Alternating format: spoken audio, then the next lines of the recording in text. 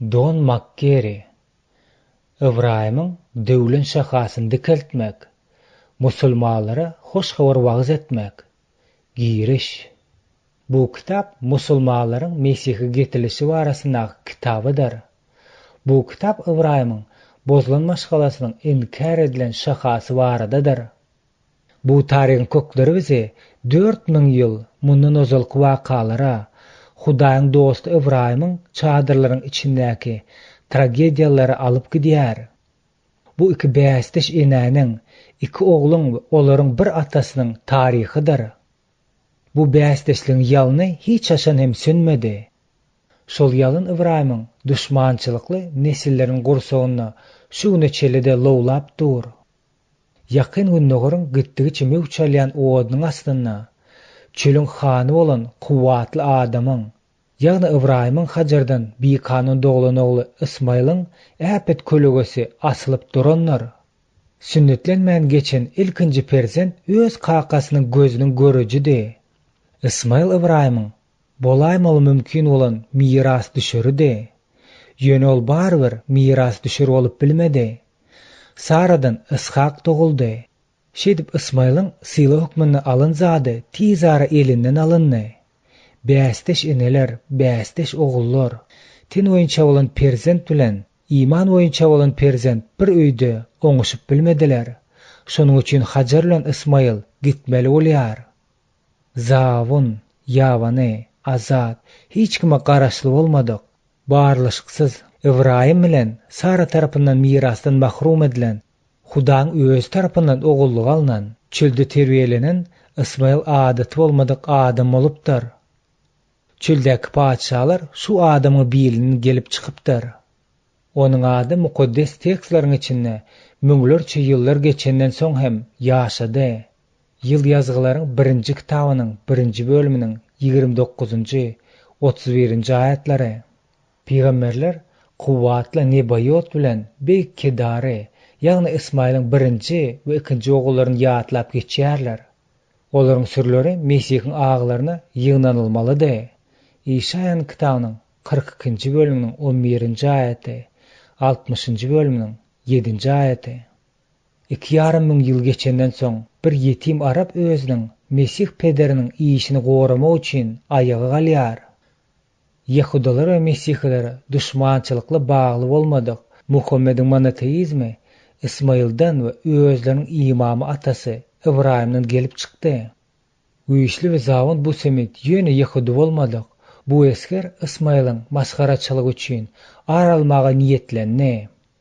Yahudalaram, Mesihlilerim onuň tygynyň ýetidigini duýdular. Gödök, batyr, baý pikir bilen sylaklanan, mezemiz erki dili bar dini akyldar. Namaz tygy bilen utgaşdyran Muhammed İslamyň düýbini tutuji. Ibrahim maşgalasyndan öz ýerini izine talap etmäge synanyşan peýgamber paçadyr. Ol tarpa taýdan aradan çykýar. Emanyň sözleri tekebbir araplaryň naýzarynyň ujunda galdy. Onuň ölenine 100 ýyl geçenden soň musulmanlaryň goşulary Samarkandda we Senne, Ýerusalime we Ispaniýa çelli baryp ýetdiler. Bu kuwatly butparazlaryň öňünde bütün dünýä sandyrapdyr. Olaryň şahatlyk we mukamdan mahrum bolan mesjidleri birazrak wagtlyk ýygnaň we ibadathananyň üstüne ýeňiş kazanan ýaly bolup görünipdi. Ýöne Muhammediň araplary öwreden goppamsylygy, dünýäniň üstünden höküm sürme howesine garşy durup hem bilmeýärdi. Onuň urus söýüji nesiller üçin baýlyk diýseň özüne çekleýän zat bolupdyr. Din halifler bilen sultanlar bet nebesleriň ýoluny açdy. İslam gitdigiçe gazaplaşdy we gazaplaşdy. Legalizm, pietizm, misticizm, materializm, Arap, Pars, Türk we Mongol hökümdarlaryň durnuksuz ykballarynyň üstünden ýol saldy. Etniklik, dil, jins we goppamsyzlyk ýaývanlanyp barýan İslam imperiýasyny öz izine galdyrýar. Musulmançylyň güýjüniň daşky ýalkamy şeytanyň basyp alan halklaryň üstünden sürýän häkimini gowşadyp bilmedi. İslam betbagytçylykly sinkretizmiň weýrançylykly täsirini geçirdi. Ol özüne beýleki dünýäden ruhy güýji çatandan soň özüne laýyk gelýän lawysda köp keşipler edinip başlady. Biz yer ýüzündäki 1 milliarddan köpräk musulmanlaryň arasynda 408 görnüşli etnolingwistiki toparlaryň bardygyny bilýäris. Olar 41 ýurtda häkimiýete diýen etdirýän esasy ilat ýa-da ilatyň aglyba böle bolup durýar. Ýöne olar musulmanlaryň 78%dir. Beýlik 22% bolsa azlyk höküminde başga ýurtlarda ýaşaýarlar. Biz bu derňewde iki tema seredip geçýäris. Olaryň biri Ismaýlyň sesidir. Gelip çykyş kitabynyň 21-nji bölüminiň 17-nji aýatynda Hudaý oglanyň sesini eşitdi diýilýär. Oglanyň ady Ismaýl. Hudaý eşidýär diýmekligi aňladýardy. Biz bu ýerde özlerini ýa fiziki ýa-da ruhy ýa-da hem fizik hem ruhy taýdan Ismaýlyň ilkinji sözlerini birýem eşiden nesli hasaplayan ähli musulmanlara göz öňümizde tutup Ismaýl adyny ulanýarys. Biz Hudaýyň hem bugun Ismaýlyň yer ýüzünde ýaýran köp sally nesilleriň seslerini eşitjekdigimiz ynanýarys. Biz hem Hudaýyň ýerdäki hyzmatkarlar hökmünde şol sesleri eşidýäris we olara jogap berýäris. Mukaddes kitabam biziň şahsy terjibämizde olaryň arasynda baý ruh hasyly ýygnajykdygyny biz ynanýarys. Ibrahim bozulan maşgalasy İsa'nın haçdaky halas edici gurbanlyk arkasyndan birger. Ol hemmelerin yaraşmasyny amala aşyrdy. Kolosiyalara ýazylan hatyň 1-nji bölüminiň 20-nji aýaty. Şeýle-de biz Ibrahimyň Ismaýldan başlap Muhammede çeli bolan maşgala durmuşyny ýyzarlamaga synanyşarys. Biz bu hayran aldırıcı adamın durmuşuna ve eden iyi işlerine ve onun dünya miras kaldıran diri olan Arapların dinine seredip geçeriz. Biz İslam'da peyda olan esası uğurları ve sektaları suratlandırarız. Bu bizim işimizin birinci yarını düzüyer. Bu işin ikinci bölümünde biz ağırgatnaşıklara ve birbirine düşmançılıklı olan tarapları birbirlerinin yanına ne edip getirmeliğinin mümkün olan uğurlarına serederiz. Kitabın bir bölügi İslam bilen Mesihlilerin arasındaky ulu ilahy agzalarına degişlidir. Derňeň jemleýiji bölümi ruh hasyly göz öňüne tutýandyr. Biz İslamyň ähli esasy uğurlaryndan musulmanlaryň Mesihge gelişini görüp başladyk.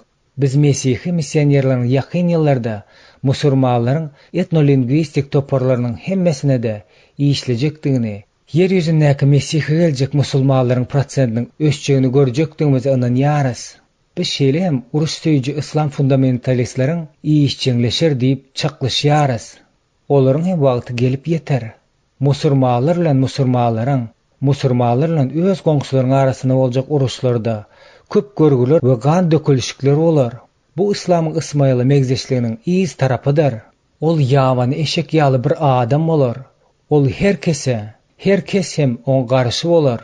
Ol öz dogallarynyň hiç biri bilen oňuşmaz.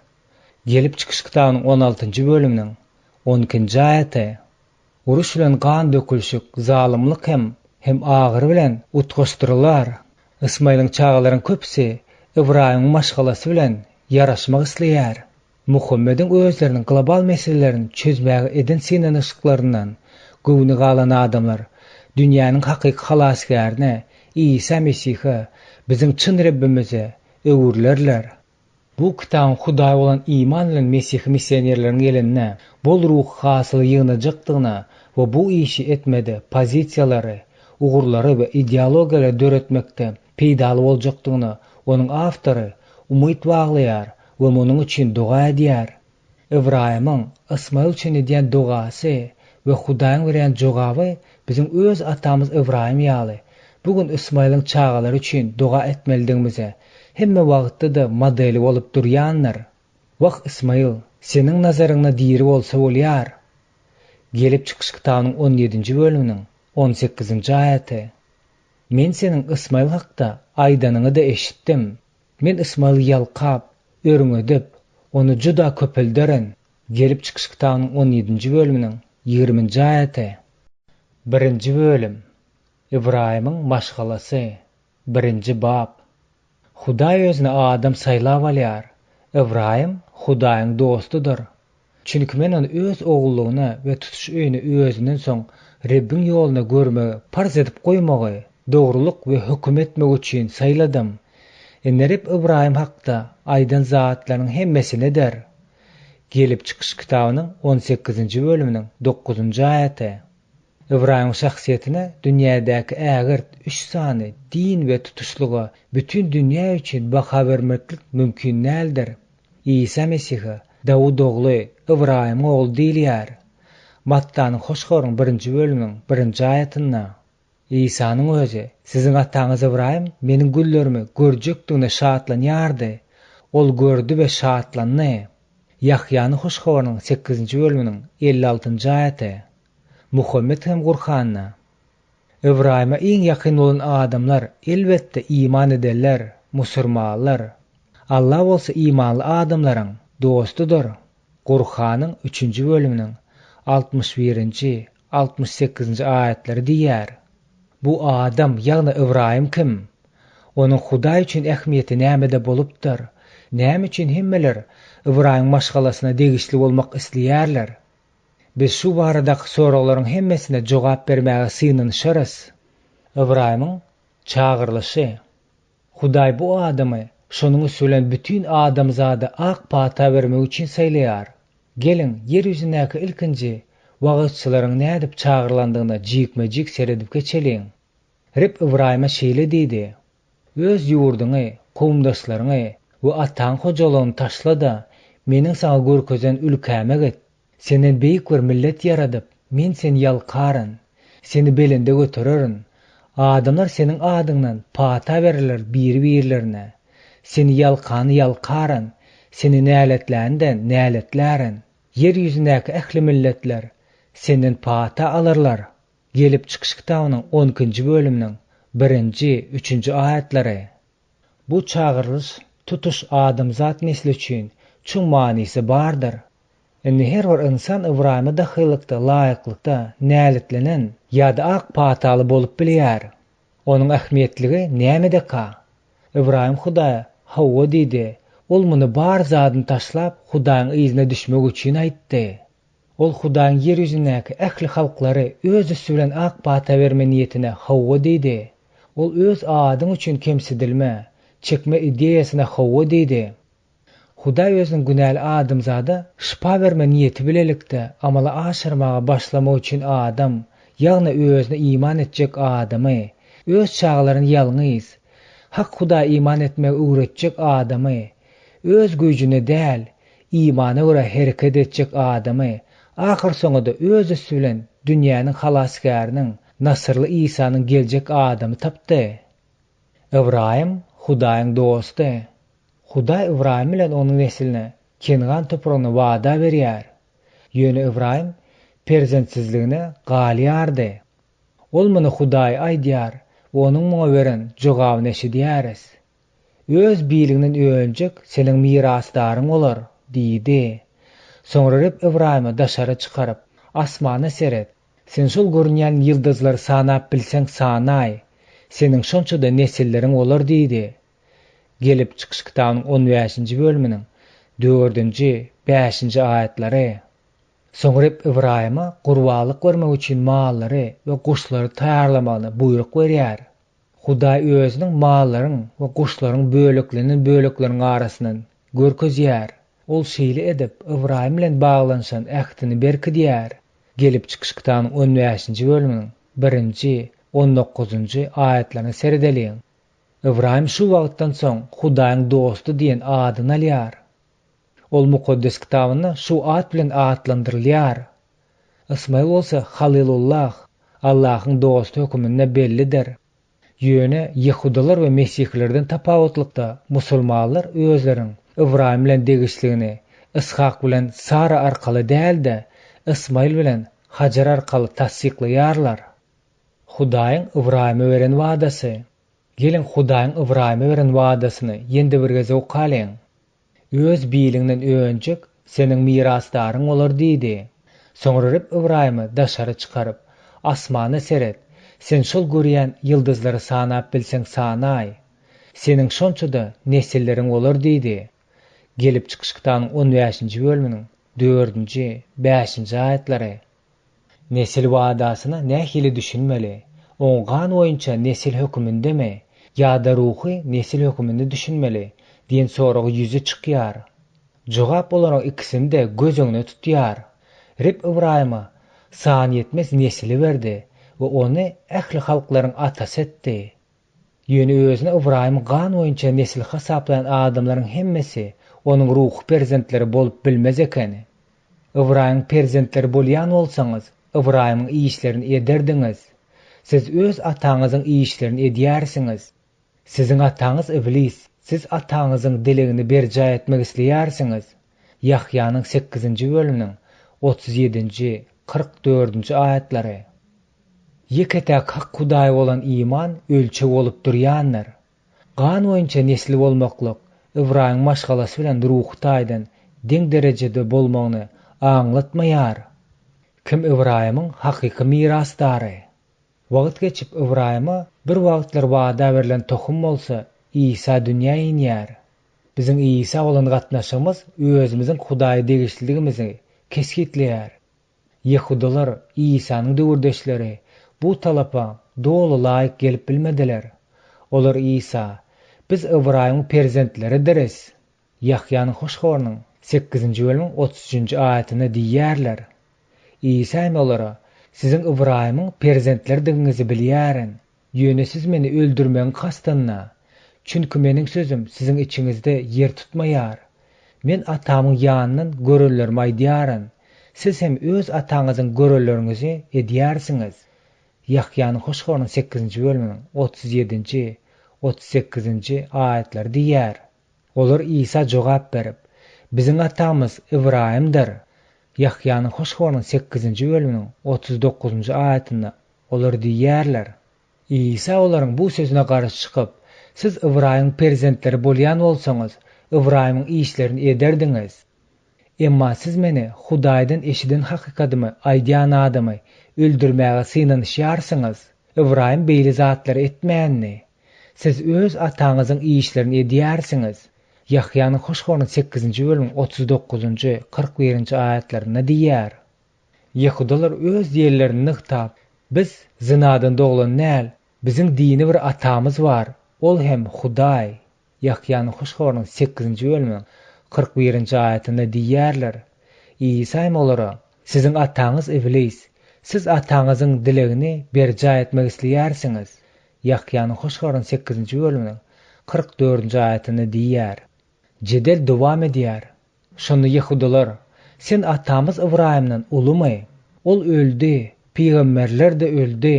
Sen özüňi kimdir diýärsiň? Yahyanyň hoşgornyň 8-nji bölümiň 53-nji aýatyna diýip esasy soragy berdiler. İsa hem, siziň ataňyz Ibrahim meniň güllerimi görjekdigine şatlanýardy. Ol gördü we şatlandy. Yahyanyň hoşgornyň 8-nji bölümiň 56-njy aýatyna diýip aň-taňk edip jogabyny berýär. Soň ol, men size hakykata aýdýaryn, Ibrahim dogulmazyndan öňem men bardyryn. Yahyanyň hoşgornyň 8-nji bölümiň 58-nji aýatyna diýär. Ibrahimyň hakyky perzendi İsa Mesihä iman edýär. Resul Paulus jedeliň predmetini Galatiyalylara hatyna düşündirip, wadalar Ibrahima onuň nesiline berildi. Hudaý köplerine wada berýän ýaly, nesillere däl, eýsem birine wada berip, seniň nesiliňe diýär. Bu da Mesihidir. Galatiyalylara ýazylan 3-nji bölümiň 16-njy aýatyna diýär. Ibrahime berilen wadaların hemmesi İsa Mesih'te yerini yetenler. Hut Ibrahim'in beýik oğlu İsa Mesih bilen bu dünýä gelip çykyş kitabyna gurrun edilen ak pata gelýär. Siziň hemmeňiz Mesih İsa bolan imanyňyz arkaly Hudaýyň oğullarysınız. Sen Mesih'e çokundurulanlaryň bary Mesih'e geyinni. Mesih'inki bolansınız. Mesih'inki bolsaňyz, onda Ibrahimyň nesli, berilen wada boýunça mirasçysınız. Galatiyalylara ýazylan hatyň 3-nji bölümiň 25-nji, 27-nji, 29-njy aýatlary. Dünýäniň mirasdarlary. Biz mirasdarlary sözüni aýdanymyzda ahir zamana temasyny köpräk degişli bolan pikirlerimizi dowam etdirýäris. Ýokarda biz kimiň Ibrahim nesli hasaplanýandygy barasyna mesele seredip geçdik. Ne bolsa gutuluş baradaky soragy geçýäris. Yehudalar mukaddes kitap iki uçsuz diňe İsa Mesih bolan iman bilen gutuluş boýunça aýdýarka, musulmanlaryň kanun ýerine ýetirmek bilen gutuluş bolýan diýen hasaplamanyň näde durdygyny aýdyp bilerdiler. Ibrahim hakda aýtsak bolsa, onu ýazgy. Ibrahim Rabbe iman etdi we Rab onu dogruçul hasaplady. Gelip çykyş kitabynyň 15-nji bölüminiň 6-njy aýaty diýär. Paulus hem diňe Mesih'e bolan imanyň dogrulygy ýetmeň açary bolup durýandygyny aýdyp görkezip, dogrulyk saýlandygyny diňe ol babatda däl, Eýsem Rabbimiz İsa'nın direldene iman eden we dogry saýaljaklar bolan biz babatda ýazylanlar. İsa biziň günah gutulşymyz üçin ölüme berilip, biziň aklanmamyz üçin hem diredildi. Rimlere ýazylan hatyň 4-nji bölüminiň 23-nji 25-nji aýatlary. İman dogrulygy diýen zadyň çuň manysy da bardyr.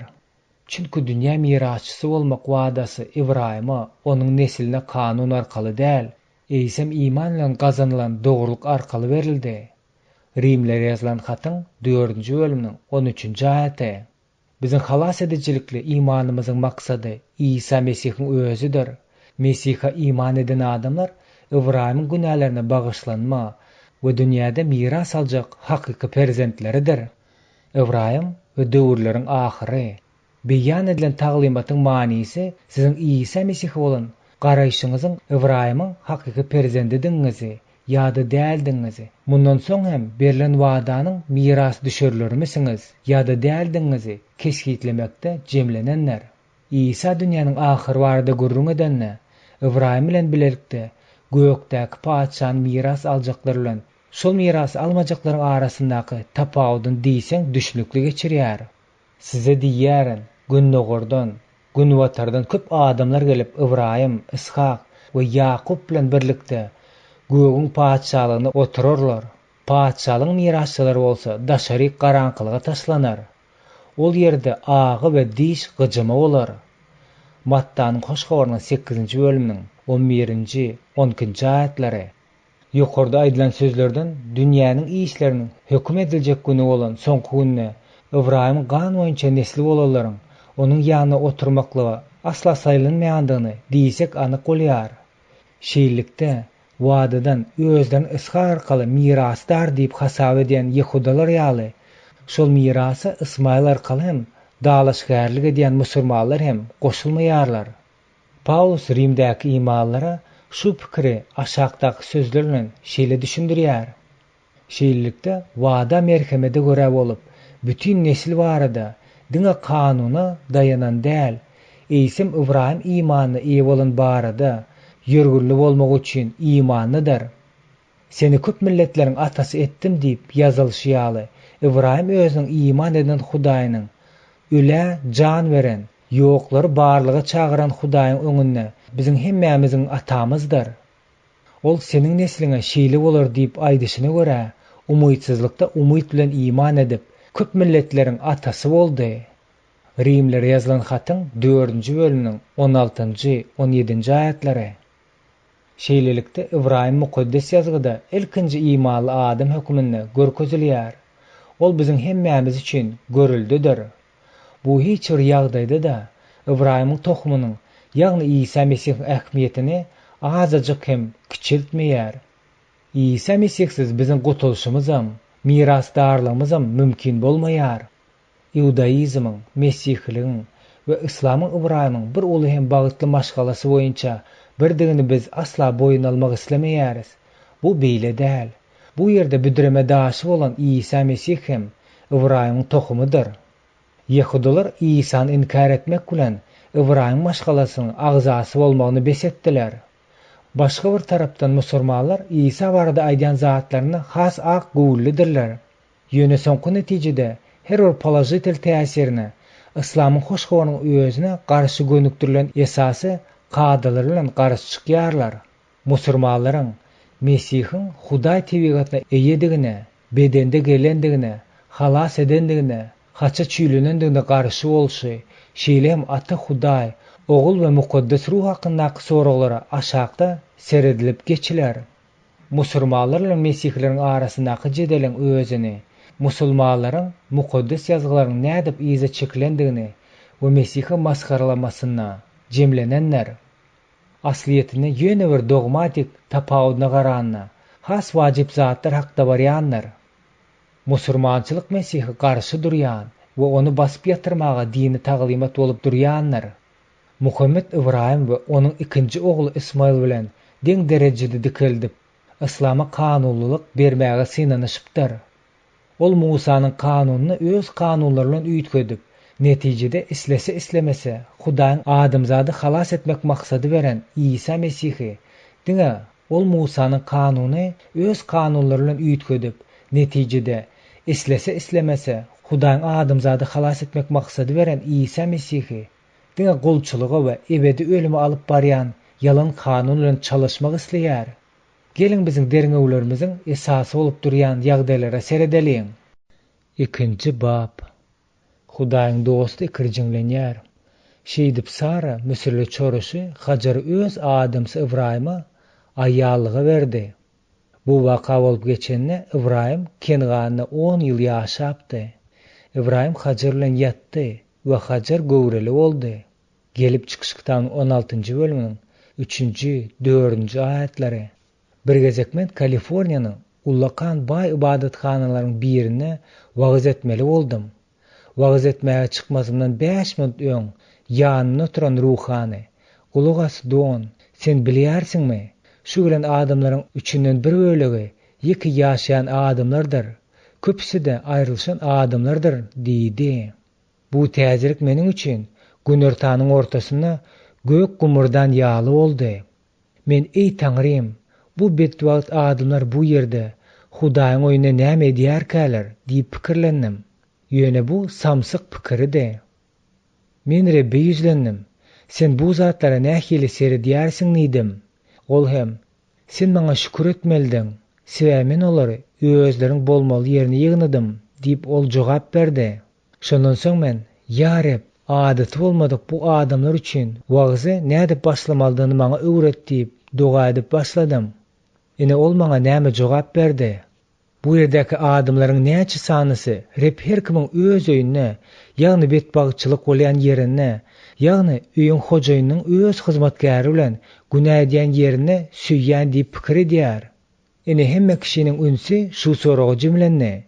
Soň men "Bu siziň ataňyz Ibrahimyň taryhy" diýdim. Betbagçylyga tarap 7 ädim. Ýygnakdaklar imanna uran atmanyň zynjyrly hereketi bilen Saranyň Ibrahimyň Hajaryň durmuşyna täsirini, ýetirişini, ünsüni gowşatman seredip oturdular. Gelin betbagçylyga tarap barýan şol 7 ädimi gelip çykyşykdan 16-njy bölüň 1-nji, 6-njy aýatlar boýunça seredeliň. 1-nji ädim. Sara Hudaýyň beren wadasynyň öz durmuşyna ýerine ýetirijekdigi bolan bar umydyny ýitirýär. Hudaý onuň adam bilen görleşip, "Ogul seniň biliňden gelip çykar" diýipdi. Sara belkem, "Rep meniň bilen däldi, adamym bilen görleşdi. Meniň wagtym geçdi. Indi men çağa dogryan ýaşyndan ötdüm. Men näme etsem käm" diýip pikir eden bolmagy mümkin. Ol adamsyna özüň müsürli hyzmatkary Hajary aýalyga almaklyk maslahat berýär. Men onuň arkaly çağaly bolaryn. 2-nji ädim. Rebbe hiç ýyly sorag bermezlik, onuň bilen hiç sady maslahatlaşmazlyk. Goňşularyň edişi ýaly ediber. Ibrahim Hajar bilen ýatdy. Hajar hem göwreli boldy. 3-nji ädim. Hajar özüň göwreldigini bilenden soň öz bekesini ýigrenç bilen seretdi. Şeýdip bäsdeşlik başlanýar. 4-nji ädim.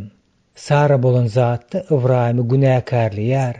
Meniň mertebämiň peseltmegine sen sebäp boldyň. Ikimizden haýsymyzyň mamladygymyzy goýrep çözsün.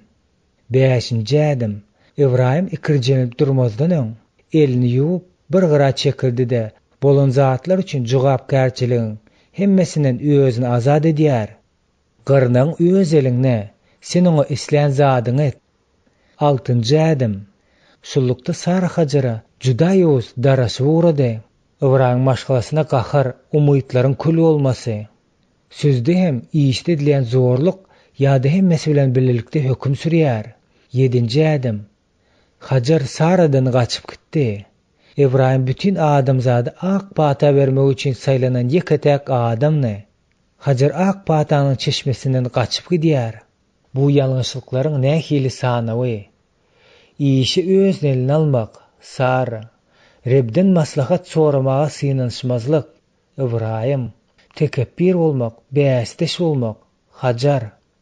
Öz yanlışına başka birine günahkarlamak, Sara. Çağız üçün cevapkarçılığı öz üstüne almaktan yüzü vurmak, İbrahim. Gahar erkini övermek, başka birine maskaralamak, Sara. Tövbe etmezlik, kaçmak, Hajar. Käbirler epizod şu yerde gutorar oýdýar. İbrahim ýalňyşlyk göýberdi. Gowrly hyzmatkar kaçyp gitdi. Şu yerde waka gutorup hem bilerdi. Hajaryň ýanyna perişti göýberilýär. Ýöne bu beýle däl. Rep munyň ýaly hereket etmeýär. Ol bolýan zatlara sererdýärdi. Ol İbrahimy gowurýardy. Ol Sarany da gowurýardy. Ol şeýle hem Hajara da gowurýardy. Biz mukaddes yazgyda rep hakda Hudaý süýgüdir. 1-nji Ýahýanyň 4-nji bölüm 16-njy aýatynda diýilen sözler duş gelýäris. Çünki bu oňat we halasgarymyzy Hudaýyň halayan zadydyr. Ol bütün adamlaryň gutulmagyny, hakykat bilimine ýetmegini isleýär. 1-nji Timoteos ýazylan hatyň 2-nji bölüminiň 4-nji aýaty. Ol biziň üçin sabr edýändir. Çünki ol hiç kim helak bolman, hemmeleriň towa gelmegini isleýär. 2-nji Petrus ýazylan hatynyň 3-nji bölüminiň 9-njy aýaty. İbrahim Hudaýyň dosty, Hudaý hem onuň dostudy. Rep onuň öňünde duran kynçylygy iň gowy usul bilen çözdi. Ol Hajara hyzmat etmek üçin perişte göýberýär. Geň alaýmaly. Mukaddes ýazgyda perişleriň ählisi gutulşa miras aljaklara hyzmat etmek üçin iýerlen hyzmatkar ruhy dälmi näme? Ýewreýlere ýazylan hatyň 1-nji bölümi 14-nji aýatynda diýilip ýazylypdyr. Rep Hajaryň ýanyna perişte göýberermi? Şüphelenmän bilersiňiz. Hajara köp sat wada berilendir. Onuň nesli sanap boljak derejä çelli köpeler. Gelip çykyş kitabynyň 16-njy bölüminiň 10-njy aýaty. Biziň üllerimizde Adam nesliniň 5-den biri özüniň Hajara deňligini aýdýar. Rep Hajaryň görgüsine üns berdi. Hudaý Hajaryň boljak ogluny at berýär. Semit medeniýetinde atlar uly ähmiýete eýe bolýar. Onuň ady Hudaý şidýär diýmegini aňlatdy. Bu at gadymy ýewrey dilinde İsmail diýip aýdylýar. Rep bu ady Hajaryň nalasyny eşitendigi üçin saýlady. Ene Rebbiň duýgudaşlyk edýändiginiň misaly. Hudaý Hajardan ýyzyna gaýdyp baryp, Sara tawn bolmagyny sorýar. Ýöne ol ýyzyna gaýdyp gitmezinden öňürti. Hudaý bilen görrüňleşik bolan şol meşhur ýere at takdy. Ol bu ýere diýeri bolanyň we meni Goranyň çeşmesi diýen adyny takdy. Ol Hudaý gulagasy da ýyzyna gaýdyp baryp, Sara tawn boldy. Biz İslamda da tawn bolmak sözüniň bardygyny bilýändigimiz üçin şu parçany ýyzyna gitde tawn bol, ýagny Sara musulman bol diýip okasa da boljakdygyny aýdyp belläp bileris. Rep şeýle duýgudaşlyk hem süýgü bilen garap, diýsen gowy hereket etdi.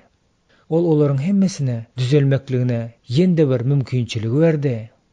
Ýyllar geçdi, İbrahim Ismaila Rebbiň ýollaryny öwretdi. Ol ony gaty gowurýardy. Ismail onuň ilkinji perzendidi. Ol Rebbiň beren wagdalaryny Ismailyň üstü bilen ýerine ýetirer öýdýärdi. Garaşylmadyk zat. İbrahim 99, Sara hem 89 ýaşyndaky. Olara rep görünni. Ol İbrahim bilen baglaşyn ähdini ýene bir gezek berkitdi. Hudaý ähdiň alamat hökmünde sünnetlemäni berdi. İbrahim bilen Ismail bir günde sünnetlendi. Soňra İbrahimyň ady İbrahim diýip üýtgedildi. Uzyn ata köpleriň atasy boldy. Soň asla garaşylmadyk bir waka boldy. Sara da täze ady aldy. Ol Melike, Sara diýen ady berildi. Ýöne mundan wajyp bolan bir zat bardy. Ol ogul dogurmalydy. Fiziki nukdaý nazardan seredenmizde munyň mümkin däl bolandygyna sebäpli İbrahim bilen Sara ýagdaýlaryň munyň ýaly bolup çykandygyna gülýärler. Şu derejedäki gudurt bilen dogulmaly bolan çaga Reb Gülki, Ishak diýen ady dakdy. Gülki 1 ýyl geçenden soň doguldy. Ismailde bästeş peýda bolupdy. İsmail hemme zady ýetirýärdi. Sebäbi Ibrahimyň kanuny hem birinji aýaly ogul dogurýardy. İsmail'in güni agyrlaşdy. Ishak'ın emzikden aýrylyp Ibrahimyň hem uly meýlis kuran güni de gelip ýetdi. Indi İsmail'in ýalňyş göýbermeli nobaty gelipdi. Ol öz doganynyň üstünden gülýär. Bu Sara üçin çenden aşmaklyk bolýar. Ol wajyp karara gelýär. Bu gyrnagy ogly bilen bile çykaryp kow. Gyrnaň ogly oglum Ishak bilen mirasymyzy paýlaşmaz. Gelip çykyş kitabının 21-nji bölüminiň 10-njy aýaty. Bu nämen aňladýarka? Bu İsmail'in guturuşdan mahrum bolmalydygyny aňladýarmydy? Sara diňe baýlyk, maşgala miras hakda pikirlenipmidi? Maşgalanyň baýlygy onuň aladasy bolup diýip biz hasaplaýarys. Pul üçin Mesih bolan İsmail'in ogullaryň köpdigini, munyň bolsa da olaryň gutuluşdan mahrum edilýändigini bilýär sahyren. Elbetde Ibrahim gynanypdy. Ol öz ogly İsmail'i gowurýardy. Reb onu kynçylykda goldamak isleýär. Sen ogluň we gyrnaň üçin gamlanma. Sara näme etdiyse şonu da et. Çünki senin adyň Ishak'ın nesilleri bilen dowam eder. Gyrnaňyň olan ogluňdan hem bir millet yaradaryn. Çünki ol da senin perzendiňler. Gelip çykyş kitabının 21-nji bölüminiň 12-nji, 13-nji aýatlary. Egerde başda Ibrahim aýalyna kulak asan bolsa, şonu ol erwet maslahatçy bolan bolsa da, indi Rebbin özü Ibrahimden aýalyna kulak asyp, Hajar bilen İsmail öýünden çykarmagyny aýdýar. Egerde Rebbin özü Ibrahima haýyş bilen yüzlenmedik bolsa, Ibrahim bu gözek aýalyna kulak asmajagyny gat ahmaldy. Ýöne bu işe Reb goşulypdy. Hudaý üçin ilkinji derejeli wajyplyk imanyň bedeniň çözgütlerinden beýik bolmalydygyna-da. Hudaýyň niýeti diňe iman arkaly amaly aşyryp biler. Ine näme üçin Ibrahim ahyr netijede Hudaýyň dostu diýen ady alan eken? Ol Hudaýa iman etdi. Hajaryň kowulmagy. Ertesi günü ir bilen Ibrahim Hajar bilen onuň ogly Ismaila iýmit berip ýola salyp goýberýär. Hemmeler üçin nähili güýçli urgy. Hajaryň çagy dogurmalydygy baradaky ideýany Sara oýlap tapypdy. Ibrahim hem oňa boýnu bolupdy. Ismaila Rebbin özü at takypdy. Ismail Ibrahimyň maşgalasynaky ilkinji sünnetlenen çagy bolupdy. Hajar hatda Ibrahimyň aýaly diýip hem atlandyrylýar. Gelip çykyş kitabının 16-njy bölüminiň 3-nji aýatynda. Ine de rehimsizlik bilen kowulma. Ýöne synaglar munyň bilen oturmady. Hajar Berşe we çölünde azaşýar. Iýmitem oturýar. Ölüm Hajar bilen Ismail'in öňünde yüzbe-yüz durdy. Hajar özleri bir-birinden aýratynlykda öler ýalatdy. Ismail ağlady. Hajar hem ağlady. Ýende Ibrahim bilen Saranyň eden näme dogry eden hereketi ikisany beýguna pedanyň tragik ölümine çözülmeli-de. Ýönerip olar hakda başgaça pikir etdi. Hudaý özüniň Hudaý eşidýär diýip at beren oglunyň agysyny eşitdi. Ol bagty ýeten ene bilen onuň oglunyň ölümine ýol berip bilmedi. Sebäbi Hajar bilen onuň ogluny onuň özü wada berip dahyren. Beren sözünde durmaklyk Hudaýyň niýetine girýänler. Hudaý Hajaryň gözüni açýar. Şonu ol suwly çeşmäni görýär. Şedip ýende Hudaýyň özüniň goşulmagy olaryň janyny halas edýär. Hudaý tarapyndan bereketlenen, san ýetmez mümkinçilikleri özüniň gizläp oturan kiçijik maşgala Hudaýyň merhemeti bilen diýir galýar. Gelip çykyş kitabının 21-nji bölüminiň 20-nji aýaty hem diýär. Bu derňewde biziň üçin ýykylan gatnaşyklaryň dikelmeldigi barasyndaky meseleniň wajypdygyny bilme, mümkinçiligini de berilýär. Käbir maňyda Hajar bilen Ismail'in çynlyky, ýalňyşlyklaryň göýberen bolsalar da, olar Saranyň bolgusuz maslahatynyň we Ibrahimyň pikirlenmän eden hereketiniň pidasy boldular. Gutuluş ideyesi tragik üzüňelik bilen nädip baglanşykly bolup bilýär. Bu ak patanyň diňe Ismaýlyň we onuň genealogikaly şahasyna bolýandygyny, Ismaýlyň nesli bolsa lagnat bilen ebedi ölümden başga hiç sada garaşmaly däldigini aňladýarmy? Näbelli-de? Hudaýyň Hajara bolan beýik söýgüsi. Bu taryhyň içinde Hudaýyň Hajara we Ismaýla bolan beýik söýgüsiniň görkezýän köp mysallary bardyr.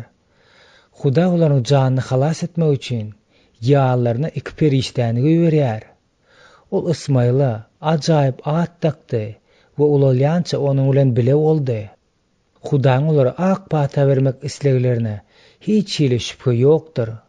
Ýöne başga bir sorag ýüzüne çykýar.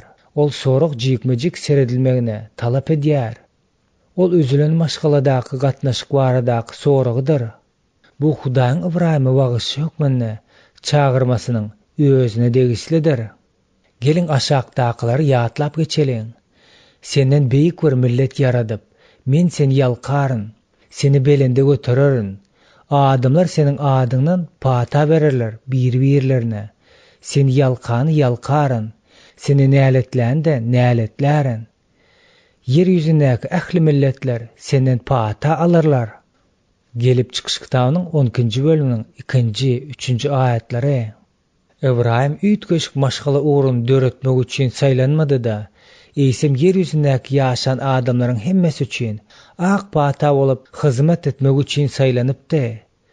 Ishak we Ismaýl bularyň biri gudrat bilen beýlekisi bolsa adaty adam pikirleriniň netijesinde doglan.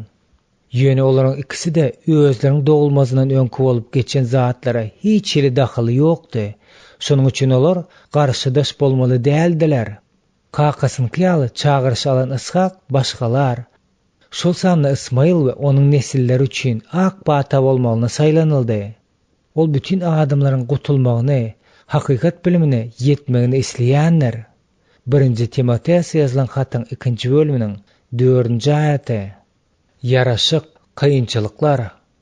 Yaraşyk baradaky sorag biziň üçin juda wajyp bolup durýanlar. Ibrahimyň tohumy bolan Mesih ähli adamlaryň halasgäridir.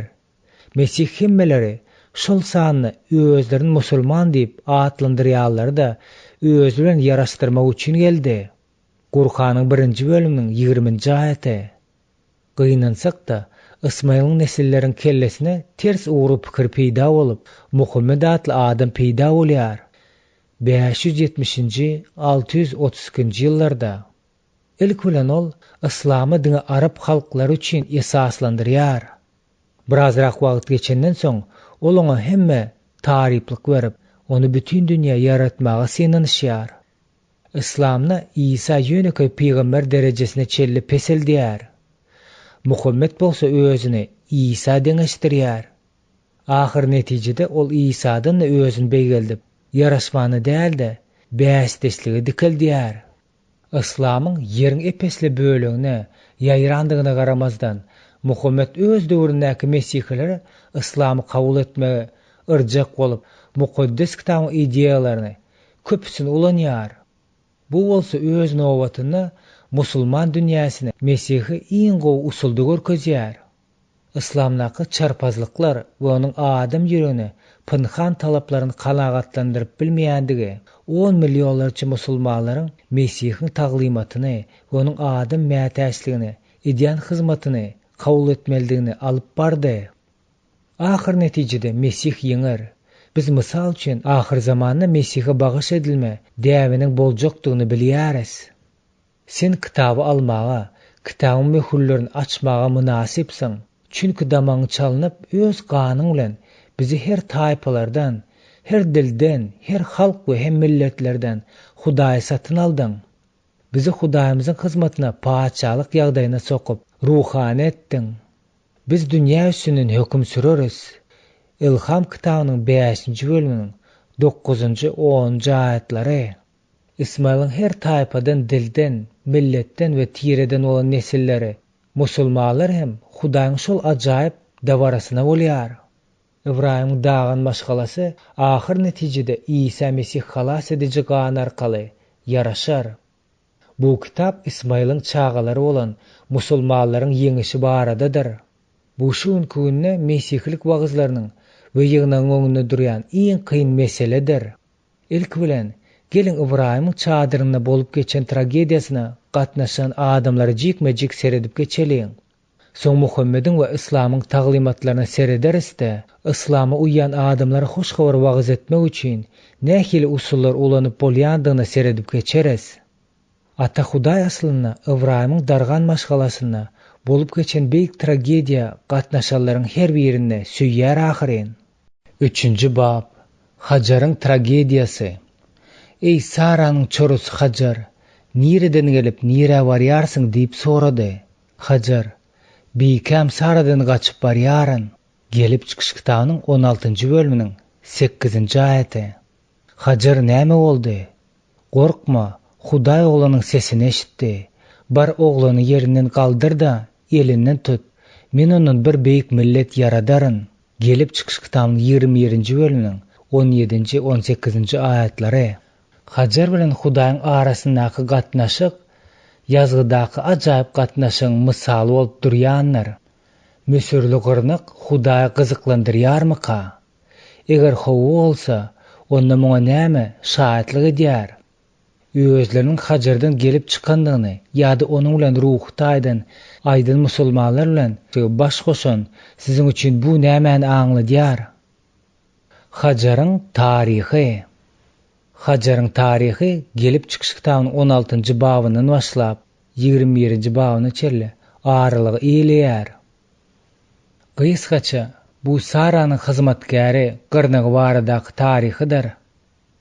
Ibrahim Saranyň maslahaty boýunça Hajar aýallyk alýar. Hajar özüniň gowruldygyny bilenden soň Saranyň üstünden gülüp başlaýar. Öýdäki ýagdaýlar dartgynlaşyp başlaýar. Sara Hajara gazaply garap başlandy. Ibrahim ony saklamaýar. Şedip Hajar öýünden gaçyp gidýär. Ýöne Rabbiň periştesi oňa izine gaýdyp baryp Sara taýyn bolmakly maslahat berýär. Ismail dogulýar. Saranyň dogulmaly wagty gelýänçe öýde hemme zat gulala gulluk bolýar. Ishak dünýä inýär. Ishaň emzikden aýrylan güni münasibetli tutulan toýda Ismail özüň dogan Ishagyň üstünden gülýär. Sara Hajary oglu bilen bilelikde gowmagyny talap edýär. Ibrahim oňa boyun bolýar. Hajaryň taryhy gysgaça şeýledir. Hudaýyň Hajar barasyndaky aladasy. Hudaýyň bu betwagyt aýala bolan garaýşy biziň üçin diýsen gyzykly bolup görnýär. Ol özüniň ýagdaýlara goşulmagy bilen Hajary iki gezek halas edýär. Birinji gezekde onu Sara taýyn bolmalydygyny aýdyp izine göýberenne. Ikincisi çölde ölümüň bäri ýanyna barandygyna özü bilen oglunyň hem halas edenne. Biz eger Hudaýyň müsürli gyrnyk ykbaly üçin şeýle alady edýän bolsa, onda biziň hem özlerimiziň onuň çağalar hasaplayan adamlaryň aladysy hakynda köpräk etmelidigini diýip hasaplaýarys. Bu meseleniň düşündirmäniň wajipligi gelip çykyş kitabynyň başynda tapsa bolar diýip pikir edýäris. Ol ýerde bizdiň erkek däl, eýsem aýalyň hem Hudaýyň keşfine yaradylandygyny okap bilýäris. Gelip çykyş kitabynyň 1-nji bölüminiň 27-nji aýaty. Özüniň müsürli gyrnyk derejede bardygyna, tebigatyna günä etmelik meýillik bilen zaýlanandygyna garamazdan barbir öz ýaradaçysynyň Hudaýyň mehrem keşfini göterýärdi. Hudaý Hajar aýaýardy. Hajar onuň üçin gymmatlyk bolup durýardy. Eger Ibrahim tutuş adamzada beriljek ak patanyň guraly bolmak üçin saýlanan bolsa, onda Hajar şol ak patanyň ýaýramaly bolan adamlary bolup durýardy. Meniň ähli eden işlerimi aýdyp berdi. Yahyanyň 4-nji bölüminiň 39-njy aýaty. Hudaý Hajaryň gözüni açdy beren, ol suwly çeşmäni gördi. Bu çeşme onuň özüne de, ölüp barýan ogluny da ýaşaýyş berdi. İsa hem goýunyň ýanynaky aýalyň gözüni açýar belen, aýal onuň Mesihligini tanaýar. Gutuluş taryhy Hudaýyň Isanyň ata söýgüsi baradaky taglimatyny öňden habar berip, Ibrahim bilen Sara horluk çekerlere. Edel şu yerde Hajar bilen İsmail'a özünün beýik söýgüsini görkezende başlanýar. Hudaýyň Hajaryň gyýyzlaryna bolan söýgüsi. Biziň güllerimizde bu sapak musulman aýallary diýsen yer ýüzündäki her bir 5-nji aýaly gönüden gözü dahylly bolýanlar. Sebäbi Hudaýyň Hajara seniň nesiliň şeýle bir köpeler welin, hatda olary sanap da bolmaz. Gelip çykyş kitabanyň 16-njy bölüminiň 10-njy aýaty diýip beren. Ol öz wadasyny gürrüňsiz ýerine ýetirendigini bilýäris. Biziň eýýäm ýokarda aýdyp geçenimiz ýaly hemme musulman aýallar özleriniň Hajardan gelip çykandygyny aýdyp bilmezler. Ýöne olar Hajar bilen ruhdaýdan ýakyndyklaryny aýdyp bilerler. Ziyaratçylaryň Hajaryň taryhyny gaýtalamagy. Hajar Gurhanyny ady tutulyp ýatlanmaýar. Ýöne hadis ýagny riwayat onu İsmail'in ejesi hükmünde gaty dogry atlandyrýar. Mekka baran her bir musulman ziyaratçy Hajaryň su gözleş diýäbini gaýtalamalydyr. Şonuň üçin olar as-Saf bilen al-Marwaň depeleriniň arasyna sergerdançylyk etmägi diýerler. Ziyaratçylar Zemzem çeşmesiniň başyna ýygnanyp, Hudaýyň Hajara merhemet edendigini ýatlap, su içellerine kulminasiýon pursat gelip ýetýär. Biziň üçin İsa diýerlik suwunyň çeşmesidir. Şonuň üçin ziyaratçylaryň ýerine ýetirýän däpleri bir tarapdan ajy duýgu döredýär, beýlik bir tarapdan bolsa barbar umyt döredýär. Hudaý özlerine ruh suw bermäge çalyşýarka, ziyaratçylaryň material suw gözleme synançlygyny oýnamany görmeklik gynandyrjy zatdyr. İsanyň özü şol gözlüň hakyky jemlemesi bolup durýar. Ýöne İslam musulmanlary muny bilmekligini gadagan edýär. Hudaý öz merhemeti bilen teşne adama ruhyny açýar. Bizem olar İsanyň diýerlik suwuny dağıtmagy getirer diýen umyt etmek galýar. Bu baw jemlemegimizden öňürti. Gollandiýa Isako Kostanyň ýazan serek duş gelýän manyly we tolgundyrjy goşgulary bilen sizi tanıştyrmak isleýäris. 1860-njy ýylda ýazylan. Hajar goşgusy 1990-njy ýylda ingliz diline terjime edildi. Terjimeniň awtory Leydenli Martin Vogelardyr. Şonuň ruhsat bermegi bilen awtor oňa ingliz diline poetika formany berdi. Ýene göz öňümde görnüş peýda bolýar. Gaýgyly çagda, ıns-jynsyz çölde, ezici ümsümlükde ýalňyz özü, eldegmez we ýeňil ýeliň uğrunna, süstüpes hasratly, kemsitme agyrysyny çekip bir aýal barýar. Maskaralyk we injime ýüki egnine lawr bolup basýar. Boşan haltasam arkasyna degýär. Soňky çörügi bir ýam iýilipdi. İçindäki ýyly bolan jany ağaçlykdan we teşnelikden has ejir çekýärdi. Şol pursat saranyň sen tekebbirlik edip kemsiden wagtyna megzemeýärdi. Ey tekebbir, sen nire barýarsyň, sen ağacı hasyl ýygarsyň. Ceza alyp Ibrahyň bereketli çadyrynyň penasyndan kowularsyň. Ýöne sen ham topraga dolanaýmada mämredäki çadyrdan gutuluşyňy özle. Hudaýyň öňünde kiçelip Saranyň aýagyna ýykylsaň, şol ýerde ýetkiniň öwezi dolar. Bedeniň üçin hemişe çörek bilen suw bolar. Janyň üçin eşretden rahatlyk bolar. Gulluk etseň nesiliň güllä beser. Ibrahimyň çadyry wadadan doludyr. Ibrahimyň bilinden önen beýik serdaryň doguljakdygyny aýdýar. Ey İsmail'in ejesi, men ýene de seniň çölde azaşyp teselli tapman, lapykeşlikde ejirler çekip ýöreniňi görýärin. Janyň ne nury, ne gory görýär. Sen Hudaý şükür aýdypdyň ahyryn, ol hem seniň ýanyňa gelipdi. Şonda gözlerinden perde aýrylypdy. Şonda da ol Saraň ýanyna dolan, onu ötünç sor diýipdi. Diň Ibrahimyň penasy astyna Rebbiň ähdleri sana pata berýär. Agzyňdan Rehimet Hudaýym diýensiz çykan wadyna janyň şol pursatda azatlyk alýanlar. 4-nji bab. İsmail, Hudaý eşidýär. Sen häzir göwreli, seniň bir ogluň bolar. Sen onun adyny Ismail dakarsaň, çünkürip senin ahyna halyň eşitdi. Gelip çykyş kitabynyň 16-njy bölüminiň 11-nji aýaty. Ismail, gadymy Ýevrey diline terjime edilende bu Hudaý eşidýär diýmekligi aňladýar. Kemsidilen, gowruli we Saranyň kowlan hyzmatkary Ibrahim aýaly bolan Hajaryň ogluny bu ady Hudaýyň özü dakýar. Hajaryň gowresine göterip ýören çagasynyň atasy Ibrahimni biziň öňümizde açylan tragediýanyň ilkinji dereje wajipligi Hudaýyň maşgaladaky her bir agza bolan garaýşy bolup durýanlar. Hut şu ýerde Ibrahim we beýlekler bilen iki taraplaryň gatnaşyklarda ilkinji gezek Hudaýyň hemme zady öz içine alýan söýgüsi, duýgudaşlygy we rihimdarlygy görünýär. Biz öňkü babda Hudaýyň Hajara bolan söýgüsi barasyna bildik. Endi bolsa Hudaýyň öz söýgüsini hayran galdyrjy usul bilen Ismaila görkezjekdigine serederiz. Ismailyň taryhy. Ismail barada mukaddes kitabyň taryhy gysgaça görnüşde aşaky ýaly boldy.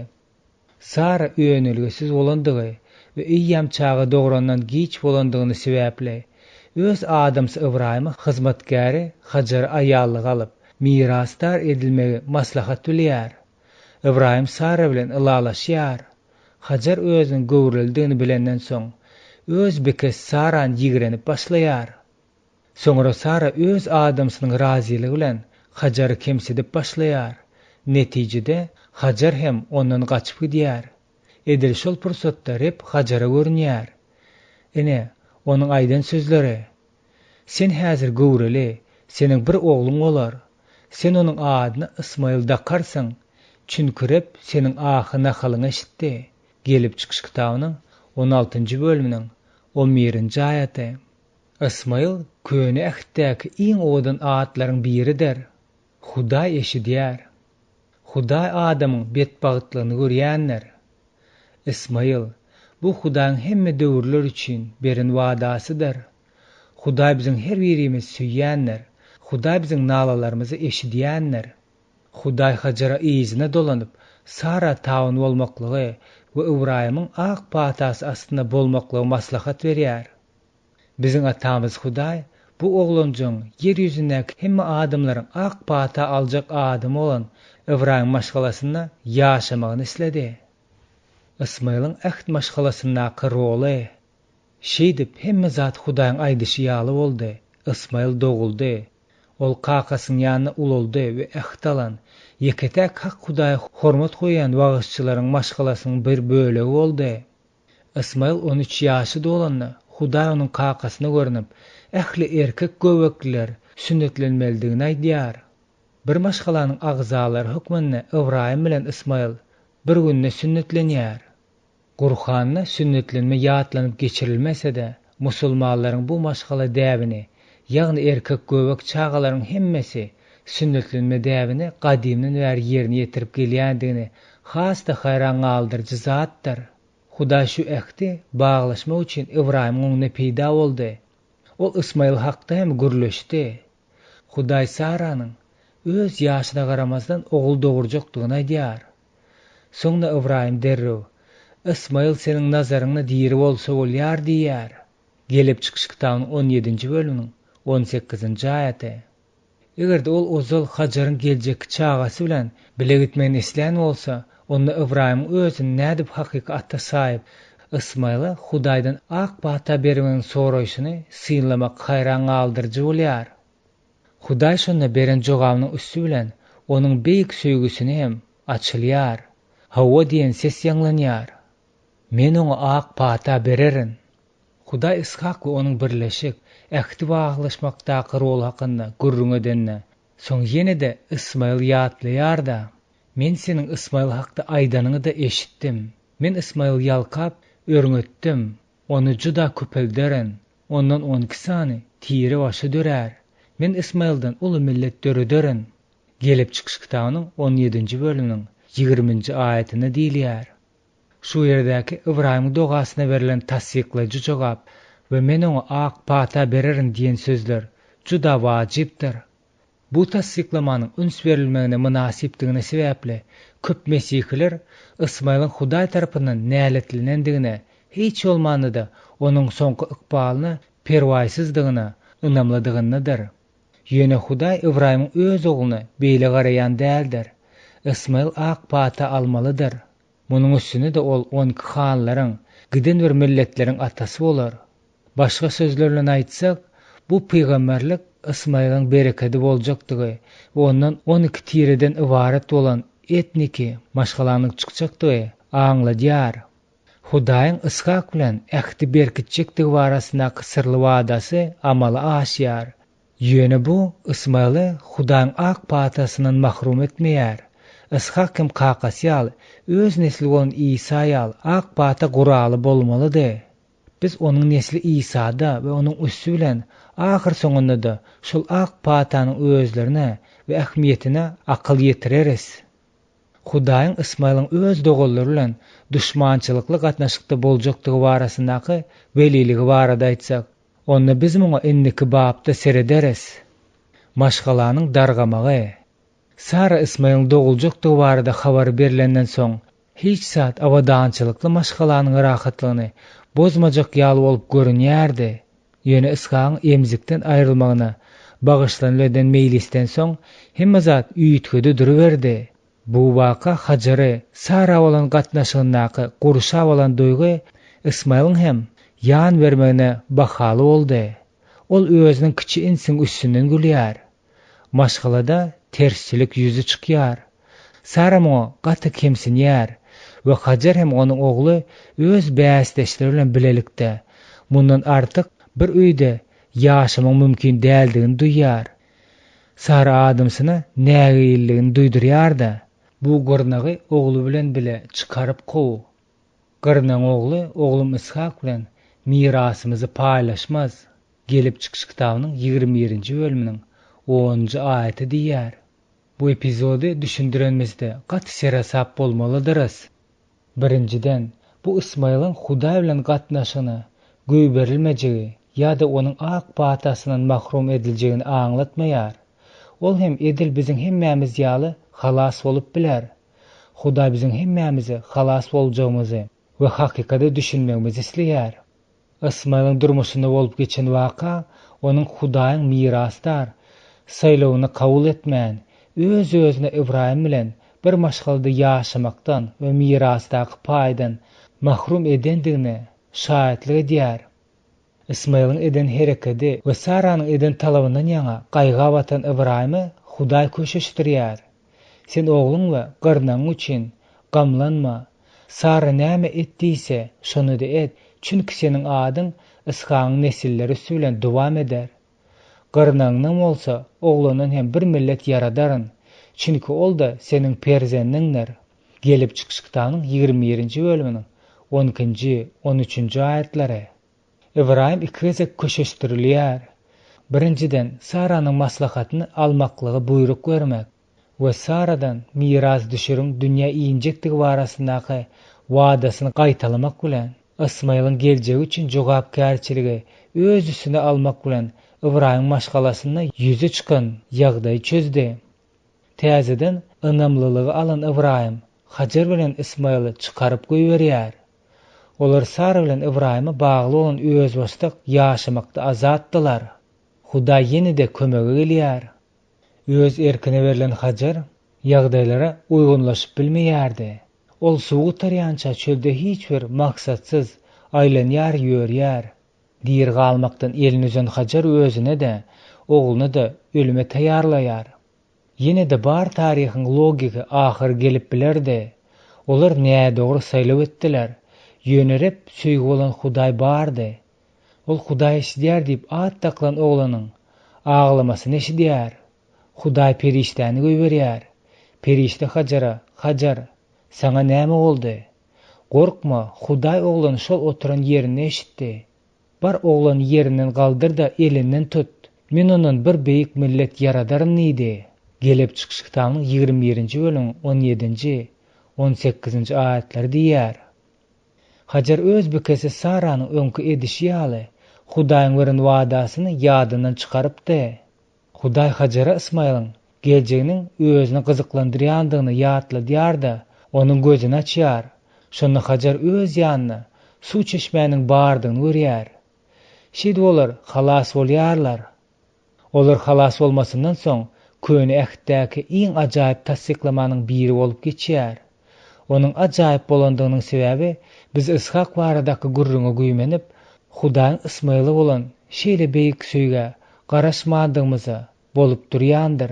Ine şol sözler Hudaý ol oglany bilen biledi. Ol ulalyp gelip çykyş kitabının 21-nji bölüminiň 20-nji aýaty. Ismaýl Hudaýyň ogullugyny alan çagasy boldy. Ismaýl we İslam taglymaty. Ismaýl Gurhanyny bir näçe gezek ýatlanyp geçilýär. Ol baradaky ýatlama her ýylda Mekkede edilen ziyaret bilen baglanyşykly bolan däplerde de saklanylýar. Onuň ady beýleki nesiller bilen deň derejede köp agzalýar. Gurhanyny Ismaýl barada gurrun edilen aşaky parçany aýtmak ýeterlikdir. Ey Muhammed, iş bu kitapdan Ismaýl şükür kılıň. Ol wadasy rast iýilçi peýgamberdi. Ol öz ümmatyny namaza we oraza buýurýardy. Ol Perwerdigäniň nazaryna razy bolunan kişidi. Gurhanyň 19-njy bölüminiň 54-nji 55-nji aýatlary. Gurhanyň başga bir ýerine Muhammed Käbäni musulmanlaryň ziyaratçylyk merkezi edip bellendigini Ibrahim bilen Ismaýlyň sözlerini ulanýar. Ýatlaň Beytullahy adamlar üçin ziyaratyň we dinç jaý etmek we Ibrahimyň ornuny namaz jaý edip alynýan we Ibrahim bilen Ismaýla meniň öýüme togap edýärler. Şol ýerde ibadet edip durýarlar. Ruky süýdüç eýleri üçin päk tutuň diýip buýurdyk. Gurhanyň 2-nji bölüminiň 125-nji aýaty. Ziyaratçylyk Ismaýly ýatlap geçirilýär. İslamdaky iň uly bayramçylyk bolan Eid al-Adha bayramy ziyaratyň ahyryna geçirilýär. Her bir musulman haýsyda bolan bir jannaryň, goýunyň, geçiniň ýa-da düýäniň gurban berilmegine gatnaşýar. Gurbanlyk öz oğlunu gysgaman Hudaýa bermäge taýýar bolan Ibrahimy ýatlap berilýär. Musulmanlar şu gurbanlyk beriljek bolan oğlunyň Ismaýldygyny ynanýarlar. Ýöne mukaddes kitabynyň Ishak bolandygyny düşnükli görkezýär. Gurban vermeklik Mekkedaky ziyaratçylaryň bir wagt bütün musulmanlar dünýädäki islamy uýýarlaryň hemmesi tarapyndan bir wagtda geçirilýär. Ol ýatlama dawarasy wagtynda ähli musulmanlary Ibrahim we Ismaýlyň maşgalasy bilen pikirde birikdirýär. Wakalaryň beýan edilişi bilen tanyş bolan her bir adam onuň Mekkede däl-de başga ýerde bolandygyny, gurban bermek üçin Ismaýl däl-de Ishakyň saýlanandygyny bilýändir. Gelip çykyş kitabynyň 22-nji bölüminiň 2-nji aýaty. Ismaýl şol wakadan bir näçe ýyllar ozal Ibrahimyň öýünden kowuldy. Gelip çykyş kitabynyň 21-nji bölüminiň 14-nji aýaty. Ibrahim maşgalasyna bolmagy, heves etmek.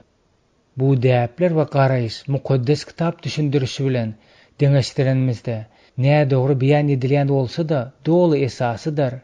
Muhammedem Araplaryň hemmesi de olaryň iýiz bilen milletine garamazdan ähli musulmanlaram özlerini Ibrahimyň Hudaýyň dostunyň maşgalasyna goşma islegini duýýarlar. İsa Mesih bilen Ibrahimyň dargan maşgalasynyň içinde hakyka ýaraşyk bolma mümkinçiligi açylýar. Ismaýlyň çagalaryň şuňky agasy. Şu kitabyň indiki bablaryna biz her türlü usullara seredip geçeriz. Şol usullaryň kömegi bilen musulmanlar Ibrahim maşgalasynyň agzasy bolup bilerler. Bu zatlaryň arasynda gelin Hudaý eşidýär atly çaganyň agasy ilkinji bolup eşiden gökdäki atamyza megzejek bolalýan. Ol müňlerçe mescitleriň şyňlap duran ömsümligi we musulmanlaryň monotonly seslerini mukamilen Hudaýdan başga Hudaý ýokdur, Muhammed hem onuň peýgamberi diýip gaýtalap dur. Olar özleriniň Arap peýgamberine golçulukly öýkümini bilen şu sözleri höküm gününe özleriniň tükenmeksiz dugasynda hasaba alarýaly ýürekden Hudaý çagralaryna gaýtalýarlar. Uzak bolmadyk ýerde mescidin kölegesinde ölen mukaddesiň mazarynyň ýanyna Ismaýlyň gyzy möňürde otyr. Ol şeýle etse özüni ak patanyň ýokardan iýinjegine umyt baglap, mukaddes mazaryň üstüne gojak açýar. Soň ol öz ýüzüne we döşüne ellerini aýlap, "Ey Hudaý, meniň üçin edýän dogalarym eşitdi" diýär. Uzakdaky tokoýlukda sufizm wagz edýärleriň içine edil biri ritmika taýda oňa iýizini öwürleýän ýaly. Gaýta Allahu ya Rab diýip doga edýän adam özüne öwredilşi ýaly Hudaý bilen birigen wagtyndaky ýagdaý ýetýänçe 200 000 gezek gaýtalýar. Nähil teşnelik, näme üçin gaýtalamaly dälmiseň? Ýylyň 632-nji ýyldan, ýagny Muhammediň ölümünden soň Hudaýyň ýekiji-de canly jemel bilen görleşmäändigini aýdýar. Munyň ýaly bilim bilen ýaşamak adama kyn düşýär. Ol diri Hudaý bilen gatnaşygy bolmaly, gözlemelidir we şol gatnaşyga başlamalydyr. Hawa adasynyň bir owasyň ýanynaky jeňelde bir geňsi, çirkin ses eşdilýär. Musulman mollalaryň okan dini dogalaryň hiç biri de jadygoýluk aslynda gurban getirilen mallaryň hiç hysasynyň gany da Ibrahimyň bu gyzyň özüne eýelen arwahyň görgüsünden halas edip bilmänler. Gozgunyň alany arwah eýlen bu zinany görgüsüni ýeňletmäge islamyň güýji ýetmeýär. Ramada Rahel dälde Rifat özüniň ýok bolan çağalar üçin aglaýar. Olary Lordan derýasynyň günwetar kenaryndaky tozanly ýolda Israil oklary ýok etdi. Bu agadyňa bir o dünýä giden çağalar üçin aglatmany. Eýsem zaýlynyň miweli agaçlar ýer bilen ýegsan edilen jaýlar üçin hem aglanylýardy. Manisiz gan dökülüşük. Bu adalatlyk we adyllyk baradaky dünýä ýaly gadim bolan naladyr. Haçan yer ýüzüne Rabbi hakykat bilen hökm ederkä, gaçaklaryň öz öýlerinden mahrum bolalaryň gussaly wagtlaryň lagerine, öz ata-babalaryň öýüni küýse baglayan agasy eşdilýär. Sebäbi Ismail diňe bir Palestina däl, eýsem Kuweytde, Libya'da, Awganistanda, Pakistanda, İran'da, Irak'ta, Etiyopya'da, Eritre'de, Somali'de, Sudan'da, Çad'da da ykdysady krizis sebäpli 100 000lerçe gaçaklar Bangladeş'den, Hindistan'dan, Müsür'den, Aljyr'dan, Tunis'ten, Marokko'dan öz toprağından kovuldy. Ismail'in çağalaryň nalasy iýizini üzmän Hudaý gönükdirýändir. Hyryndykyň bolan şäherleriň Kalkuttanyň, Kairyň, Dakkynyň, Karaçynyň zir-zibir taşlanan ýerdäkilerin bu nala iňildisine has meňzeşdir. Ol ýerdäki adamlar hemme zatdan mahrum edilen, garyp düşen, öýsiz owsasyz adamlar bu alakalar bilen bilelikde iýmitlenip ýörler. Olar hatda "Ya Rab, sen nerede" diýmäge güýçleri ýetmeýär. Hudaý eşidýärmika?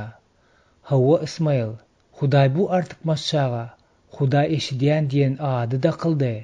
Ol eşidýär. Halleluya, ol eşidýär. Ya Rab, bize özüň eşitme sylaňy goýber. 5-nji bab. Dogularyň arasyndaky düşmançylyk. Ol ýawany eşek ýaly bir adam bolar. Ol her kesem oňa garşy bolar. Ol öz dogularyň hiç biri bilen oňuşmaz. Gelip çykyş kitabynyň 16-njy bölüminiň 12-nji aýaty. Dogulmadyk Ismail baradaky gadymy welilik çyllyka pikirlenmäge alyp barýar. Ol häsiýetini Hudaý tarapyndan öňden öz ugruny çözülýändigini aňlatmaýarmyka? Ýa-da belki Hudaý bu maşgaladaky bozulan gatnaşyklaryň gutulgusyz netijesini öňden görenler. Soraglaryň ikisi de bir-birinden gaty bir uzakda duran oklar. Sen Hudaý adam taryhy herekete getiren güýji, wakalaryň gidişiniň näme bilen kesgitlendiýändigini bilýär. Ýöne bizi herekete eder edip, ol yaratdy.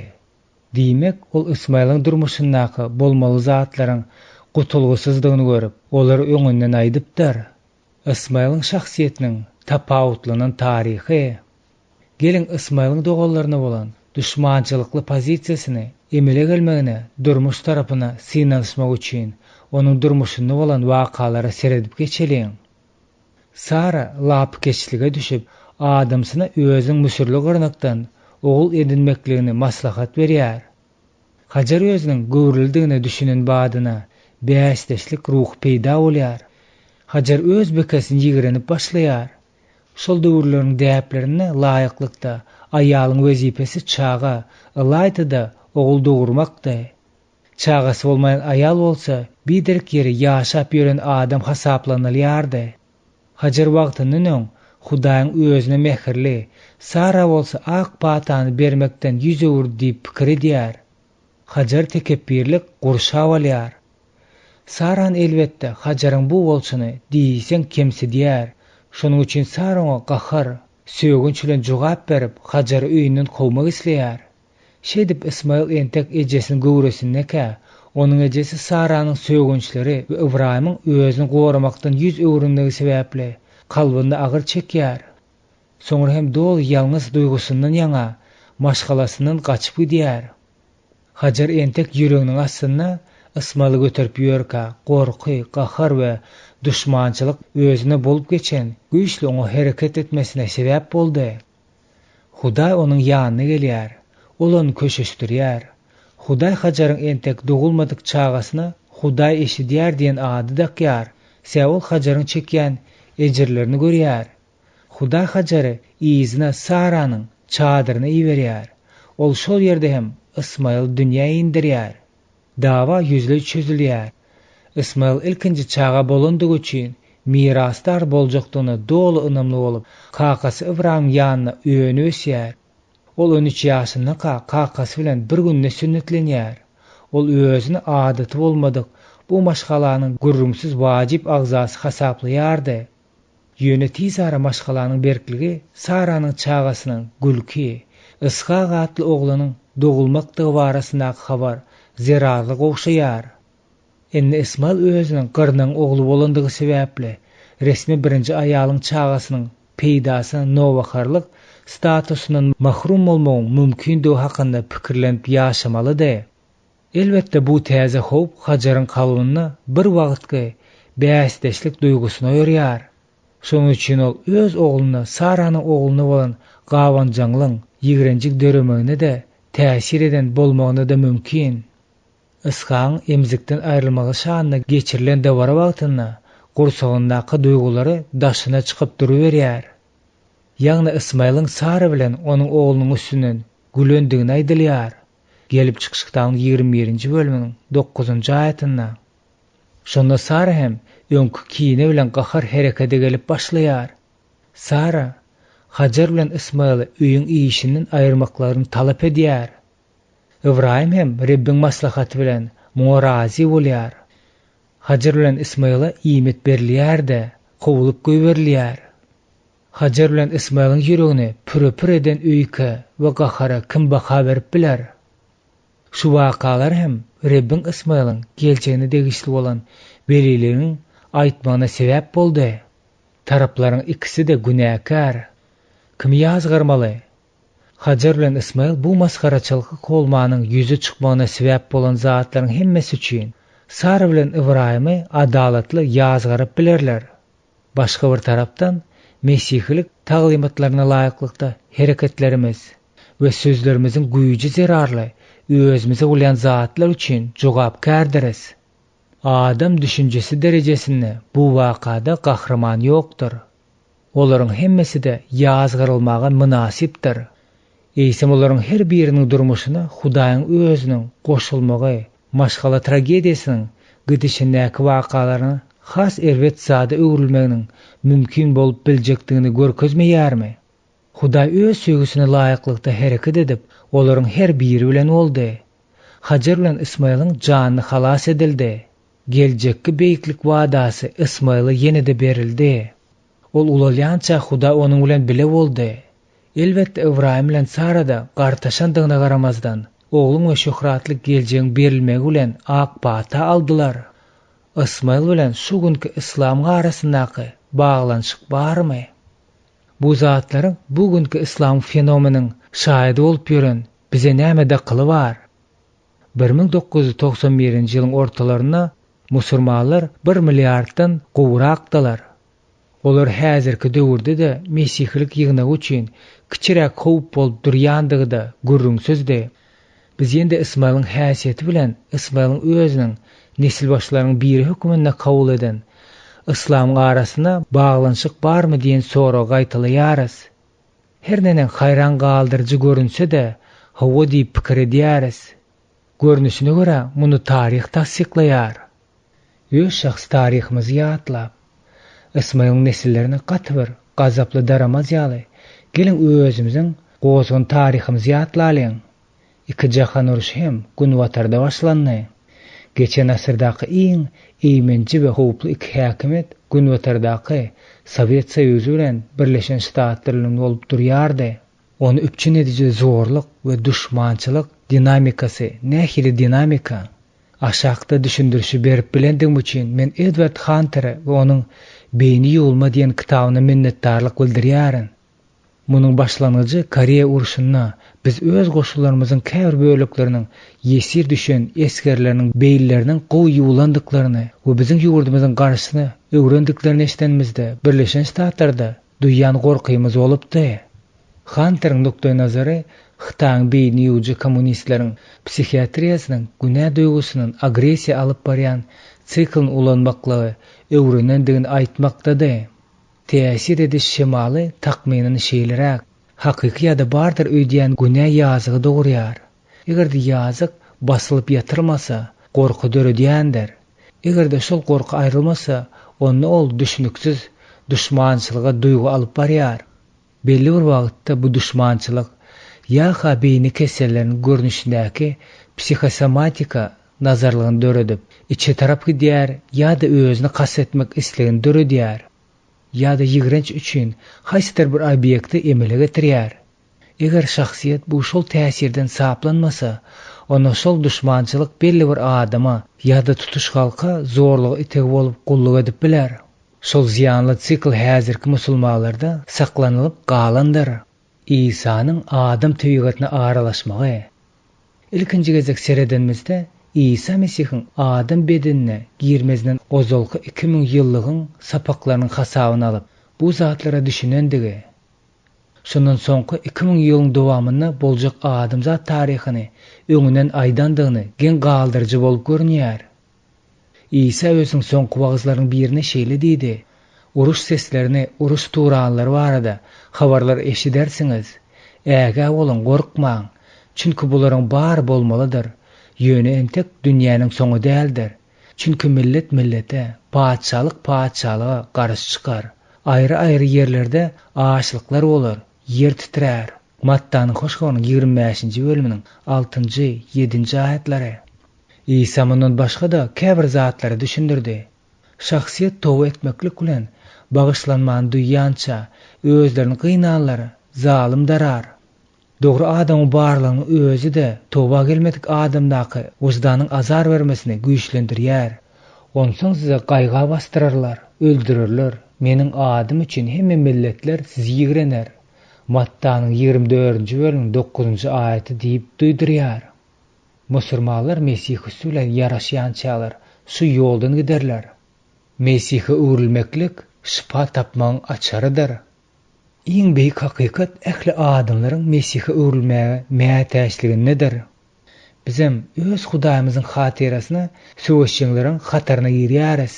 Adamzat ýem höküm aslany dur, oňa höküm çykaryldy. Hudaýny biziň günälerimizi satyn almak isleýär. Ol dünýäniň halaskary İsa Mesihe bagş edilen durmuş arkaly biziň halas bolmamyzy isleýär. Mundan başga da biz musulmanlaryň dünýäsine edilýän zorluklara seredenmizde, olarda çyn kök urup giden we basyryp ýatyrylmadyk düşmançylygyň başyny, adamzat günäsini alyp gelýän simptom bardygyny bilmelidiriz. Biz ýatlanyp geçilen zatlary musulmanlardan yüz öwürmek üçin bahana hökmünde ulanmaly däldirisde, Rabbimiz İsa Mesihi wagz etmek arkaly munyň sebäpleri bilen görüşmäge synanyşmalydyryz. Ýawan eşik baradaky peýgamberlik. Gelin Ismaýlyň häsiýeti hakyndaky aýdary ýene bir gezek okalyň. Ol adamlaryň arasyna ýawan eşik kimin bolar? Gelip çykyş kitabynyň 16-njy bölüminiň 12-nji aýaty. Adamlaryň arasyna ýawan eşik bu nämäni aňladýar? Huda Eyüp'e öz gahyryny beýan edende şeýle diýär: "Ýaman eşegi boşadyp göýberen kim? Onu guşagyndan boşadan kim? Olara çölleri üý, şol ýerlere mesken edip berdim. Ol şäheriň galmagalyna gülýär, mal sürýäniň gyýkylaryny eşitmeýär, örü üçin depelerde enteýär, göýe gotak tarýar." Eyüp'ün 39-njy bölüm 5-nji aýaty. Ismail güýçli, ýabany we azat bolmalydy.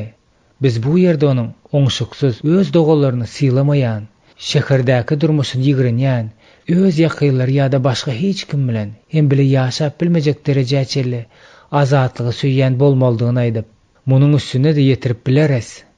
Düşündürüş berjileriň biri bu hakda ine näme diýär? Ismaillar bir-birine ýa-da goňşular bilen bes edilmeýän içki düşmançylykly ýagdaýda ýaşaýarlar. Ýende şol abzatsyň aýdanmyzda Ismail Ibrahim nesillerinin içinde has, garaşsız olan derejäni saklaýar. Kil em Dezil 1-nji tomunyň 220-nji sahypasy. Muhammed öz häsiýeti boýunça Ismail'in hakyky nesili bolupdyr. Mukaddes kitap peýgamberleriň hataryna girmäge umytsyz synanşmanyň deregine. Ol Araplaryň Arap Kur'an döreden peýgamberler hukmyna özüniň zalim, garaşsyzdygyny saklaýar. Kur'anyň 10-njy bölümi 1-nji aýaty, 20-nji bölüminiň 112-nji, 113-nji aýatlary, 46-njy bölüminiň 11-nji, 12-nji aýatlary. Ibrahimyň dini. Mundan başga da Muhammed özüň Ýehudalar bilenem Mesihler bilen baglanşykly däldigini, diňe Ibrahimyň dini bilen baglanşykdygyny aýdyp nykdyar.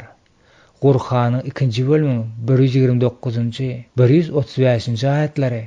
Bu pozisiýany eýleýän Muhammed öz üçin hemmelik tarapdan peýgamber hukmuna ikrar edilme statusyny kanagatlandyrmaga çalışýar we olaryň ikisinden hem käbir adamlaryň böleklerini alýar. Şol bir wagtyň özüne de özüniň öňkü peýgamberleriň hemmesini çykyp, şol bir wagtyň özüne de özüniň öňkü peýgamberleriň hemmesini gasyp çykarmak we peýgamberleriň möhri, ýagny peýgamberleriň iň soňkysy bolmak. Munun izinden hem Hudaýyň adamlary bilen guturnukly ähdini beýan edici bolmak üçin olaryň ikisinden hem özüni daşlaşdyrýar. Zor bilen almak we zorluk. Ilkülen Muhammed Ýehudalar bilen hem Mesihler bilen hem bile gürleşmäge synanyşýar. Emma özüne beýle etmeklik başartman soň ol diňe bir olardan ýüze wurmak bilen çäklenmäni eýsem Ýehudalar bilen gyrlyşmaga ýol goýdy. Mesihler olsa ilkinci dereceli, rahatlar derejesine çelli peseltti. Hem de Mesihlik ınamının yüreğini çımpıtırık etmeye sınanıştı. Bu zatları soňrak seredip geçeriz. Şonuň üçin biz häzir olaryň üstünde durup geçmeriz. Özlerini Ýehudalara hem Mesihleri ýigrenji görkezen Muhammed öz izine eýerleriň arasynda olara bolan ýigrenji döredýär we olara mukaddes aralşy.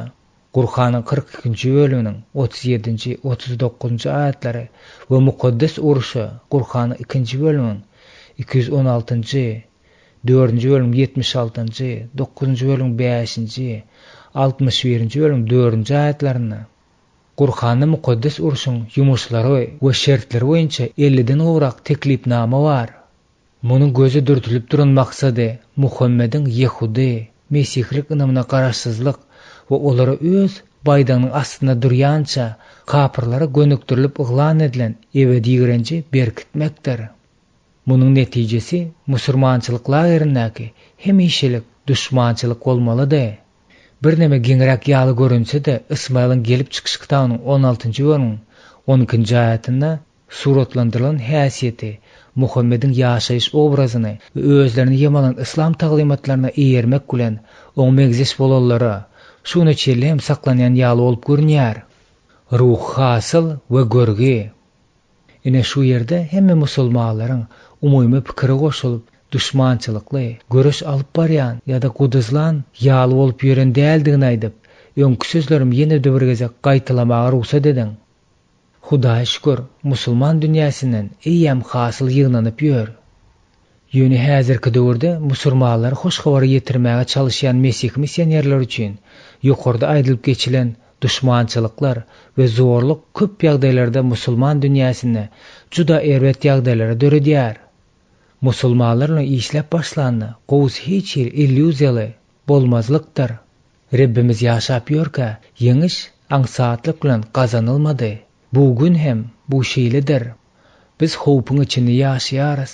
Missionerçilik işi bolsa, käwagt şol howpyň kömegi bilen, käwagt hem onuň garşysyna bolup, onuň edil merkezine alınıp barylýar. Biziň Mesih öz Rabbimiz hökmünde süýýänleriň, elimizde musulmanlaryň ýüreklerini Rabbi öwürmäge ukyply bolan söz bardyr.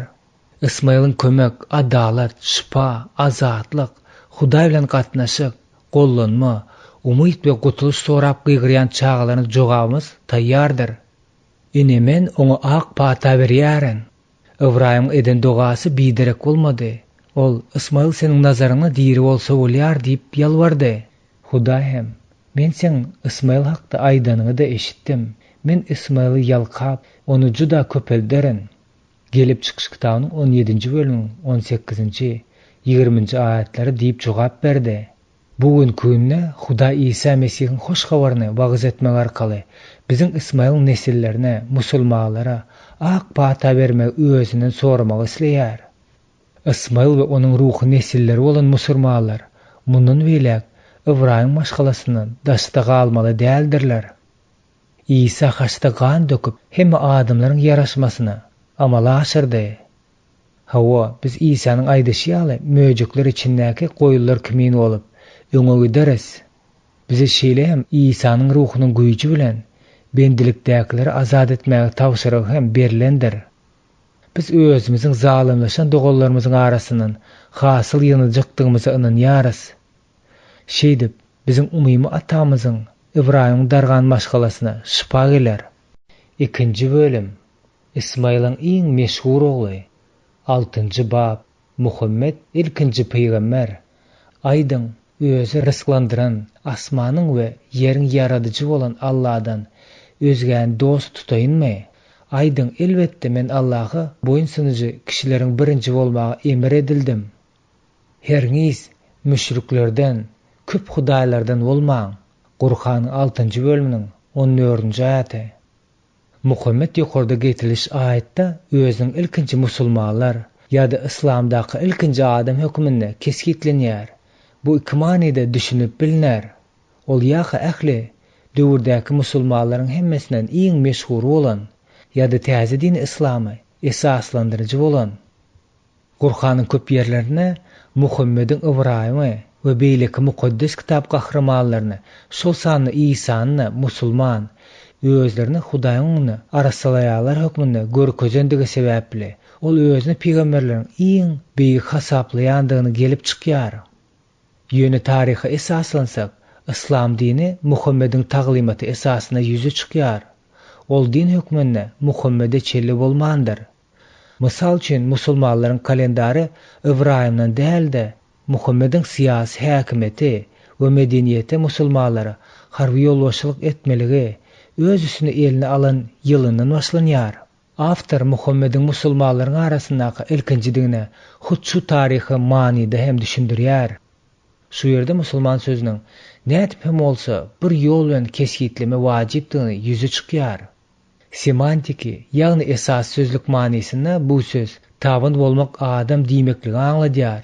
Bu söz İslam kontekstinde Hudaý we Muhammede tabyn bolan adamy aňladýar. Qur'anda Hudaý bilen Muhammediň aýrylmaz baglanyşykdygyna sebäpli bu söz gysgaça Muhammede we onuň Qur'andaky hemde hadislerindäki taglimatlaryna tabyn bolmagy aňladýar. Bugünkü musulmanlar janypkeşlik bilen bu garaýşa garşy çykýarlar. Olar Muhammediň mukaddes kitap peýgamberler bilen bir hatarda bolmagyna, onuň kitabynyň bolsa Hudaý tarapyndan berilen ilhamdygyna daşargalyk edýärler. Bu jedelle soraglaryň ikisi barasyny da biz soňrak gurrun ederiz. Şeýlikde biz Muhammedi İslam esaslandyrjy, onu goraýjy hökmünde kabul edýäris. Muhammediň durmuşyndan alynan oçerk, İslamy Muhammediň ony formulerleýişi ýaly düşünmek üçin, ýa-da musulmanlar bilen işlemekçi bolýan bolsak, Muhammediň durmuşy hakynda hiç bolmany käbir zatlar bilmek zerurdyr. Musulmanlar sizden, siz Muhammed hakynda nähili pikir edýärsiňiz diýip gaýta-gaýta sorarlar. Sizin bu soraga jogap bermek islemezligiňiz hem mümkin. Ýöne sizde hiç bolmanny, ol hakynny ukandyňyzy aýtmaga mümkinçilik bolmalydyr. Aşağıdaki material terjimehal ýazylan çeşmesinden alındy. Olara salgylanmalar bibliografiyada berilendir. Muhammed takmynan biziň eramyzyň 570-nji ýyllaryna Arabistanyň Mekka şäherinde dogulýar. Onuň kakasy Muhammed dogulmanka ölüpdir. Ejesi bolsa onuň dogulandan 2 ýyl geçenden soň ýogalýar. Muhammediň aladasyny Awraly Kurayş taýpasyndan bolan garyndaşlary öz üstüne alýar. Muhammed çağalanyny çölde terbiýelenilýär. Ol çarwa araplaryň göçüp gonma ýollaryny öwrenipdir diýen çaklanylýar. Ol ulalyp ýygy çykandan soň baý täjirleriň kerwerlerini iýdýär. Ol beýleklere garanna özüniň dogurçullygy we alçaklygy bilen tapawutlanýar.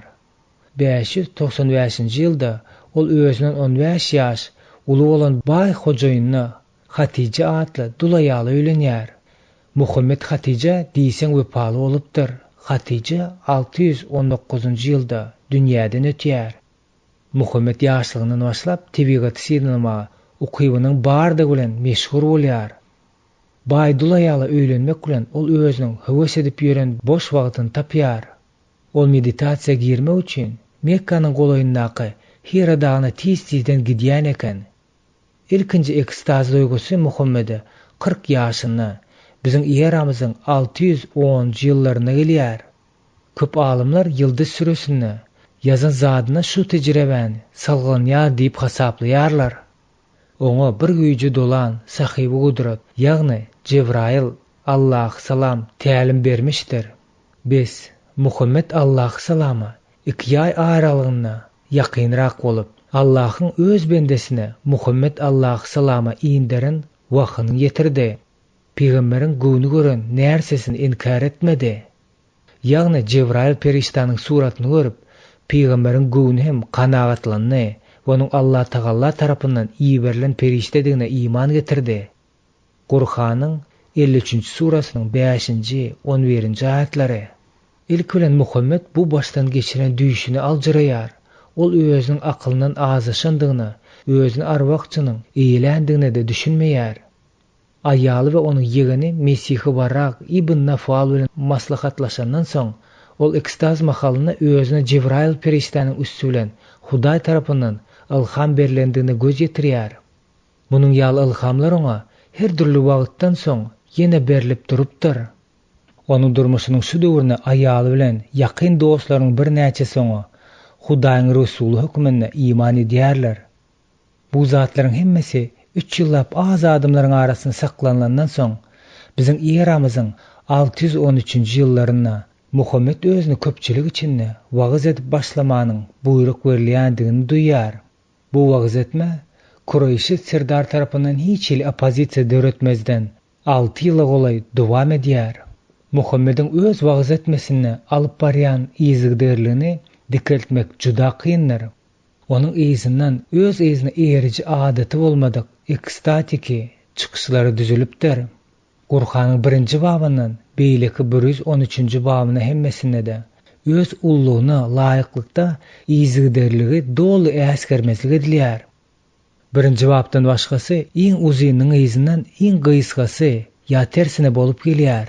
Indiki bablarynyň dürli wagtlaryna aýdylan sözleri kabul edilen zatdyr. Mugaramazdan alymlar nämäniň iň peýda bolandygy, nämäniň hiç peýda bolmandygy bilen ılalaşýarlar. Güýçli ahlak manysy bolan emosionallyk bilen bu ýeke hudaýlygyny bilen gazaplaýdylan sözler öňrek peýda bolupdyr. Guramaçylyk, hukuk we administrativ düzülendigi, umumy meseleler bilen baglanşykly bolan proza sözleri bolsa giýjirek peýda bolupdyr. Ýehudalara we mesihilere garaýyş bilen baglanşykly bolan uruş meýilleri we islamyň bütün dünýä häsiýetini görkezýän bablar hem giýçki sözler hasaplanylýar. Gaýtalanýan ýatlamalar we Muhammediň öz peýgamberlik missiýasyny goramagy we kime taýyn bolmalydygy baradaky görkezme hökmünde onuň adynyň Allah ady bilen bile hemişe baglanşykdygyny tutuş teklip dowamyna duş gelýäris. Biziň eramyzyň 619-njy ýyllaryna kuwatly naýzalaryň arasynda Muhammed'in ahlak ve monoteistiki peygamberliğine karşı opozisiya dürüyer. Şol wagty Mekke tutuş Arabistanın dini merkezi bolupdyr. Şonuň üçin peygamberlik munyň üçin baglanşykly bolan söwdägärligine howp salypdyr. Muhammed bilen Kureyşi sirdarlaryň arasynda häkimiýet orundaky göreş ýetilişip 3 ýyllap dowam edýär. Kureyşi sirdarlaryň onu öldürmek barada plan düzmegi bolsa, bu göreşiň kulminasiýasy bolýar. Bu bizim eramyzyň 622-nji ýyllarynda bolýar. Öňünden duýdurulan Muhammed Treti kazisynyň we Yasrib şäherindäki düşmançylykly bolan Arap tirleriň serdary tarapyndan iýerilen gelip gulluk etme çakylygyny alyp, şol ýylyň iýul aýynyň dostlary bilen bile Mekkeden gaçyp takmynan 260 mil demirgazyga gidýär. Muhammed hut Yasribde hem Tirbaşlar tarapyndan goldaw tapýar-da, şol tireler üstünlükli birikdirip Mekkedaky ýolbaşçyklara garşy baş galdyrýar. Bizim eramyzyň 630-njy ýylyna Muhammed Mekka 10.000 adam bilen gelip, onu hiç iri garşysyzlyk alar ýaly derejede güýçli bolýar. 632-njy ýylda özüň Mekkeden Medine gaçyp gedinden 10 ýyl geçenden soň Muhammed keselligär-de sırly ýagdaýda aradan çykýar. Ol şol wagtynda takmynan 62 ýaşynda bolýar. Ol öz ýerine kimin galjakdygy, täze öňbaşy saýlamanyň düzgünleriniň nähiri bolmalydygyny hakda hiç ýeri görkezme bermeýär. Munyň ýaly öňden görüjülük ýetmezçilik etmeginiň netijesinde Islamy hemişe zeherläp duran häkimiýet orundaky tükeniksi söwüşler, ganhorluklar we pitnemeler ýüze çykdy. Olar häzire çelli hem dowam edip gelýär. Şol joşguly ýyllaryň dowamynda Muhammed özüniň soňky monoteistik peýgamber duýýandygyny aýdyp, mezimiz tutan ýerlik bilen gürleýär. Ol atadan ýokary batyrlyk görkezýär we dost düşmanlary bilen gürleşmekde juda alçak bolýar.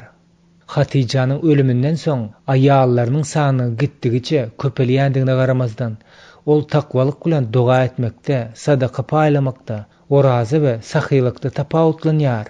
Muhammediň döreden we şahsy durmuşy bilen göreldi bolan adatlar we ahlak däpler sistemasy Yahudiler, dürli toparlara degişli bolan Hristiýanlar, Zoroastriler elbetde öz Arap mirasy bilen kontaktda bolmagyň netijesinde janybkeşlik bilen ýygnanan Hudaýa hyzmat ediş we dini ideologiýasynyň ýalkym saçyp duran sintezi bolýar.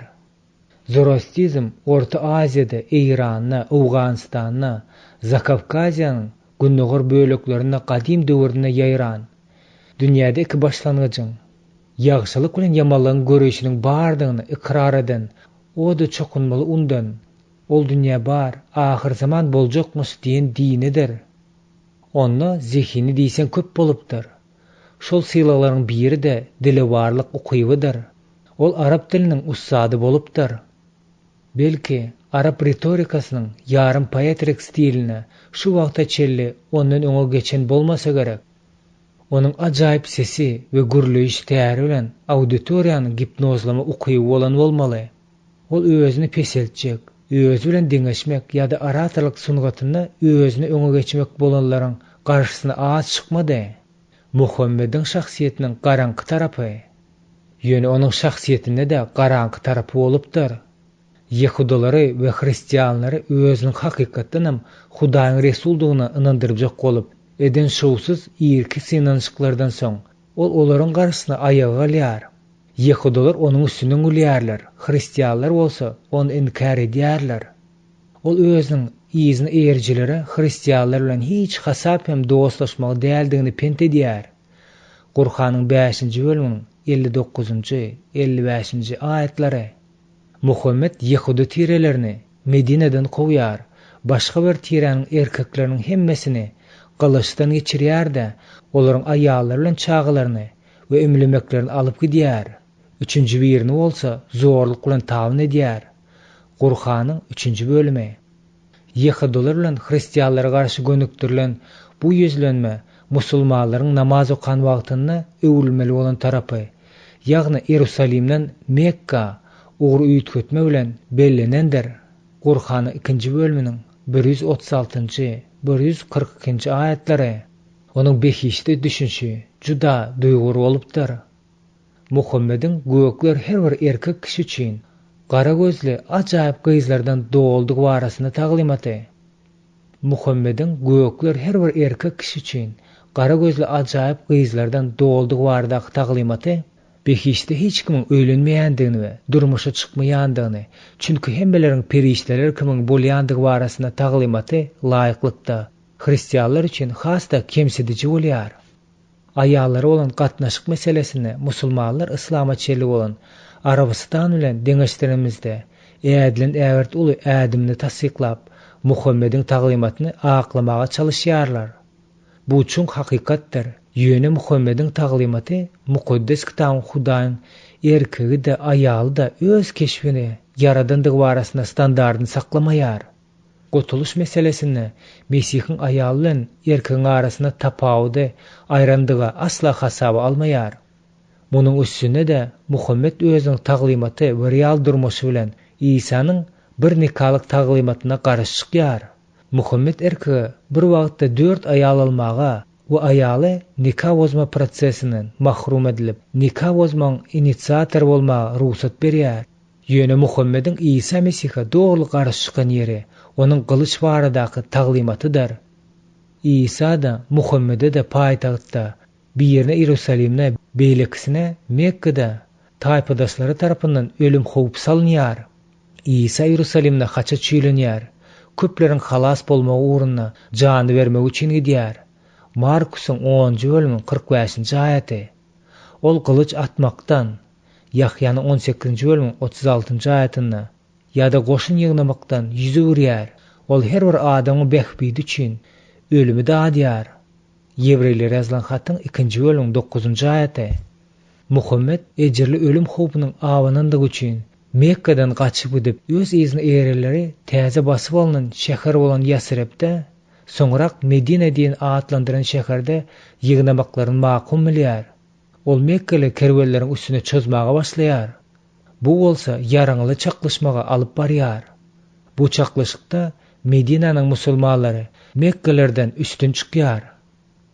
Muhammed ölmezinden bir azrat wagt öň, ýagny biziň eramyzyň 630-njy ýylyna Mekkan hiç ýeli ýeňsiz basyp alýar da diňe gadim düşmanlaryny cezalandyrýarlar. Ýöne munyň netijesinde ýüze çykan zat beş vermezek we aýylganç bolup çykdy. Şu wagtda çellide jihad ýa-da mukaddes uruş musulmanlar üçin ebedi mukaddesligini galýar. Häzirki zamanda islam boýunça beýik hunärmät bolan Faruz Rahman özüniň Islam diýen kitabyny şeýle ýazýar. Gip hadislerde ve cihat doktrinanyň ortodoksal taqlimatlaryny hemişe mukaddes salyandygyny därde, peýgamberiň şahsy görüldüsiniň we ýerki musulman jemgyýetiniň işlän ýagdaýyna gönüden göni goşulmak bilen palajitel gatnaşygy we zorluk bilen üýtgetmek öwredýändigini nedir? Muhammed'in taqlimatynyň esasy aýratynlygynyň biri de Hudaň ýeketäkligini ýa-da birligini edilen gowuşamaz basyş bolup durýanlar. Bu bolsa Muhammed'in bir tarapdan Mesihlilerin Hudaýata, ogul we mukaddes ruh hukmyna garaşyna hüjüm etmegine, başga bir tarapdan ýaşaşyň ähli künjeginiň ýeke Hudaýlyk doktrinasy bilen baglanşylydygyny dygtamagyny alyp bardy. İslam öwrenji meşhur yepiskop Kenneth Craig güýç ulanma usuly ýykyn etme hüjüminiň şu doktrinadan gelip çykandygyny ýazýar. Egerde Hudaýyň hatyrasyna bolan düşmançylyk näme megzeşýaly bolup görünýär ka üýdülse, onda Hudaý tarapyndan goldanylýandygyna bolan ynam peýgamberiň ähli alyp barýan işiniň ilkinji we esasy sapa bolup çykyp durýar. Şonda Hudaýyň maksady bilen Muhammediň uruş parazlygy nädip sazlaşýar ka diýen soru hukman ýüze çykýar. Peýgamberiň özüni takyklaýşy ýaly we islamyň esasy bolandygy sebäbi Hudaýyň birligine bolan ynam siýasy, beýan alan dini jemgyýetiň strukturasy bilen taryhy taýdan baglanşyklydyr. İsmail Nesiliň mukaddes kitap dakysyna çelle tutuş taryhyny täzeden gözeýlanyňda bu 2,5 ming ýylyň ahyrynda İsmail nesilleriň iň meşgul bolan Muhammed Ibrahim uly ogluna mahsus bolan iň gowy we iň erwet häsiýetleriň hemmesi açyp görkezen ýaly bolup görünýär. Bir hudaýlylyk Ýeke täk Hudaý bolan anam Ismaýlyň nesillerini ýaşady. Muhammediň kakasyň adynyň Abdullah, Hudaýyň guly bolmagy ören wajib zatdyr. Mundan başga da Muhammediň gullerini Mekkede Hanif diýip atlandyrýan monoteistik topary bolupdyr. Gur'anda bu sözlerin monoteisti, ýagny Yehuda, Mesihide de bolmak adam aňlandyrýandygyny we musulmanlaryň Ibrahima, nafilleri we musulmanlar erýändiklerini aýtmagy makul bilenlikleri aýdýandygyny Montgomery Water bilýär. Muhammediň biziň dünýämize goşan beýik goşandynyň adamzat durmuşynyň hemme ulgamyna we Hudaýyň rep hökmüne realdygy barada ideologiýa girizendigi bolup durýandygyny Kreg aýdýar. Bu İslamyň beýik gazanany bolupdyr. Aşagda gurrun ediljek musulmanlar bilen Hudaýy düşünmekde Muhammedden gaýdan ylalaşmazlyk bardygyna garamazdan biz ýekeje we ýeketäk Hudaý yaradyna bolan ynama edilen basyş üçin minnetdardyrys. Muhammediň öýkünme nusgasy hökmüne Ismaýly we onuň belän jins baglamasyny saýlamakdaky atrisatel tarapy Muhammediň hem onuň izi bilen tutuş İslamyň mukaddes kitapdaky Ismaýl bilen baglydygy bolup, ol ýaban eşek ýaly bir adam bolar. Ol her kesem oňa garşy bolar. Ol öz dogallaryň hiç biri bilen oňuşmaz. Gelip çykyş kitabynın 16-njy bölüm 10-njy aýaty diýip aýdylan peýgamberligiň ýerine ýetmegi bolup duruberdi. Bu Muhammediň uruş baradaky taglymatyndan da görünýär. Ey peýgamberler, muminleri ýene-de çagyryň. Egerde sizden 20 sany sabır takykly kişi bolsa, 200 düşmany ýeňer. Eger sizden 100 kişi bolsa, dinsizlerden 1000 ýagyny ýeňer. Muňa sebäp olaryň aňsyz kowundyklarydyr. Gur'anyň 8-nji bölümiň 65-nji, 66-njy aýatlary. Uruş gadagan edilen aýlar geçenden soň müşrikleri gören ýeriňizde öldüriň. Alyň gabaň we ähli ýollarda olary göz astyna alyň. Endi eger toba etseler, namazda ol berja edip zekaty berseler, ýollaryny kesmeň. Elbetde Allah geçirimli, mehribandyr. Gur'anyň 9-njy bölümiň 5-nji aýaty. Taglymatyň şu bölegi barıp Yehudalar bilen Mesihlileri garşy bolan uruşda hasda güýçlendirilýär. Mysal üçin, Allahy we ahmet gününe inanmayan, Allahyň we onuň peýgamberiniň haram diýen zadyny haram diýip bilmeýän, hak ýagny İslam dinine ihtikat etmeýän kitap eýelerinden ibaret bolan kimselere garşy. Te öz elleri bilen salgyn töleýän çäler, jeň ediň. Gur'anyň 9-njy bölümiň 29-njy aýaty. Munyň üstünde de öz durmuşyny mesihlige ýa-da başga bir zata öwürmek islendik musulmany hiçli geçirimlik edilmeýändigi hem goşmak bolýar. Eger 100 öwürseler, olary gören ýeriňizde öldüriň we olary dost hem kömekçi hem tutunmaň. Gur'anyň 4-nji bölümiň 89-njy 91-nji aýatlary. Giňden tanalýan, düşündiriş beriji bolan Baydawy şu aýat hakynda şeýle diýär.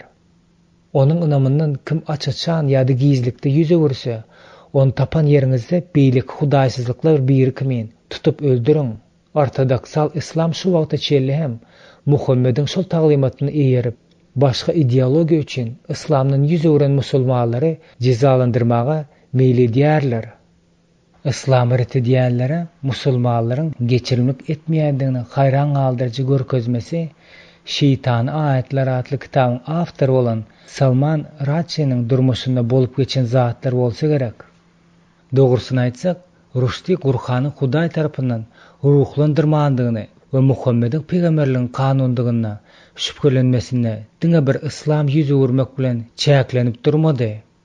Köpler merhum Hümeyni'nin ölmegi sebäpli Rusda berilen ölüm cezasy ýatyrylar öýtdi. Ýöne Iranyň täze lideri Hümeyni'nin birinji cezasynyň üýtgedilmedigini ýa-da aradan aýrylyp bolmajakdygyny aýdýar. Bu gyýşyrma dälde Muhammediň Gur'anyna hasiyetleri saklayan we İslam hukugyna formulýerlenen taglymatlaryna bir gawat gelmedir.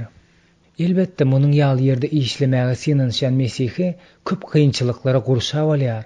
Alayda eger musulmanlar İslam kanunlaryny berk tutmaga jan edýän bolsalar, şeýle bolýar.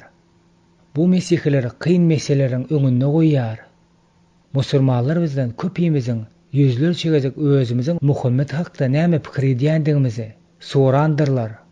İsa Mesih'i süýýän Mesih üçin deňeşdirme, elbetde Muhammedin bähbidine bolmaz. Kynçylyk musulmanlaryň öz peýgamberiniň bähbidine edilýän bellige çydam edip bilmeýändiklerinidir. Şonuň üçin Mesihler Muhammed hakda ýa-da gowzatlar aýtmalydyrlar, ýa-da hiç zada aýtmaly däldirler. Başgalary garamazdan şunuň ýaly etmeklik Montgomery ýota başardan bolsa gerek. Ol öz döwrü gelip çykyş üçin jemgyýetiniň reformatory, hatda ahlaklaryň reformatory da bolupdyr. Ol täze jemgyýetçilik, howpsuzlyk sistemasyny we täze maşgala strukturasyny döretdi. Olaryň ikisi de öňkülerden has da gowdy. Edebiýat ulgamyny Nobel baýramynyň laureaty bolan Mahfuz hem diýsen ak ýürekli bolan. Ýöne ol öz baha bermeginiň ahyryna garaşylmadyk öwrüme diýär. Ol güýçle näzikligi, akyldarlyk we ýönekeýligi, tekebbirlik bilen pesgowulligi birikdirdi. Ol dogruçul hossar bolup, onu bir wagtda hem süýüpdirler, hemden ondan gorkupdyrlar. Ol ýeti akly bolan, dostluk süýji we mülakatly adam bolupdyr. Ol ajaýyp ýoldaş bolupdyr, adamlara düşünipdir we gowy aýdymlary we degişmeleri gowy görüpdir. Adamlar onuň häsiýetine gowanypdyrlar. Ýöne batyrlygy bilen aýallary bolan süýgüsine has da köp gowanypdyrlar. Biziň köçämizdäkiler aýallary söýmezekiligiň bardygyny aýdyp öwünýärler. Şol ukywalara halkyň serdaryndakydan hem az derece bermeýär. Gurhan hem hadisleri okan, hoş habarlar okap Mesihiň durmuşy bilen tanyş bolan her bir Mesih üçin Muhammed bilen Mesihiň arasyndaky tapawut hayran galdyrjy bolýar. Köp ýerlerde olar göni garşydaşlyk bolup durýarlar. Mukaddes kitabyň şöhürlerini ýaşap ýören Mesihi Muhammediň mukaddes kitap kesitlemesini kanagatlandyrýan peýgamberden ikrar etmegini gaty kyn görýär. Hatda muny mümkin däl hasaplaýar. Muhammediň durmuşyny Mesihiň durmuşy bilen deňeşdirmäge synanşanymyzda tapawutlandyrjy sanaw juda ulakan bolýar. Şu kitaby okap biljek zat pikirleri bolan musulmanlar men Mesihiň durmuşy bilen Muhammediň durmuşy arasyndaky deňeşdiriji deriňogny geçirmeklerini teklip edýärin. Deňeşdirmäniň netijesinde günäsizlik, Hudaý tebigat, päklik, bagyşlama ukyplyk, şifa beriji güýç, yaraşdyrma zehini, parahatlyk, söýgü ejir çekme ýaly soraglar bolmalydyr. Bu dolu sanaw däldir. Ýöne olar haýsy ulgamlanma deňeşdirmäniň mümkindigini görkezýär. Iň soňunda Mesih okuja aýryljak soňky duýduruş sözleri musulmanlaryň taryhynyň dowamyna Mesihler we İslam kanun hereket edýän ýurtlaryny ýaşaýan musulmanlara görkezen sany etmez görgüler görkezendiň üçin Muhammed we onuň taglimatlaryny ýazgyrma islegi hem neneňse güýçli bolsa da onu ýazgyrmaklyk iň uly kemsitme bolýandyr.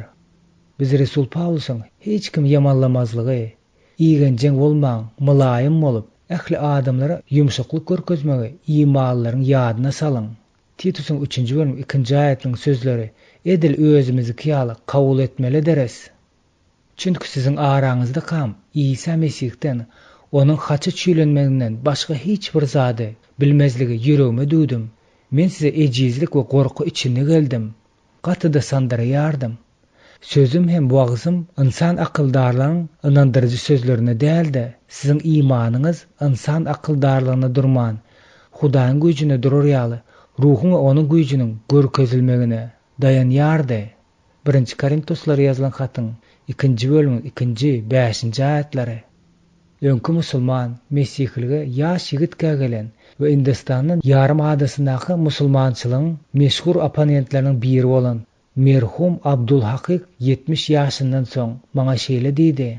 Don eger men durmuşymy gaýtadan ýaşap başlasam, onda musulman alymlar bilen bu zatlaryň hiçsi şol sanda Muhammediň peýgamberlik derejesi barada da jedelleşmezdim. Men diňe haça çüýlenen, ölümden direlen direrep hükmünne diňe İsa Mesih'e dua ederdim. Bu ajaýyp hoş habarçynyň akyldarlygyny kulak assak, biz dogry hereket ederiz. 7-nji bab Gurhan Muhammediň kitaby. Barça aýalemlerini gorkuzyçy bolup diýip, öz bendesi Muhammedi Furkan beýikdir. Ol Gurhan hasyrdan Allah bereketli, asmalar we ýeriň paçalygy özünki bolan, bala çağı edilmedik bir şärgem ýok we ähli zady ýaradyp ölçe bilen ölçäp goýanlar Qur'anyň 25-nji bölümüň 1-2 aýatlary. Eger missionerler musulmanlaryň näme üçin İsa Mesih hoş habaryna beýle güýçli garşylyk görkezýändigini bilmek isleýän bolsaňyz, onda ol Qur'an bilen tanışmalydyr. Günwatarly ortaçy okujy bu kitabyň özü üçin iň uly tapmaçydygyny duýar. Munyň sebäbi ise Qur'an nakys eredenne başgaça görnüşde pikirleriň öwredilendigini nedir? Biz öz medeniýetimizi miwesi hökmünde rasionalistler deriz. Biz zatlaryň logiki progressda akmagyna garaşýarys. Ýazgy esasyna tertiplenen adamlar hökmünde biz wagtyň içinde ýaýwanlanýan mukaddes taryhy ynanmaklyga endigendendiriz.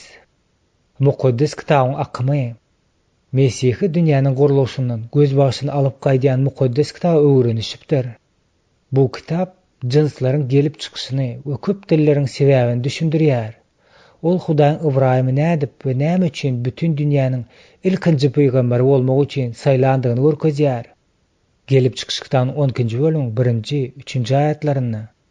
Ondan soňra Musa gelýär. Ol kanun berici we halas edicidir. Tarih Hosea we Kengan topragynyň basylyp alynşy bilen dowam edýär. Israýyň ýerdäki paçalygy ahir soňuny Dawud we onuň nesilleri tarapyndan döredilýär. Hudaýa sejde etme, gimnologiya, güllä ösýär. Öňüt ündü berici edebiýat hem peýda bolup başlaýar. Soň Hudaýdan däňen meselesini çözmek üçin peýgamberler peýda bolup başlaýar. Hudaýyň jezasy wiran edicilikli basyp almalarda we sürgün edilmede amala aşyrylýar. Täzeden dikeltme, üýtgetme we Hudaýyň kanunyna gaýdyp gelme, diňe iýze tarap ýol açmak üçin az pursatlyk ýokary galdyrylýar. Şol döwürde gelmeli bolan Mesih hakda peýgamberlikler edilýär. Soň 4 asyrlap dymyşlyk bolýar. Adamlar öz zaýlawlaryň eline berilýärler we ýeňilişden görgi barny görýärler. Palestina ahir soňy Rimler tarapyndan basyp alınýar. Şol wagtlarda Mesih peýda bolmak üçin sahna taýýarlanylýar. Yahya çokundurjy edil Ilyas ýaly peýgamber dünýäniň günäsini aýyrmak üçin gelen İsa Hudaýyň gozudynyň ýoluny taýýarlaýar. Durşuna adam, durşuna Hudaý bolan İsa Rabbin kuwatly işlerini anyk görkezýär. İsa şeytan zinjirleýär, arwak jyllary ýeňýär, keseller bejerýär, ölleri dirilýär, tupany we dünýäni tamam edýär, suwy şeraba berýär, çörek bilen balygy köpeldýär. Ol adamlaryň günälerini bagyşlaýar, olaryň ýüreklerini täze anymy döredýär.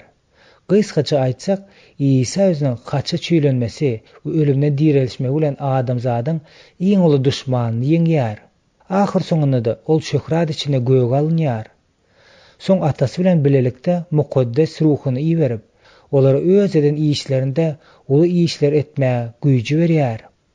Resullaryň ilkinji nesli Hudaý tarapyndan ruhlandyran hoş habar ýazýar.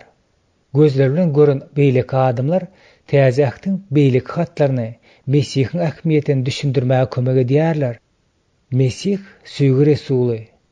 Yahyanyň ýanyna gelende oňa öz döwrüniň soňky sözüni getirýär. Bu zatlaryň hemmesi akyar. Bularyň soňy bar. Hiç zat aýdylman galdyrylmaýar. Bu zatlar adamzat taryhynyň galyn bölegi üçin ýeterlikdir. Qur'anyň kynçylygy.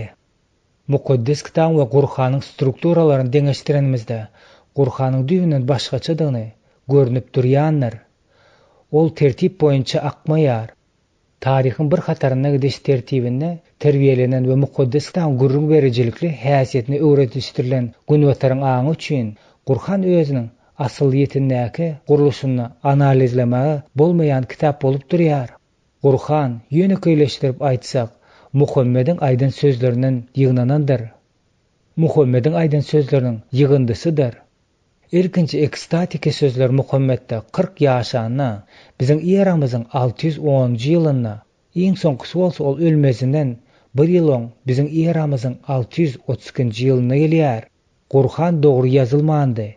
Ol şol wagtlar düýünden az derejede tertipleşdirilipdi. Bu iş ondan soň galalara buýrulýar. Materialyň tertipleşdirme öz başyna bir üýtgeşik bolupdyr.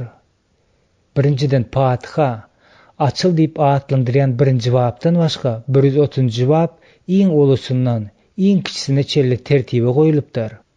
İkinciden, köp suralar bir deňneş bolmazdan Muhammedin dürlü wagtyny alan fragmentlaryny özüne jemleýär. Üçüncü, kıyılaştırıcı ilhama Muhammedin ve musulmanlaryň düşünşüne jemlenendir. Olar üçin Kur'anyň dili Hudaýyň dilidir. Onuň dili barlygy ajaýypdyr. Ol bir kimsiz ýolbaşçylykdyr. Ol hemme taraplaýyn we juda izgiderlidir. Margolis 1911-nji ýylda ýazan zady. Craig ve Spade İslam içinde adlı kitabını büyük musulman alimi Kur'an boyunca hunärmend bolan az süýtüň aşağındaky aýdan sözlerini getirýär. Hudaýyň kitabının Kur'anyň iň beýikliginiň öýkünmäge çağrılan hiç kim öýkünip bilmejek keramatlaryny babatda almaň arasyna agzalyk ýokdur. Kur'an Hudaýyň arasy sözüdür. Hudaýyň sözü peýgamberiň ýüreginiň üstünden akyp çykýanlar diýip ýazýar. Kur'anyň hut şu soňky ideýasy hem edil keramat kemin bolup, olar üçin suralaryň özüniň şahsy duýgularyny laýykly öýren ýeňil edýär. Bu bolsa babyň mazmunyny düzýänler. Eger bu magiki gudrat bolýan bolsa, onu wakalaryň gidiş ýagdaýlary wajyp bolýan däldir. Bu sen onu nire goýsaňam işler. Arbetde Kur'anyň interpretasiýasyny beren söz başynda bu mesele aýratyn ebedi pozisiýadan garap şeýle ýazýar.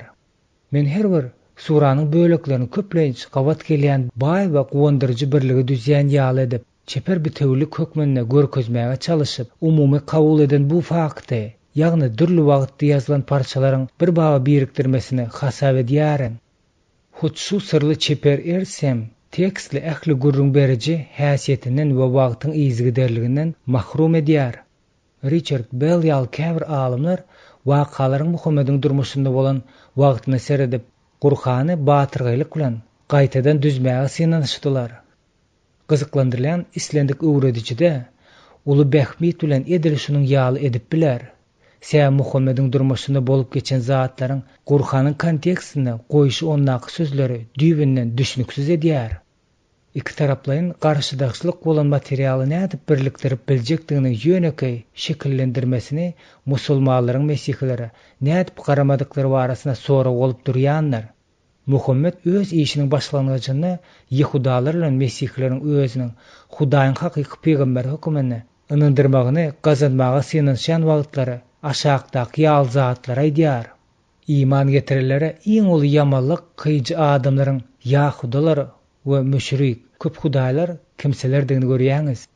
İman getirilere iň ýakyn dost bolalary bolsa, biz nasrlarys diýen kişidigini görýänsiňiz. Onuň sebäbi hem olaryň arasyna alimler we ruhanlaryň bardygy we olaryň kibir howa kylmazlyklarydyr. Kur'anyň 5-nji bölümiň 85-nji aýaty. Muhammedi Ýehudalary we Mesihleri özüniň hakykatdanam Hudaýyň peýgamberdigine ynandyrmak başarmandan soň, onuň olara garşy çykyş edip başlandygy: "Ey möminler, Ýehudalary we Nasrallary dost tutmaň. Olaryň öz özleriň dostdurlar. Sizden kim olar bilen dost bolsa, onu ol hem şolardanlar. Elbetde Allah zalim kowma ýagşylyk edýän nädir?" Kur'anyň 5-nji bölüm 54-nji 56-njy diýen sözlerini görnüp duranlar. Bularyň ikisi de bir surada yerleşenler, ýöne wakalaryň tersleriň gidişi tertibine duranlar.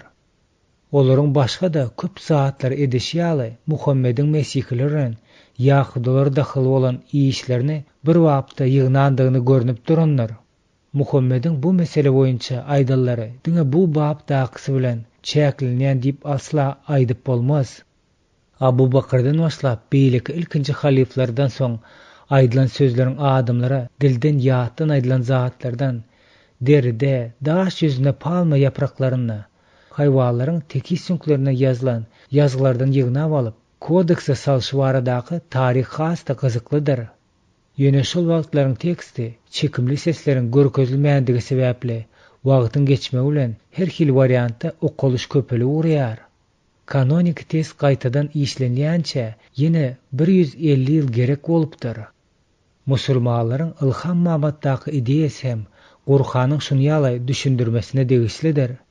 Hudaýyň ruhunyň adam agyna girip, onu öz sözleri we Hudaýyň babatdaky niýetini, stili bilen ruhlandyrýandygyna ynanýan Mesihden tapawutlykda musulmanlaryň köpüsi Qur'anyň ebedidigine, onuň Hudaýyň tagtynyň ýanyna duran altyn plastinalarda ýazylan bolmagynyň mümkindigine ynanýarlar.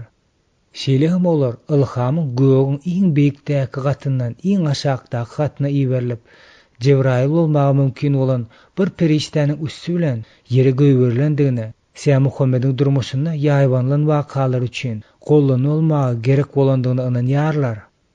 Asliýetinde Qur'anyň bary ýok zehinli, duýgudur dini we siýasy akyldaryň 7-nji asyrdan başlanyna Arabistanyň töwerenäki bolup geçen wakalary beren beýik çogagyny şekillendiriji musulmanlaryň Qur'any Hudaýyň ebedi sözü diýip hasaplaýandygyna garşy bolup çykýar. Gyzyklanýan gunuwatar okujy üçin içinde Qur'anyň materiallaryň çeşmeleri ýazylýan gymmatly köp sanly kitaplar ýazyldy. Bu ýerde The Mizan ul Haq, Hakikat terezi, The Original Source of Quran, Source of Islam ýaly misionerlik çeşmeleriniň ýatlap geçmek bolar. Bu kitaplaryň soňky ikisi öňküsiniň işi esasyna düzülýär. Şeýlikde bularyň işi iň ýokary derejede dokumentleşdirilipdir. Oňa esaslanyp öwreniji Qur'anyň materiallaryny Muhammediň döwründe Arabistanyna we onuň töwereklerine bar bolan çeşmelere degişli edip biler. Jikmejik seredip durmazdan bularyň işiniň aşagda netijesini çykarmak bolar. Qur'annaky mesihlik material esasan hem şol döwürdäki monofizitlaryň we nestoriýallaryň arasyndaky peýda bolan mesihlik babatdaky jedel hem olar inkar edýän yeretik hoş habaryndan alynan material meselelerine degişlidir. Ýewrey materialy Talmudyň we Mishnanyň durly ýerine köp gawat gelýär. Muharamazdan käbir bolan mojurlyk bolandygyna Muhammediň Musany dogan Meryem biziň eramyzdan öňki 1440-njy ýyl Mesihlik erasyndaky başlangyjy Isanyň ejesi Meryem diýip netije gelendige şahytlyk edýär. Şu sebäpli-de bu günäni Talmuda, Mishnanyň üstünde de ýükläp bolmaz. Şeýle hem Muhammediň her bir erkek kişi üçin gökde çäklenmedik möçberde gara gözli gyzlaryň bardygy barada aklyklary degişli bolan nokta nazarynyň köp ýatyldandygy babatyna material hem belläp geçeliň. Muhammediň Qur'anyň arasy arapçadan aýdyp geçen belligine garşy çykyp, häzir alymlar käbir sözleriň Efiop, Sanskrit, Haldey we Sire dildäki sözlerdigini aýdýarlar. Ýokardaky getirilen maglumatlar mesihler üçin gymmatlydyr. Şonuň üçin olar musulmanlaryň Qur'an barada manisine garşy çykmaga garşy boljak bolanlaryna şolary da ýada salmalylar da olara garşy çykmaly däldirler. Mesihler şeýle hem Muhammedi düşnüksizlikde aýplamalardan goramagy ruhsat berýärler. Sebäbinde biz onuň materiallary nireden alındygyny bilýäris we onuň hiç sady oýlap tapman döwürdeşlerine eşiten zatlaryny beýan edendigini düşündik. Onuň uçursuz, zehirli çeşmelerden bolman tutuş materialy özüniň Arap dinleýijilerine mesmerki täsir ýetirýän ýaly derejede bütewli edip bilme zehinine jemlenendir. Bu täsiriň syry tebigy aram kalbyna aralaşyp bilýän beýgeldilen obrazlardadyr. Musulmanlar Qur'any terjip edip bolmaýandygyny aýdanna. Olar sözleriň aýratynlygyň asıl nusxadaky baý emosional güýjüni berip bolmajagyny göz öňünde tutýarlar. Bu adalatly aýdylan zatlardyr. Sebäbi bu pikir islendik dildäki ajaýyp poeziýanyň hemmesine de degişlidir. Terjime edilenne gat köp zatlar ýetirilýär. Olaryň bu aýdylan zady diňe şu manyda esasy bolup bilýär. Başga wagtda Qur'an terjime edilip bilinýär. Ol takmynan ýüze golay dile terjime edildi. Materiallary hem wagt tertibine goýup bolar. Şonuň ýal edilenden soň mazmun şol döwürde Muhammediň durmuşda bolan zatlaryň esasyna many gelýär. Gynansak da musulman alymlary munyň ýal edip rejelenmelerine gat serik meýil edýärler. Olar atydy bolmajak bu garaşa sözleriň özüniň Hudaýyň hakyky sözlerdigini aýdyp jogap berýärler. Olar özleriň kitabyny özgeler üçin öwrenip berseler halamaýarlar. Şeýle Qur'any günwatarly öwrenijisi maňa analiz bermekde öz güýjüni we sistemalaşdyrmagyna berilýär. Musulmanlaryň Gurhany bolan gatnaşygynyň mundan beýleki düşündürüşlüge, petige düşen missionerler üçin peýdaly bolup biler. Umumy düşünje eýerip, has soňky ilhamlar Gurhanyňky ýerki aýdylan sözleri besedip bilýär. Şonuň üçin Gurhany dolu ulalaşyga gözläp oturmaň, musulmanlaryň mukaddes kitap tekstlerini ýüzlenmek islemezligi, olaryň Gurhanyň dolu gotarandygy wagtyndaky pikirine degişli etmek bolar. Bize ma'lum bolşuna görä Muhammed arab dilindäki mukaddes kitaby hiç açan hem görmändir. Şonuň üçin ol Gurhan hak şahatlyk bilen şeýle diýip beýan edipdir. Size bolsa ey Muhammed, özüňden öňkü kitaplary tasdikleýji we olara guwa bolan bu kitaby hak rast kıldyk. Gurhanyň 5-nji bölüm 52-nji aýatynda. Gurhan Allah'dan özüge birew tarapyndan iýindirilip bilinmejek. Diňe ol ähli älimleriň perwerdigäri tarapyndan gelen we şek şüphe bolan özüniň ozalky Tewrat, Injil ýaly kitaplary tasdikleýji şeriat kanunlarynyň ibadat dolu kitabydyr. Gurhanyň 10-njy bölüminiň 37-nji 38-nji aýatlary diýär. Başga sözler bilen aýtsak, Muhammed Gurhanyny öňkü bolan zatlaryň hemmesiniň dowamyny we hemmesiniň soňuny görüpdir. Ýöne bu zatlaryň üstüne de ol Gurhan öz-özüne ýeterlik bolan kitap hasaplapdyr. Bu zatlaryň musulmanlary ýetiren täsiri özleriň başga hiç bir zada mätäç däldigi wagtdaky duýga alyp barypdy. Häzirki döwürde musulmanlaryň mukaddes kitap öwrenmäge bolan perwaýsyzlygy giň ýaýrandyr. Missionerler üçin Gurhanyň tekstleri bilen mukaddes kitabyna berilen görüňleriň arasyndaky her hil dürlük göze görünip duranyna mukaddes kitap ýa-da Gurhan bardak sorak has da ýitileşýär. Ýokarda görkezişine görä Muhammed maglumatlaryň mukaddes kitap çeşmesine dola garaýşy bolupdyr. Ýöne şol maglumatlar hemişe dilden aýdylypdyr. Mundan başga da öz çeşmeleri bilen mukaddes kitabyň çeşmeleriniň arasyndaky ulakan tapawudyny onu asla gyzyklandyrmandyr.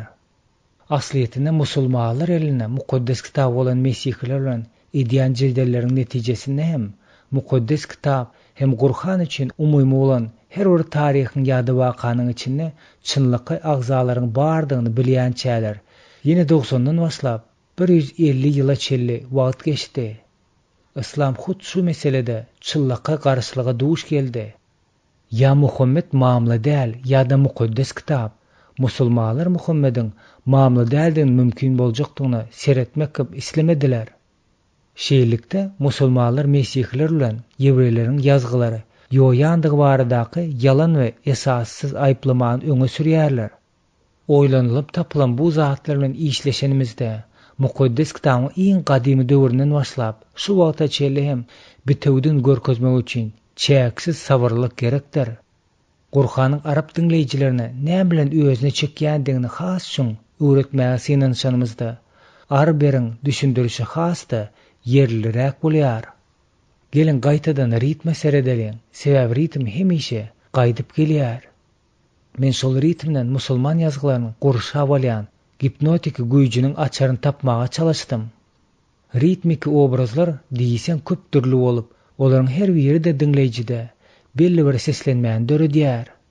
Ritm tutan ýerlik bilen Gurhanyň içinden ers argaç bolup geçýär.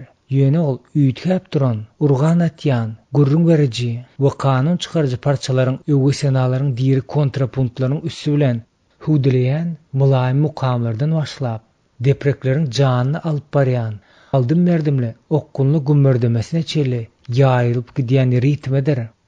Arab prosediyasının iňçi we baý üçin missionerler klasik arab diliniň hakyky ustady bolmaly bolýar. Kıyıllaştırması hem sayılan parçalar kreň güýçli, ýöne sypaçylykly edilen terjimesi ýaly wagtal bilen tanış bolmadyk ortaça günwatar okuwjy terjime hemme zady ýitirýär. Prodiýa Gurhanyň terjimesi arberiň sözleriniň hipnostiki güýjüniň bir bölegini ingliz diline tutmaga ýakynlaşýar. Ýöne Gurhan dinlänne musulmanlaryň nämen başdan geçirýändigini baha bermek Gurhanyň mazmuny barada aýtsak bolsa, olar kitabı dolu okumasalar hiç sada düşünüp bilmezler. Musulmanlar bilen işleşmek isleyen dostuna "Hawa men Gurhan okudum" diýip bilmelidirler. Muhammed 100 milyonlarca adamlar üçin soňky iň beýik peýgamber bolup durýanlar.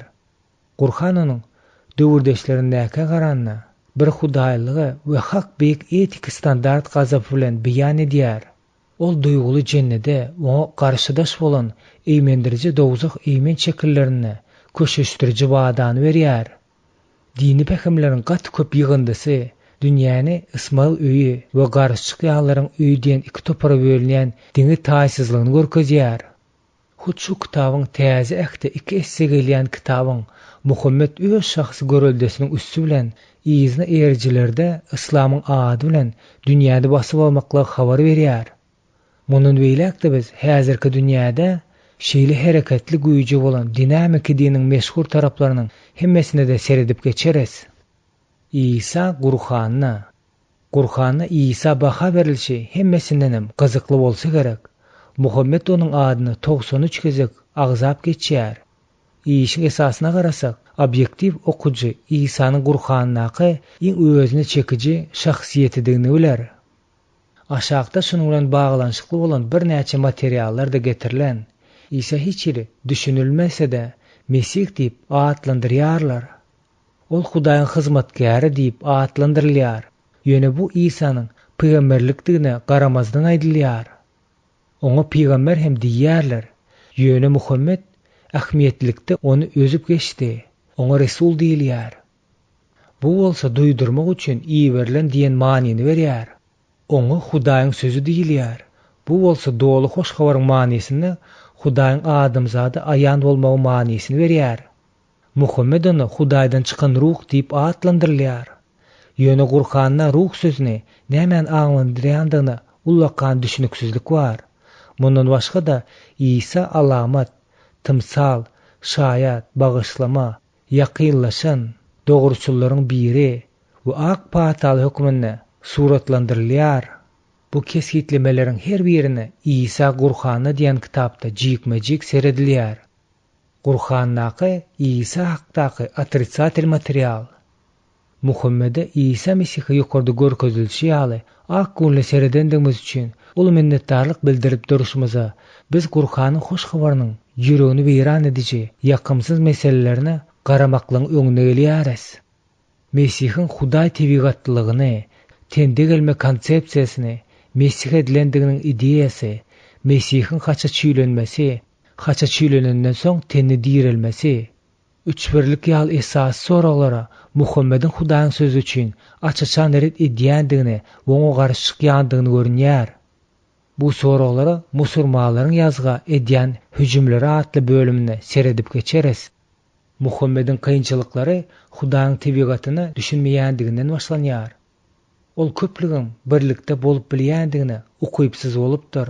Onun Hudaýyň birligini ideýasyny çişirip ulaltmagy, Hudaýda ne sözüň ne de ruhyň ebedi bilen ýaşap bilmegini yer galdyrmady. Bu bolsa söz bilen ruha dahyllyk bolan mümkin boljak iki manylyk alyp bardy. Muhammedin kynçylygy onun Hudaý ogly jümlesini asla düşünmeýändigi sebäple hasda artdy. Size Mesih okuja her nenen geň bolsa da, onun üçin Hudaýyň ogly özüni duýguju öwüşini göterýär.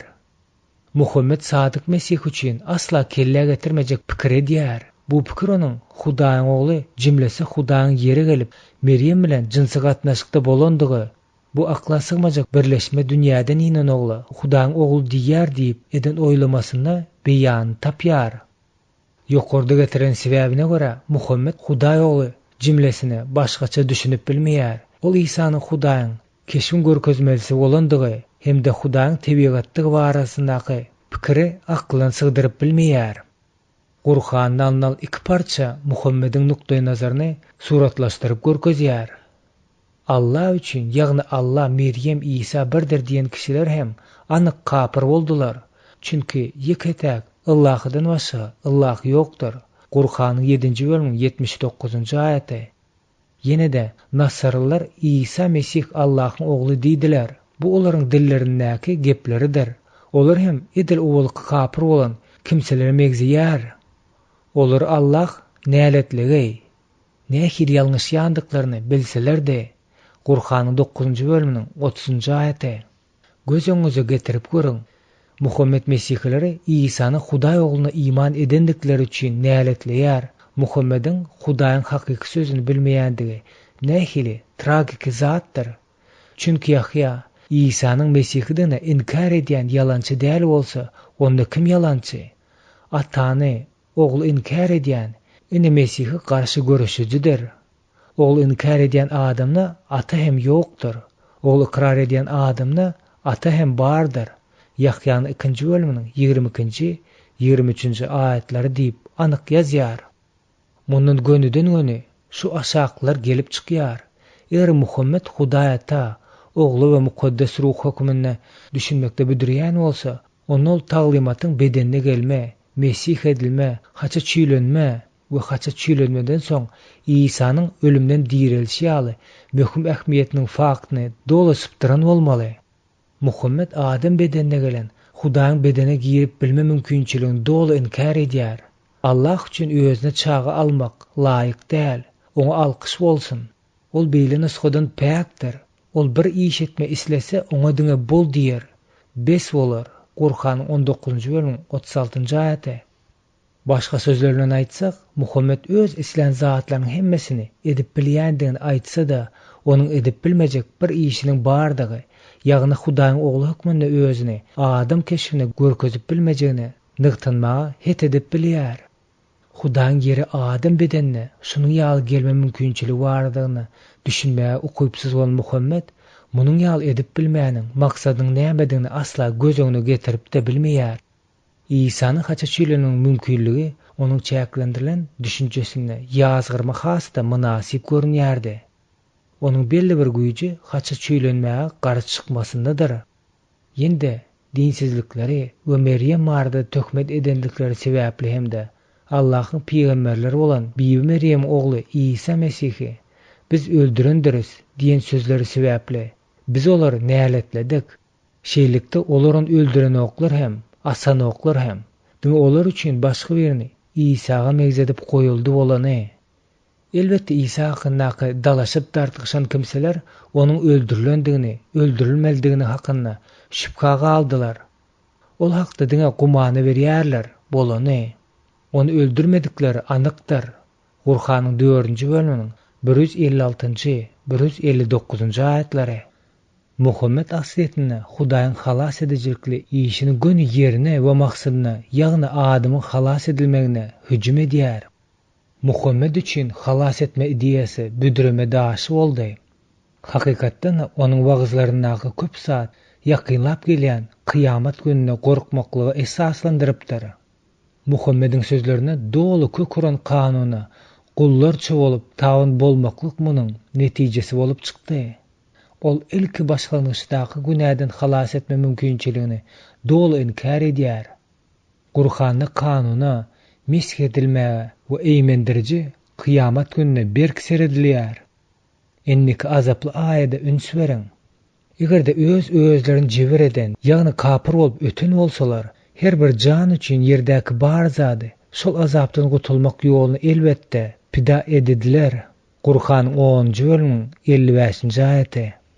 Bu ýerde hiç ýeli gutuluşam, hiç ýeli mesih edilme, hiç ýeli haça çüýlenmede, dünýäniň günäsini almak üçin hiç ýeli Hudaýyň guzusy da, hiç ýeli şeytany günäni, ölümi ýeňmede, gabyrdan ebedi ýaşaýşa, ýeňeşli çykmada ýok. İsa'nın Qur'andaky obrazy onuň ogullygyna, Hudaý tebigatyna, onuň Mesih we ejir çeken hyzmatkar hökmüne haça çüýlenendigini we zerur bolandygy üçin ölümden dirildendigine garaş çykýar. Muhammed bilgeçleýänmi, ýady ýokmy, garas hoş habaryň ýüregini üzüp alýar. Ol İsa'da Rebbi de halasgar da bilip bilmeýär. Gysgaça aýtsak, Muhammed onuň izine erjiler, öz gülkülerine ellerini berildi. Egerde musulmanlaryň ruwayaty we kanuny gulçulukly tabyn bolmasynyň giňişliginde hem çuňlugyna dolu düşünmek isleýän bolsaňyz, onu indiki iki babda biz hut şu şimalara üns bermelidirez. 8-nji bab Keskitlenen İslam, ruwayatlar we kanun. Ey müminler, siz üçin Allah we ahmiýet gününiň umydy bolan we Allah köp ýad eden üçin Allah peýgamberiniň gözel görüldi bardyr. Qur'anyň 33-nji bölümiň 21-nji aýaty. İslam goşulları bolsa Muhammed'in ölümünden bizim eramyzyň 632-nji ýyldan soňky asyrlaryň dowamynda ýoluna duş gelen hemme zat sırıp süpürmekdi. Musulman alymlary izini üzmän bu zatlar hakdaky we çynnaky baradaky material ýygnadylar. Hilleri boýup goýdular we inkar etdiler. Käbir ýagdaýlarda bolsa riwayatlar diýip atlandyrýan materiallaryň ägirt ul toparlaryny ýygnadylar. Tizara şol riwayatlar kanunlaşdyryp resmi taýdan tasdiklanýar.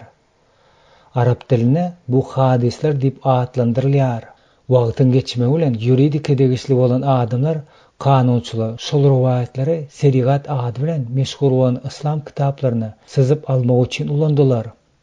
Şeýdip ýadawsızlyk bilen başgalary gulçuluga salan musulmanlar özleriniň gulçulugyny, ýagny kanunyň iň zalim dürlüğiniň gulçulugyny özleriniň hem düşündigini bilýärler.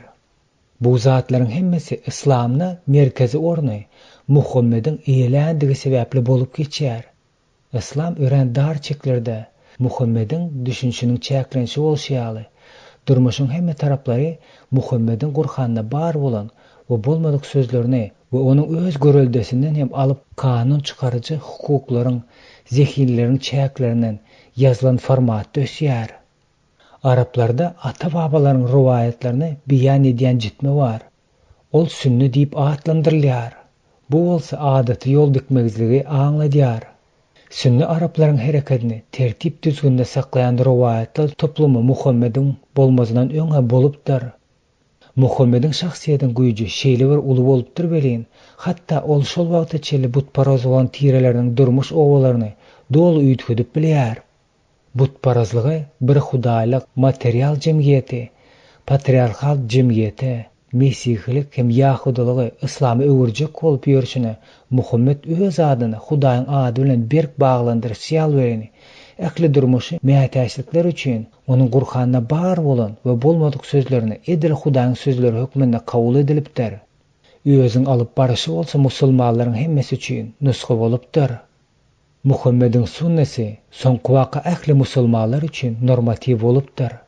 Eger sünne Muhammedin durmuşyna diýre riwayatlanma keskitlemeler bolan bolsa, onda hadisler şol riwayatlaryň hata geçirilen görnüşi bolupdyr. Riwayat ilmi düzgün hem prinsip düzmeli bolupdyr. Şol düzgün hem prinsip kömegi bilen nämening riwayatyň diýip teýkar bolup biljekdigini keskitleýändir.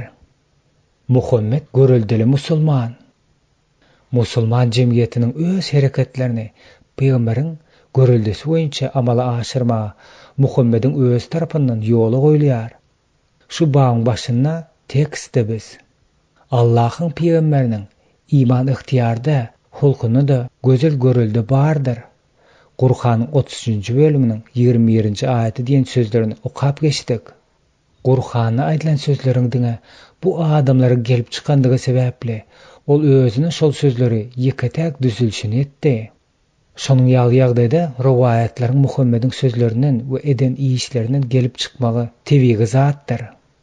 Başga sözlerini aýtsak, Muhammed özüne hemme mesele boýunça öz sözüň soňky sözü bolmak edip hukuk berdi. Gur'anyň indiki sözlerine Muhammedin öz adyny Hudaýyň ady bilen baglanşykdygyna üns beriň. Bu Gur'an'da bir gezek gaýtalanyp hem goýulmaýar. Muhammed hemmeleri öz izine düşürmeklige çagyrýar. Aydın ey Muhammed, ey adamlar, elbette men siziň ähliňize Allahyň iýberen ilçisidirin. Ol şeýle beýik bolup, asman we yer onuň mülküdür. Hiç illah ýok, diňe onuň özü bardyr. Ýaşaýyş hem ölüm hem onuň eredasy bilendir. Indi Allah we onuň peýgamberine, Resula we onuň sözlerine, ynamly ümmi peýgambere iman getiriň we oňa eýeriň, hökman hidasat taparsyňyz. Gur'anyň 7-nji bölüminiň 158-nji aýaty. Aydın ey Muhammed, eger Allahy söýseňiz, maňa eýeriň. Şonda Allah sizi süýer we günälerinizi ýeňilleşdirer. Allah bagyşlaýjy we mehribandyr. Aydın Allah we peýgambere tagy dediň. Eger ýüz öwürseler, bes elbette Allah beýle dinsizligi söýmeýär. Gur'anyň 3-nji bölüminiň 29-njy 32-nji aýatlary. Muhammed öz izine eýermege nesihat vermekden başga yukarıda getiren ayetlerde aydılan edelere günahların bağışlamagyny wada berýär. Muhammed özüni ret etjeklere, imany erkan edýärler üçin Hudaýyň söýmejekdigini aýdýar. Ol şeýle diýmek bilen hakyky imany özüne taban boljaklar bilen deňeşdirýär. Bu zatlaryň mesih hökmüne seljereşdirip oturanmyzda Muhammediň öz izine erjekleri günahlaryn geçilmeň söz berýändigi yglan eden hayran aly arasy. Bu diňe İsa'nyň wada berip biljek zadydyr. Sebäp İsa'nyň bu wadasy onuň Hudaýyň ogly we bütün adamzadyň halaskary hukmyny haç üstündäki beren pida edici ölümüne esaslanandyr. Muhammed diňe bir nämäni günahlaryň bağışlaýandygyny kökü bolup durýanyny asla düşünmän soň günahlaryň bağışlamasyny wada bermän. Eýsem İsa'nyň agyzyna özüniň geljekdigini, degişli bolan peýgamberligi salyp, özüniň mesihden beýikdigini edýän dağlaşgarlaryny berkidip, has aňyry diýär. Ýatlaň İsa ogly Meryem, Muhammediň İsa'nyň ady Hudaýyň ogly diýip tutmakdan tapawutlanyr aýdýan söýgüli jümlesi. Ey beni İsrail, elbetde men Allahyň size iýberen peýgamberi deren.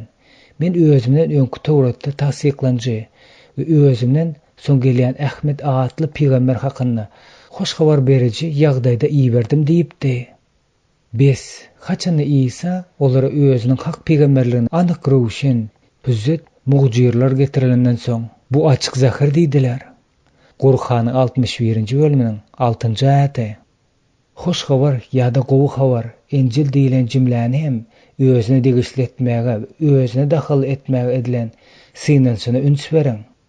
Bu ýerde gurrungadan zatlarymyz bu Muhammediň ýazgysynyň merkez şahsiýeti hökmüne İsa bilen özüni çalyşyp onuň ýerine eýlemäge eden synançygydyr.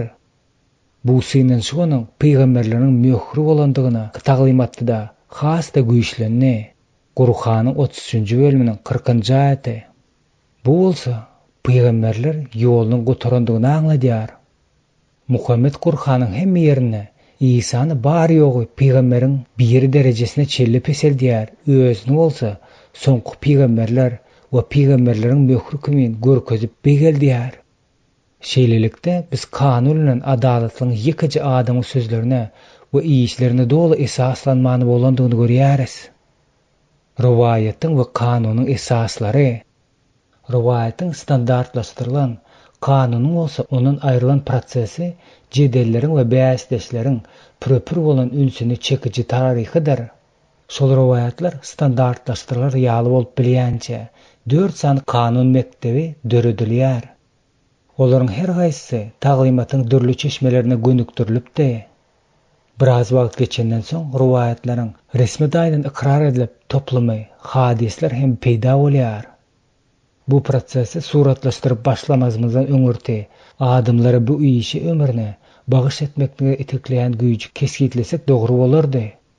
Qur'anda köp gezek gaýtalan ýolbaşçylyk ideýasy nädip dogry ýolbaşçylyk bilen bolmaly jemesini musulmanlar üçin hakyky bulagaýlyk bolupdy. Hemme zat Hudaýyň erkini bilmeň daşyny aýlanýardy. Rahman özüniň İslam atly gymmatly kitabynda muny gat gowy jemläp Adam Qur'anyň gotarnykly görkeziji, Muhammediň bolsa iň kämil düşündiriji bolan şol erkini açmalydyr, kesgitlemelidir we ýerini ýetirmelidir. Rahmanyň ýazan 1979-njy ýylyna. Bu temada Muhammed tutuş sistemasynyň çeşmesi bolup durýar. Bu munyň ýaly düşündirmeleriň ýeketäk düşündirişi we misaly bolupdyr. Onuň hereketleri musulmanlaryň hemmesi üçin norma bolupdyr.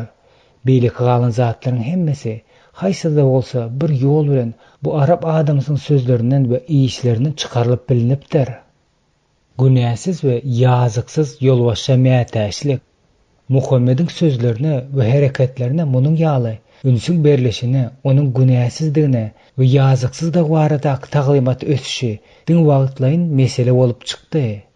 Muhammediň keramatlygy barasyndaky ideýasy hem bu hadiseden daşda däldir. Dogrudan Palestinadaky meşhur yepiskoplaryň biri bilen ol öz adyny tutmazlygyny haýyş etdi. 1990-njy ýylyň noýabr aýda bolan gürrüňleşiginde men häzir Muhammediň keramatlyk ýönküýän kitaplaryň dokumental derece çap ediljegini bildim.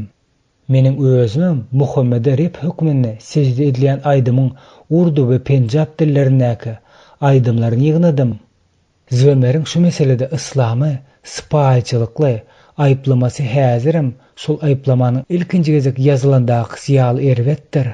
Muhammedçiliň dünýäsiniň günäsi we ýazygy olaryň Mesihiň şöhratyny başga birine berýändiginedir.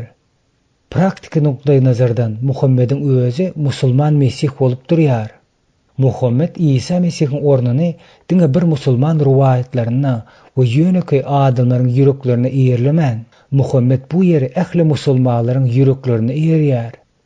İslamnaky ýagdaýynyň kynlygy musulman teoloklaryň uýupçysy bölegleriniň Mesihiň hudaýlyk tebigatyny we halasgar hukmynyňky missiýasyny inkar etjek bolup, güýçlerini sarp edýän wagtlaryna keramatly biri bilen gatnaşykda bolmak isläp, ruh teşneleri duýan musulmanlaryň köpüsiniň diňe Mesihde gazanyp boljak zadyny Muhammede tragik ýagdaýda degişli edýändiklerinidir.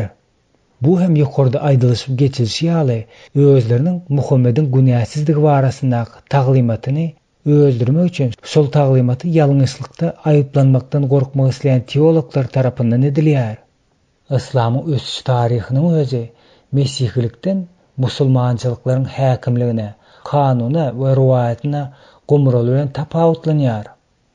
Hemme zadyň din ýaly Muhammediň durmuşyny esaslanyşy sebäpli öz durmuşyny haýsyda bolsa bir ýagdaýda ýa-da şoňa mezeş ýagdaýda we şu ýerde bolan bolsa Muhammediň şunyň ýaly ýagdaýda näme etjegdi barada öňden öz pikirini näme diýip aýdardyka diýen pikirini bilmek musulmanlar üçin wajypdyr. Kanunçylar öz gelen netijelerini berkitmek üçin hem ýerde öz pikirini tasdiklap bilýän riwayatlaryň ýazgy görünüşindäkilerini gözleýärler. Gynansak-da beýleki kynçylyklar hem şunyň ýaly edipdiler. Bilgeýislenmi ýa-da bilmezlikdenmi garaz riwayatlar, hadisler köpeli uğradı. Hadisler ýygnaýallaryň iň hormatlanýany bolan Buharyň döwründe biziň eramyzyň 870-nji ýyllarynda milionlardan gowrak riwayat bolupdyr. Buhary olaryň aglaby bölegini ýalan riwayatlar hukmynda aýryp taşlaýar-da bary ýogy 7000 sansyny hakyky riwayat hukmynda galdyrýar.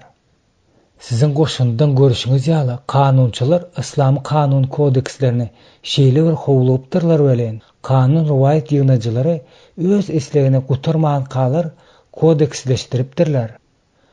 Diagrama kodeksleşdiriciň atlaryna gabat gelýän 4 sany hukuk köpüregiň bolandygyny görkezýär. Olaryň birinjisi Hanifa. Hanifa 767-nji ýylda ölýär. Dörtleriň soňkusy bolan Hanbal 855-nji ýylda ölýär. Hadisleriň resmi taýdan ikrar edilen 6 ýygyndysy düzen. 870-nji ýylda ölen Buharydan başlap 916-njy ýylda ölen Al-Nasaiçeli düzüjüler öz işlerini alyp barýarlar.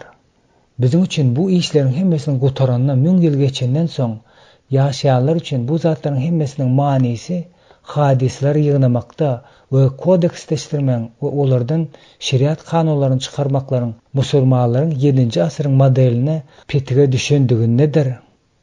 Bu model Muhammediň teklip eden öz ölümünden soňky 2,5 asyr dowamynda akla sığmajak ölçüge çeri ulan sözlerine ve hereketine esaslanýar.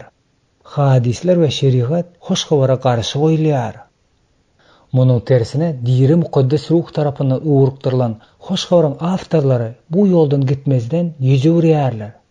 Mysal üçin Ýahya, İsa'nın başta eden işleri gaty köpdir. Olar bir-birini yazılsa, onu yazılan kitaplar dünýä sığmaz diýip pikir edýärin.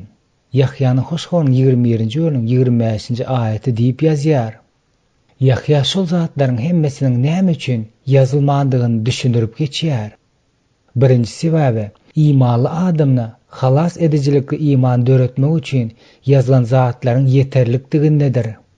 İsa şähertleriň ýanyna bu kitapda yazılmadyk başga da köp alamatlar görkezdi. Ýöne bu siziň İsa'nyň Hudaň ogly Mesihdigine iman etmeňiz we iman edip onuň ady bilen ýaşaýşa gowuşmaňyz üçin yazyldy. Yahyanyň hoş gowran 20-nji bölüminiň 30-njy 31-nji aýatlary. Ikinci düşündürüş meniň pikirimçe Hudaýyň hoş habaryny ýa-da oňa berilen sesleriniň birinji asyrlaryň Ýehudalaryň adatlaryna saklanyp galmany eslemeýändiginde bolsa gerek. Yazgy öz nuruny çaýan ýevrey rowatlaryny bilmeklik peýda bolsa-da, köpsiniň medeni sferasynyň spesifikasy bilen kesgitlenmesi üçin ýevrey medeniýetiniň adamlarynyň hemmesini ýyzarlamalydyr. Ýöne olary öýkünmeli däldiris. Mundan başga da Hudaýyň taglymatlaryň dünýä islendik ýerindäki islenen medeniýeti konteksti, islenen wagty laýyk gelen real edip, ýolbaşçylyk etmek we dinamiki, diri açaryny öwüt nesihat bermek üçin ýygnana mukaddes ruhy berdi. Başga sözler bilen aýtsak, Hudaý hoşgörüň materiallaryny çäklendirip, onu sansız, sajaksız medeniýetlere we dilleri ýaýratmakdan azad etdi. Mesihlik ýygnaň dürli görnüşler we strukturasy bilen görkezen adaty bolmadyk çeýligi Hudaýyň paçalygynyň ähli medeniýetlerde parahat ýaraýandygyna ýol berdi. Tersine, İslam 7-nji asyryň bütün dünýäniň üstüne garaýşlar, zerur bolan mätäç güýç bilen ýüklenmeli edilen çeýi bolmadyk Arap modeline berilýär. İslam öz kanunlary we riwayatlary bilen şogul bolmagy, ukyply bolmandygy çaklaşyklarda, reformalar geçirmäge edilen synanyşyklarda ol täzeden-täze zatlaryň girizmegine, sinkretiki egleşiklerde, döwre uýgunlaşmaga edilen synanyşyklarda munyň netijesinde hem dünýäde musulmançylyk sektalaryň we akymlaryň peýda bolmagyny öz beýanyny tapýar. İslam bir tarapdan bir wagtlar hemme döwürler üçin kodekslerini döreden demir normalaryny arasyndaky hemişelik dartgynlykda, başga tarapdan hem ruhy duýgular boýunça adam ruhynyň teşnelerini döwri war medeniýet görnüşine gandyryp, kanagatlandyryp bilmeýän ýagdaýda ýaşaýar. Misioner ortodoksal İslam bilen diňe bir onuň şu obraz durmuşyna wepaly bolup musulmanlar üçin nämäni aňladýandygyny bilmek tanışmak üçin däl-de İslamyň ortodoksal däl görnüşiniň şol normada näme üçin gyşyrýandygyny düşünmek üçin tanışmalydyr. Mundan beýlek biz bu kitapda İslamyň variantlaryny görnüşiniň bir näçesini seredip geçdik. Mundan beýlek biz bu kitapda İslamyň variantly görnüşleriniň bir näçesini seredip geçeriz. Ýöne mundan öňürti gelin gysgaça ortodoksal İslam bilen özüniň esasy ynam we adat punktlaryny seredip geçeliň. 9-njy bab. İslam, onuň dini, dünýä garaýşy we talaplary. Biz sizi aňsat ederiz. Qur'anyň 87-nji bölüminiň 8-nji aýaty. Biz geçen wabatyň materialynyň musulmanlaryň Hudaýy tanamagy edýän ymtylmasy Muhammediň nusgalaryny eýrendiklerini bildik. Diýeri rowayat, sünne, ýuwaş-ýuwaşdan hat ýüzündäki rowayatlara, hadislerde standartlaşdyrylýar. Materialyň bu ägert uly köprüsinden iteklenip çykan hukukçylar ähli durmuş taplarynyň üstüni örtýän kanunlary döretmäge, köpeltmäge, dikiltmäge başlaýarlar. Materiallaryň bir giden toplumynyň musulmanlara gündelik durmuşyny ýolbaşçylyk etmek üçin nusga ösüp çykdy. Ol başda derece, maqulanýan zatlara teklif edilýän, ýazgyrylýan, gadagan edýän zatlara we eden hereketleriň bir tarap hereket hökmünde atlandyryp biljek ýer bolan merkezi ulgamy bölünýär. Musulmanlar kim-kimden goňşy halklaryň tapawutlanýan hereketlerine we ynama eýe bolup başladylar. Kanunyň we riwayatyň şu ýygnançygynyň ösüşi bilen bir wagtda İslamy özü hem basyp almagyň üstü bilen territoriýa taýdanyň östürmegini dowam etdirdi. Şol basyp almalaryň dowamyna ol başga dini inanýan halklar hem basyp alýar. Özleriniň şol köne dinlerine ters tarapyny hökmünde keskitlemek musulmanlar üçin wajyp bolup çykýar. Mundan başga da İslamyň özüne giň pikirlenýän toparlaryň ösmegi bilen bu wajyplyk ýetelýär. Sebäbi eger onu İslam bolmak üçin yalan daşgärlik edýän zady aýdyň tapawutlandyrmak gerek bolsa, onda hakyky İslamyň nämedigini bilmek wajypdy. Ynamy we adaty beýan edýän bu hökmany jimleler. İman we din diýseň esasy iki düşünjede aýdyň jimlenipdir. İman sözüň din manysynda Hudaý hökmüne kabul etmeklik bolan garaýşy we borjy hemde onuň kanunyna şeriatda beýan edilen erkine dolu taun bolmaklygy aňladýar. Ýöne ol sözüň dar manysyny ynamyň 6 dogmasy bilen çäklendirilýär. Ine olar: birincisi Hudaý bolanynam, ikincisi periştelere bolanynam, üçüncüsi mukaddes kitaplara bolanynam, dördüncüsi peýgamberlere bolanynam, beşincisi kıyamet gününe bolanynam, altıncısı Hudaýyň islegine bolanynam. Şoňa megzeşdäki islamyň borçlaryny kesitleýän, käbä islamyň üstünleri diýip atlandyrýan zatlar da aşagda berilenler. Birinciden ynam nişanyny iglan etmek, ikinciden namaz okumak, üçüncüden sadaka vermek, dördüncüden oraza tutmak, beşinciden ziyaret etmek, altıncıdan mukaddes uruşy alyp barmak. Käbirleri iň soňky punktny goşmaýarlar. Islamyň üýtgeşik bolan bu konsepsiýasynyň soň olaryň her biri hakda gurrun etmäge wagt tapmak dogry bolar. Hudaý bolan ynam. Musulmanlar Allaha sejde edýärler. Allah Hudaý aňladýan sözdür. Muhammed Allah münasip bolan ýoldaşyň we deňe taý ýokdugyny aýdýar. Ol ýeketäkdir. Ol adamdan düýüp göter başgaçadyr. Onun yüzi, elleri ýa-da adam bilen deňeşdirýär ýaly bir zady diýip bolmaz. Dawud rahbar özüniň God of Justice diýen kitabynda Hudaýyň tebigatyny özüniň Gur'andakynyň gazaply, aralyjy adalatlydygyny aýdýar. Musulmanlar Hudaýyň atlaryna köp üns berýärler. Gur'an Hudaýyň atlaryny sanap geçmezden onuň atlarynyň ajaýypdygyna salgynanýarlar. Gur'anyň 7-nji bölüminiň 170-180 aýatlary. Musulmanlar hadisleri Hudaýda 99 sany ajaýyp adyň bardygyny aýdýar. Teşvik köp ýagdaýlarda şol aýatlary ýatda saklamak üçin ulanýarlar. Adatça musulmanlar tesbisi ýüpe düzülen 33 moňjukdan ibarat bolýar. Şol moňjuklary 99 aýatdy jemlemek üçin elleri bilen eýlek-beýlek geçirip sanaýarlar. Şu hereket sebäpli merhamet inýändir diýip çaklaýarlar. Gur'anyň 112-nji baby Muhammediň Hudaý baradaky garaýşy gowy häsiýetlendirýär. Ey Muhammed, aýdyň, ol Allah birdir. Ýagny onuň hiç hili şägirdi ýokdur. Ol ýeketäk ýalňyzdyr. Allah ähli hajatlar bilen gözlenicidir. Ýagny ähli hajatlar ondan soralýar, emma ol hiç kime mätäç däldir. Ol doglanam däldir, dogranam. Ýagny Allahyň ogly, gyzy hem ata-enesi hem ýokdur. Ol ezeli we ebedidir we hiç kim oňa deň däldir. Ikinciden periştelere bolanynam. Perişteler azat erki bolmadyk yaradylışdyr. Olaryň dördüsi 5 perişteler hasaplanalýar. Jibrail ilham periştesi, Mikail goraýjy perişte, Israil zamanyň ahyryndaky dünýäni weýran etjek surnoy çalar. Israil ölüm periştesidir. Şeytan, iblis, ozal perişte bolupdyr. Emma ol Hudaýa taun bolmakly sebäpli jyna öwürlipdir. Perişteleriň Hudaýyň hyzmatkarlary hukmynda hereket edýän başga da derejeleri de bardyr. Jyllar, adatlar daşary zatlaryň başga bir görnüşleridir. Olar otdan yaradylypdyrlar, erkek we aýal bolupdyrlar, hemde ölümlidirler. Olar adamlary eýläp bilýärler. Şeýle hem adamlaryň jynlar bilen nikalaşýandygy barasyndaky gurrunlaram bar. Adam doglan wagtynda oňa garşydaş jinsy bolan, jin hem dogulýar diýip hasaplanylýar. Mukaddes kitap bolanynam.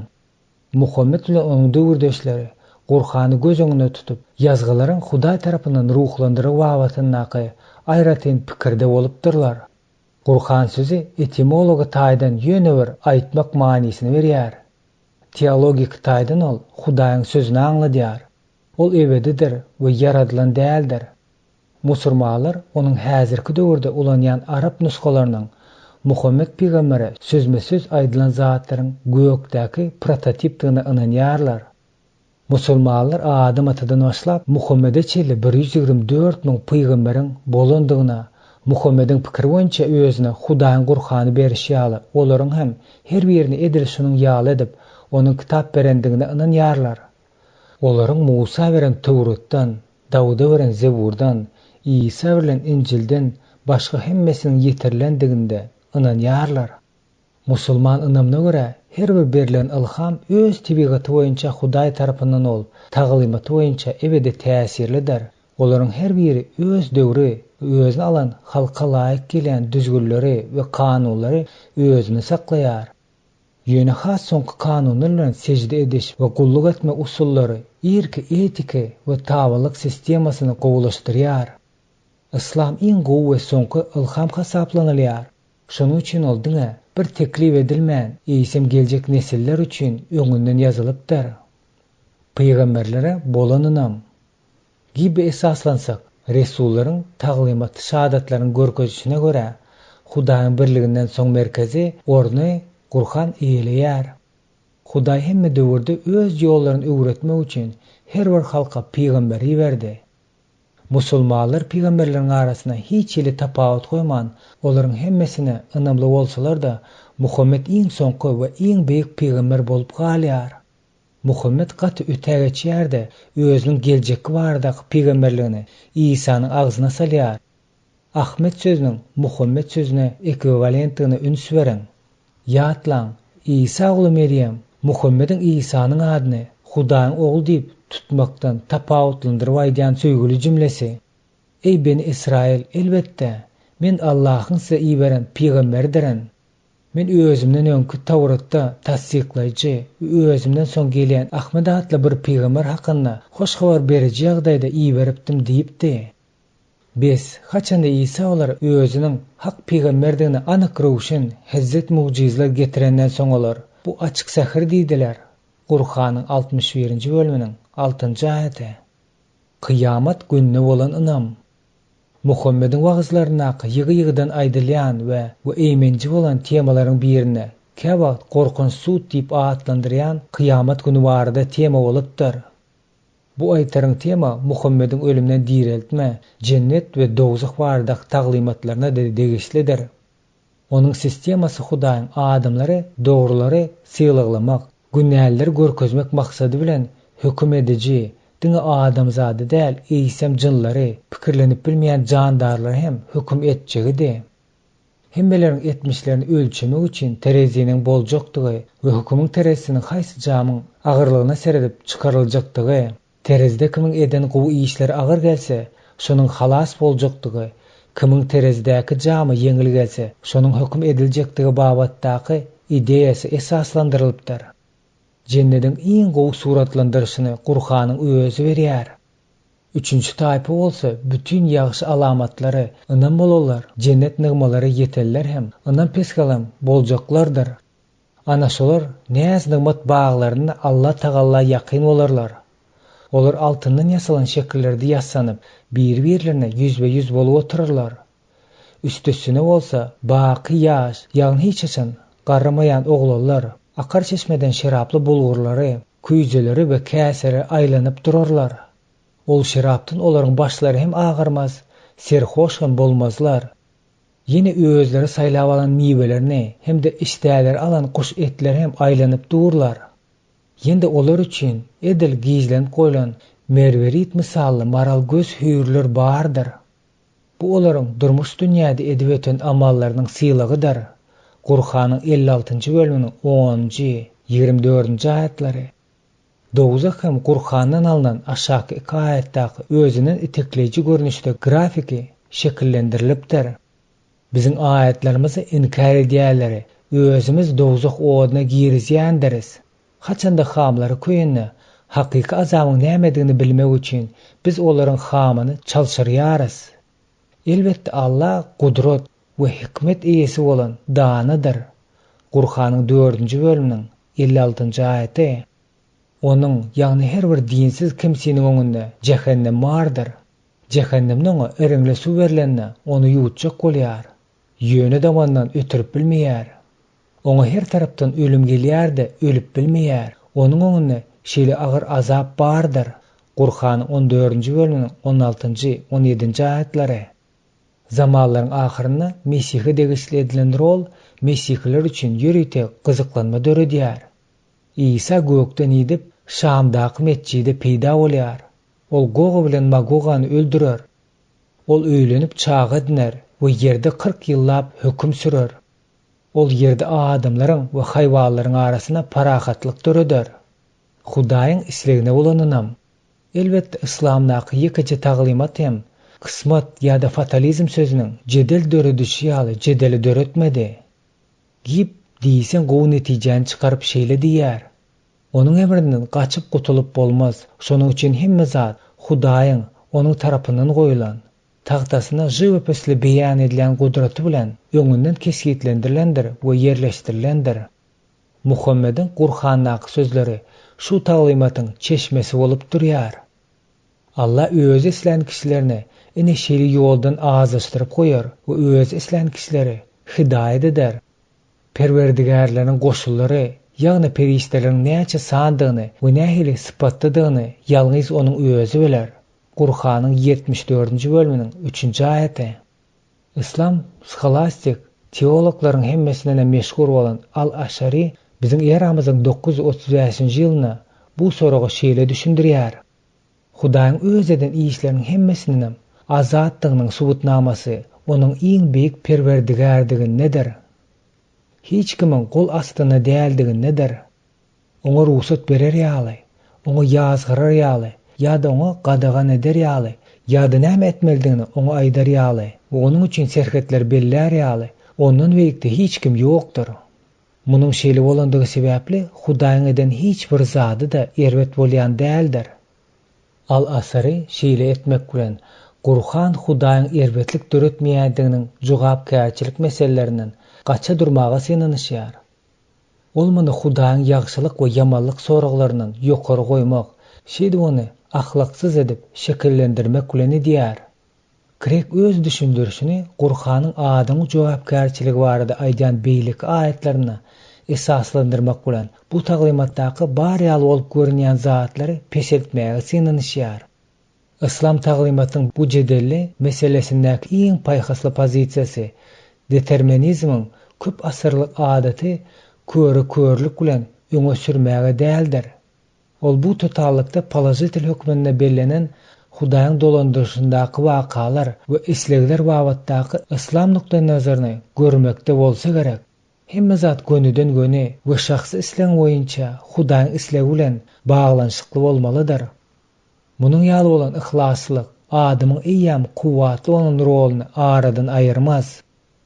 İslamyň öz ilkinji asyrlaryň goňşularynyň ilkinji nowatda Yahudalar we Mesihlilerin taglimatlaryna garşy bolup saklajak bolan taglimatlarynyň dogmasy şeýledir.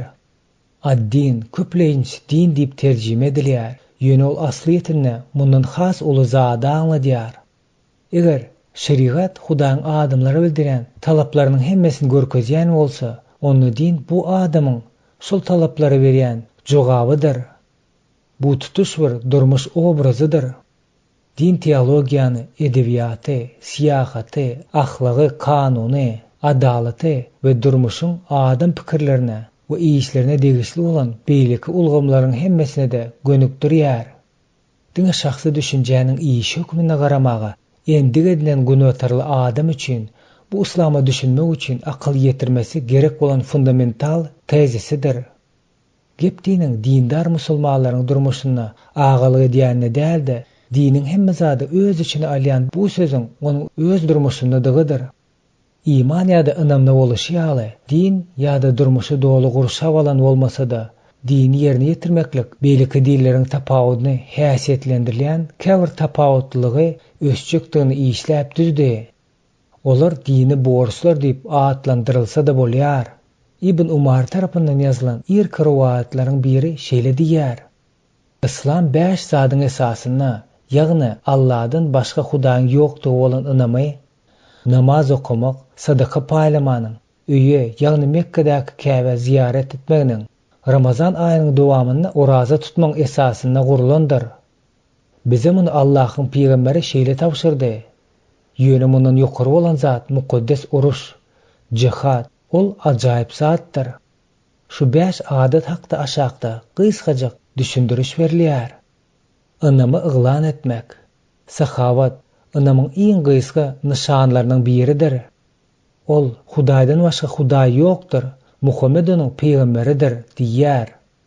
Munyň birinji bölegi Musanyň kanun taglymaty kitabynaky. Ey Israil halk, gulak goý. Hudaýymyz rep ýeketäk repdir. Kanun taglymatynyň 6-njy bölümiň 4-nji aýatyny diýen yglan etme megzeşdir. Şahadatyň indiki bölegi Muhammediň şahsy döredin zady bolupdyr. Musulman bolmak üçin şu formany ýürüýte aýtmak ýeterlikdir. Bu Hudaýdan başga Hudaý ýokdur, Muhammed onuň peýgamberidir sözler. Her bir täze doglan çağan ilkinji eşidýän, ýogulan adamyň gulagyna da aýdylýan soňky sözleridir. Bu musulmanlaryň ýygnanyşyndaky adaty sözü we derwişleriň, musulman mistikleriň aýdymydyr. Olar musulman döwletiniň Saud Arabistanyň resmi baýdagyna hem bardyr. Bu gysgaçyk ynam nişanyň islam üçin psihologiki we dini ähmiýeti hem de gymmaty deňi taýsyzdyr. Adat bolan namaz okumak, salatyň aşagdaky düşündirişi joplaryň öz kitabynaky ajaýyp derňegine esaslanýar. Biziň bilişimiz ýaly Muhammediň Ýehudalar we Mesihler bilen ilki dostluk gatnaşygy bardy. Ol olar bilen ılaýtyda olar öz izini erjilik etjek bolanyna gowy bolupdy. Ýehudalarda günne duga etmek üçin belinen 3 wagty bardy. Muhammediň şolara nusga edendiginiň Qur'anda görkezilýär. Günüň 2 ahyryna we giýje ýakyn sagatda namazydyr. Birazrak wagt geçenseň, Muhammed özüň göwgeden bir giýjek ören wajib siýahatyndan soň Hudaýyň özüň günne 5 gezek namaz okumagyň gerekdigini aýdandygyny duýýar. Gynansak da bu Qur'anda ýok, ýöne onu gün içinde 4 gezek namazy okulýandygyny ýatlynyp geçilýändigi ýeri bar. Bes, giýje giden wagtlaryňyz hem, ertere çykýan wagtlaryňyz hem, agşamda hem, peýsinde hem Allahyň päklen, ýagny oňa hamdy sena aýdyň. Qur'anyň 30-njy bölüminiň 17-nji 18-nji aýatlary. Musulman takyklaýjylar soňky görkezilen wagtyň namaz üçin talap edilen soňky 2 wagtynyň öz içine alýandygyny aýdýarlar. Dagatmazyndan öň ýanyna namaz, günertan iýiz ýany. Günertandan soňky günüň üçinne, gün watan wadyna, garanky düşenden soň. Biz adam derejesinde Muhammediň öz din adatlaryny we desturlaryny günerti Arabistanyny ýaşaýan özlerini sabeyler diýip atlandyrýan monoteistler ýarym mesih toparlardan alandygyny bilýäris. Termingen hem öz kitabyny şol adamlaryň kimler bolandyklaryna gyzykly hem gysgaçyk düşündiriş berýär. Sabeyler gün içinde 7 gezek duga etmegi däbini ýerine ýetiripdirler. Olaryň bäşisi Muhammediň kim-kimden ýolan namaz wagtyna gabat gelýär. Bular özleriň önüne hasda çuňlaşýar da, şunyň ýalzady ilkinji bolup, gadymy Pars döwründäki Zoroastritleriň döredendigini görkezýär. Wagt boýunça gurulan duga etilmek, Qur'anda ýa tutulýan arab setirlerini we parçalaryny aýtmak bilen edilýän format sejde megzýär. Adat şahsy ýüzlemäniň öz-özünden bolmagy ýol berýär. Musulman namaza taýarlyk görýän mahaly dessura öwrülmek, arassaçylyk meselesi hem juda wajib zat bolýandyr. Muhammediň bu ideýany Ýehudalardan alandygynyň subutnamasy gaty köpdir. Biziň taryhdan bilişimiz ýaly Muhammed we onuň ýyzyny erijiler namaz okan wagtlary ýüzlerini Ýerusalime öwüripdirler. Ýöne Mekkadaky ýewrey taýpalary bilen bolan juda betbagytçylykly garşylykdan soň Muhammed namazyň uğruny Mekka tarap öwürmek bilen üýtgedýär. Qur'anyň 2-nji bölüminiň 136-njy 149-njy aýatlary. Namaz gözüň açyp okulýar. Namaz okulýan wagtyny edilýän hereketler Muhammediň eden hereketleriň takyk gaýtalanmasy bolup durýar. Namaz söwüş, hub awanyna ýa-da siýahat wagtyna gysgaldyrylyp bilýändir. İslam sahna bir kemsiz oýlanyp tapylan kanun bilen çykmady. Köp desturlar hatda Muhammediň döwründe de üýtgedilmä sezi bar edildi. Zekat hem sadaka paýlanma hukmynda şolaryň sanyna girýär. Muhammediň ilkinji mirasdary bolan Umar biziň eramyzyň 632-604-nji ýyllaryna Muhammediň iýişler bilen gutuluş baradaky taglymatyny takyk şöklelendirýär. ol şeýle diýipdir. Namaz bize Hudaýa tarap barýan ýolunyň ýarysyny alyp barýar. O razy bolsa, biziň onuň köşüniň, derwesesiniň aňyrsyny alyp barýar. Zekat hem bize girmäge ruhsat alyp berýär. Hitli hukmany we meýletin sadakalaryň arasyndaky tapawudyny görkezýär. Sadaka paýlamyklyk 2. Süýgü we taýyklyk akty hukmyna berilýän meýletin sadaka we hukmany da ýa-da kanuny sadakasy zekat görnüşi bolýar. Ol diňe bir sosial borç hukmyna däl-de, isim özüni arassalamaga serişdesi hukmyna da bellenilýär. Zekatyň taýyk mukdary üýtgedilýär. Ýöne soň kanonika kanun boýunça şahsy gazanjyň 40-dan 1 bölegini bermekligi karar edilýär. Gipem muňa aşagdaky bölekleri goşýar. Zekat islamy giren her bir adam tarapyndan meýletin bolşy ýaly mejburlyk bilen hem ýerine ýetirmelidir. Ýöne bu salgat däldir. Has dogrusy muňa jomartlyk bilen gaýtarylyp berilen Hudaýa berilen kredit hukmyna garamak bolar. Meýletilik bilen berilen gurbanlyklar sadaka hem günälerden saplanma serişdesi bolup, garyplara, mätäçlik çekýän ýetimlere we siýahatçylara paýlanmalydyr. Zekat bolsa garyplara, mätäçlere, sadaka ýynamak bilen meşgulanýanlara, anam döredýällere, gullara, tutsuglara, bergidarlara, Hudaýyň ýoluna düşen adamlara sarp edilmeli. Häzirki döwürde Eýrandan başga musulman döwletleriniň köpüsi zekat ýygnamaklary gurýarlar. Eýranda zekat ýygnajylaryň döwleti kontrollyk etme mümkinçiligi de alandygyny bilmek hem wajypdyr. Dindarlaryň şol serişdesini kontrollyk etmeýän ýerine olar döwleti de kontrollyk edip bilmeýärler. Oraza tutmak. Oraza takmynyň 30 güniň dowamyna tutulup, musulmanlaryň Ramazan aýynyň dowamyna amala aşyrylýar. Musulman kalendaryň güne däl-de aýy esaslanandygy sebäple olaryň ýyl günüň kalendaryna seredilenine 11 gün gysga bolýar. Bu aý takmynyň 33 ýyl döwrü bilen pasyrlarda aýlanýar. Oraza tutuş Ramadanyň dowamyna daň atanyň gün watýança ýerine ýetirilýär. Oraza döwründe daň atmazyndan we gün watmazyndan öň ýanynaky ak guşak garadan saýlanýança musulmanlar iýmelem, içmelem, çilim çekmelem ýa-da garşydaş jins bilen seksual gatnaşyk etmeli hem däldir. Oraza gün watan wadyna ýeňil iýmet bilen besedilýär. Ramazanyň dowamynda mesjide gidip namazlaryň Gurhanyň aýatlaryny okumagy bilen we arasyny bölüp durýan 4 nahar bilen utgaşdyrýan dolu berja edilmek gowudyr. Bu ýagdaý uzak gije de dowam edip biler. Oraza ennik aýyň 1-nji günne Idul Fitr diýen uly bayramçylyk bilen gotarýar. Bu günne Orazanyň gotarandygy bellenýän günne sadaka paýlanylýar. Şonu her bir maşgala başy garyplara, ýurduň adatlaryna laýyk gelen mukdardaky iýmeti takwalyk alamaty hökmünde paýlaýar. Bayramçylyk 3 gün dowam edýän şagalan üçin bahana bolýar. Bu bayramçylyk wagtynda musulmanlar şatlanýarlar, täze eşiklerini görkezýärler we bir-birine kucaklaýarlar. Ziyaratçylyk. Musulmançylyk dinindäki iň beýik iş Mekka ziyaret etmekdir. Muhammed bu işi sagdyn hem de mümkinçilik bolan her bir musulmana ömrüne bir gezek hukmany edilmeli zat edip goýdy. O ýola kadir bolan kişiler boýunça Allah üçin ene şu öýe haç ziyaret etmeli boluju bardyr. Gurhanyň 3-nji bölüminiň 97-nji aýaty. Ozal ýagny Muhammed Mekkany ähli musulmanlaryň ziyaret etme merkezi etmeginden öň butparazlar arasyny ol ýerde Käbe diýip atlandyrýan mukaddes çay, hup şekilini öýü gurýarlar. Ol ýerde yerli hudaýlar ýerleşdirilipdir. Arab taýpalary üçin Mekka siýahat edilýän mukaddes aýlar hökmünde yglan edilipdir. Şol aýlaryň dowamynda hiç ýyl uruş bolmaly däl eken.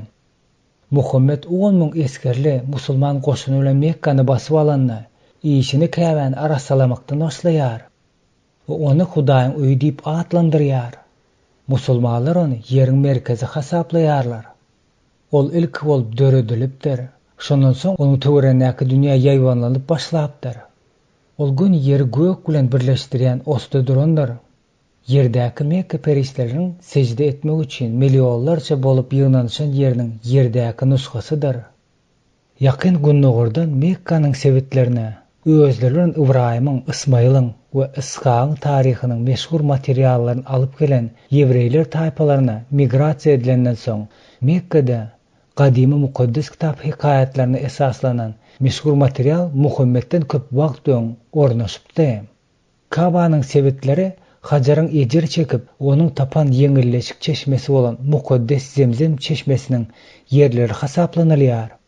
Ziyaratçılar Hajara su gözläp, iki ılgap, ädimlerini yalap, safty bilen Marwanyň arasyna iýlek-beýlek ýürýärler. Ibadathanany, Käbäni hut Ibrahim bilen Ismail gurupdyr. Oňa gara daşy goýup, bütün Arabistan üçin Arafada ziyaratçylyk gurupdyr. Ziyaratçılar hutuňa öýkünip, şeytana daş siňleýän ırymygy aýtylýarlar. Menalaryň ýanynda bolsa, Ibrahim beren gurbanlygyny ýatlap, gurbanlyk berýärler. Hajaň adaty gülleriň 12-nji aýly aýyň Zulhijje 7-sinden 10-na çelli bolýar. Biz soňky baplaryň birine halk islama mahsus bolan Mekka ziyaret edilýän dürli yerler we hereketler bilen baglanyşykly bolan adatlara üns bereriz. Bu soragy besetmezden öňürti. Awtor ziyaratçylyk täpleriniň Ibrahima, Hajara we Ismaila berilýän ähmiýeti ünsü çekmelidir. Ismail'ın we Hajaryň üstü bilen Ibrahima Hudaýyň dostuna deňleşmäge synanyşykda musulman ýüreginiň teşneligi güýçli beýanyny tapdy. Muhammed uruşunyň, jihadyň wezipesi. Onuň islam borjunyň sütündäkileriň iň jedellisidigi şüphesizdir. Musulmanlar onu öz sanawyna gaty seyrek goşýarlar. Munyň örençillikka sebäbi bardyr. Egerde musulmanlaryň islam üçin bütün dünýäni wagyz etmek, galkındyrmak, mejbur etmek ýa-da gylyç ýaly islendik serişde bilen basyp almagy höweslidigini hasaba alsak, onda islama musulman däl halklary iň gowy keşpde görkezmäge edilen synanyşyk biderek bolar. Munno ýeketäk kanunyny çykma mesihler bilen Yehudalar, ýagny ýazynyň adamlarydyr. Mesihler we Yehudalar islam häkimiýetiniň asyna düşende, olaryň üstlerine kemsidici salgatlar ýüklenilýär. Rahatlyk hukuklarynyň, ýokary döwlet wezipelerini eýleme hukugynyň mahrum edilýär. Başga halklar islama ýa-da zorluk bilen getirilýärler, ýa-da ýok edilýärler. Bu ýerde günwatarda musulmanlar islamyň şu bölüminiň güýjüni kiçeltmäge jan edýärler. Günnugurda işler başgaçadyr. Saud Arabistan Israil bilen mukaddes uruş ýagdaýynda dur. Iragam, İranam özleriň bir-biri bilen garşysyna alyp barýan uruşynyň jihatdygyny tutan ýerlik bilen aýdýarlar. Muammar Kaddafi aşağı aýdylan zatlary 1989-njy ýylyň noýabryna aýdýar. 1989-njy ýylyň noýabr aýynda Islamic News Service'de getirilipdi. İslamyň global ekspansiýasy täze etaba geçdi. Indi İslam mukaddes uruşusyna köpçülikleriň hereket ýolbaşçylyk edilen yüklenilen halklar İslam halk komandasy tarapyndan alınıp barylýar. Bu ruh nireden gelip çykýar? İslamny adamlar munyň ýaly ekspansiýa arzuwyna näme ruhlandyrýar? Bu zatlaryň hemmesiniň köki Muhammediň durmuşynda we taglimatlarynadyr. Onuň Gur'andaky käbir görkezmelerine seredip geçeliň. Uruş gadagan edilen aýlar geçenden soň müşrikleri gören ýeriňizde öldüriň. Alın gawaň we ähli ýollarda olary göz astyna alyň. Egerde towa etseler, namazy dolu berjaý edip, zekarlar berseler, ýollaryny kesmeýän. Elbetde Allah geçirimli we mehribandyr. Gur'anyň 9-njy bölüminiň 5-nji aýaty. Biz aşağıdaky parçany Muhammediň ähli musulman dällere, ýagny islama degişli bolmadyklara, şeytanyň şärikdeşleri hukmynda garandygyny bilýäris. Bolmasa, Mesihler bilen Yehudalaryň kanunyny çykmagy öňünden aýdylan parçalar hem bar. İman eýleri Allah ýoluna jeň edýärler. Dinsiz kemseler bolsa, şeytan ýoluna jeň edýärler. Siz şeytanyň dostlaryna garşy jeň ediň. Şüphesiz şeytanyň mekri ejiz bolýanlar. Gur'anyň 4-nji bölüminiň 78-nji aýaty. Yehudaların Mesihlerin artık maç berýän ayetlerinin bardygyna garamasdan 100 ýyllyklaryň dowamynda musulmanlaryň Yehudalar we Mesihlerden olan gatnaşygy hut şu ruh wezedi. Biz aşağıdaky parçada pars edildi diyen sözü üns seçmek isleýäris. Sizi yaramasa da jiň etmeňiz parz edildi. Şullukda sizin özüňiz üçin ýagşy bolan närsäri gowy görmeňiz we siz üçin ýaman bolan närsäri ýagşy görmeňiz mümkin. Allah bilýändir, siz bilmersiňiz. Qur'anyň 2-nji bölüminiň 216-njy aýaty. Başga sözlerle aýtsak, Muhammed jeň mukaddes uruşy alyp barmakly hemmeler üçin hökmanzat edip goýdy. Bu ýaşaýyş obrazydyr. Aşağıdaky parça dünýäni basyp alyp barmagy arzu etmegi aňsatlyk bilen alyp barýanlar. Ol hemme zady gönükdirýändir. Ey Muhammed, dinsiz kimselere aýdyn ki, eger dinsizlikden yüz döndürseler, öňkü günäleri geçiler. Eger ýende dönseler, onda owalklaryň güni başlaryna bardyr. Ýagny olaryň hem başyna öňkü dinsizlikleriň güni geler. Tä dünýäde birjik hem fitne aldy ugatnamaýança, ähli dindiňi Allah üçin bolmaýynça, olar bilen jeň edin. Indi eger dinsizlikden dönseler, bes, siz hem urşa duruzun. Elbette Allah edýän amallaryňyzy görüjidir. Qur'anyň 8-nji bölümiň 39-njy, 40-njy aýatlary. Öňräki wagtlarda käbir musulman fundamentalistleri Pakistanda, Bangladeşde, Sudanda, Malayziya musulman bolmady qiraatlyk güýç bilen islam kanunyny boýun etdirmäge üstünlükli çağırdy. Olar beýlik ýurtlarda musulmanlaryň azad etmek üçin olar okupirlan häkimetleriň Awganistanyna, Sowet Soýuzyna, Pakistanyna, Israile garşy jihad eglan edilen. Pakistanyň Mehrum Maudidi islam kanunynyň bütün dünýäniň üstüne ýüklemek barada gurrun edipdir. Kaddafi islamyň global ekspansiýasy hakynda gurrun edýär. Hawa jihad islamyň esasan bir böleginiň we yalanmışmışydyr. Ol islamy esaslandyrjy Muhammediň hereketlerine kökürüp, hemişe onuň Qur'andaky taglimatlaryna şöklenilýär. Jihad islamyň 6-njy şühidi bolar ýaly, ähli ölçegleri aňsat kanagatlandyrýar. Jemleme. Biz bu babda ortodoksal islama degişli olan riwayet we kanun tarapyndan buyruk beren standart ynamlaryna we adatlara seredip geçdik. Bu esasy ynamlar we borçlar hemme ýerde musulmanlaryň aňynyň özüni emele getirmäge ullakan täsirini ýetirdi. Şeýle-de bolsa, dünýäniň hemme ýerinde de musulmançylyk jemgyýeti bu esasy dogmatlaryny gysyrgysyz ýerine ýetirmeýän bölekleri de bardyr.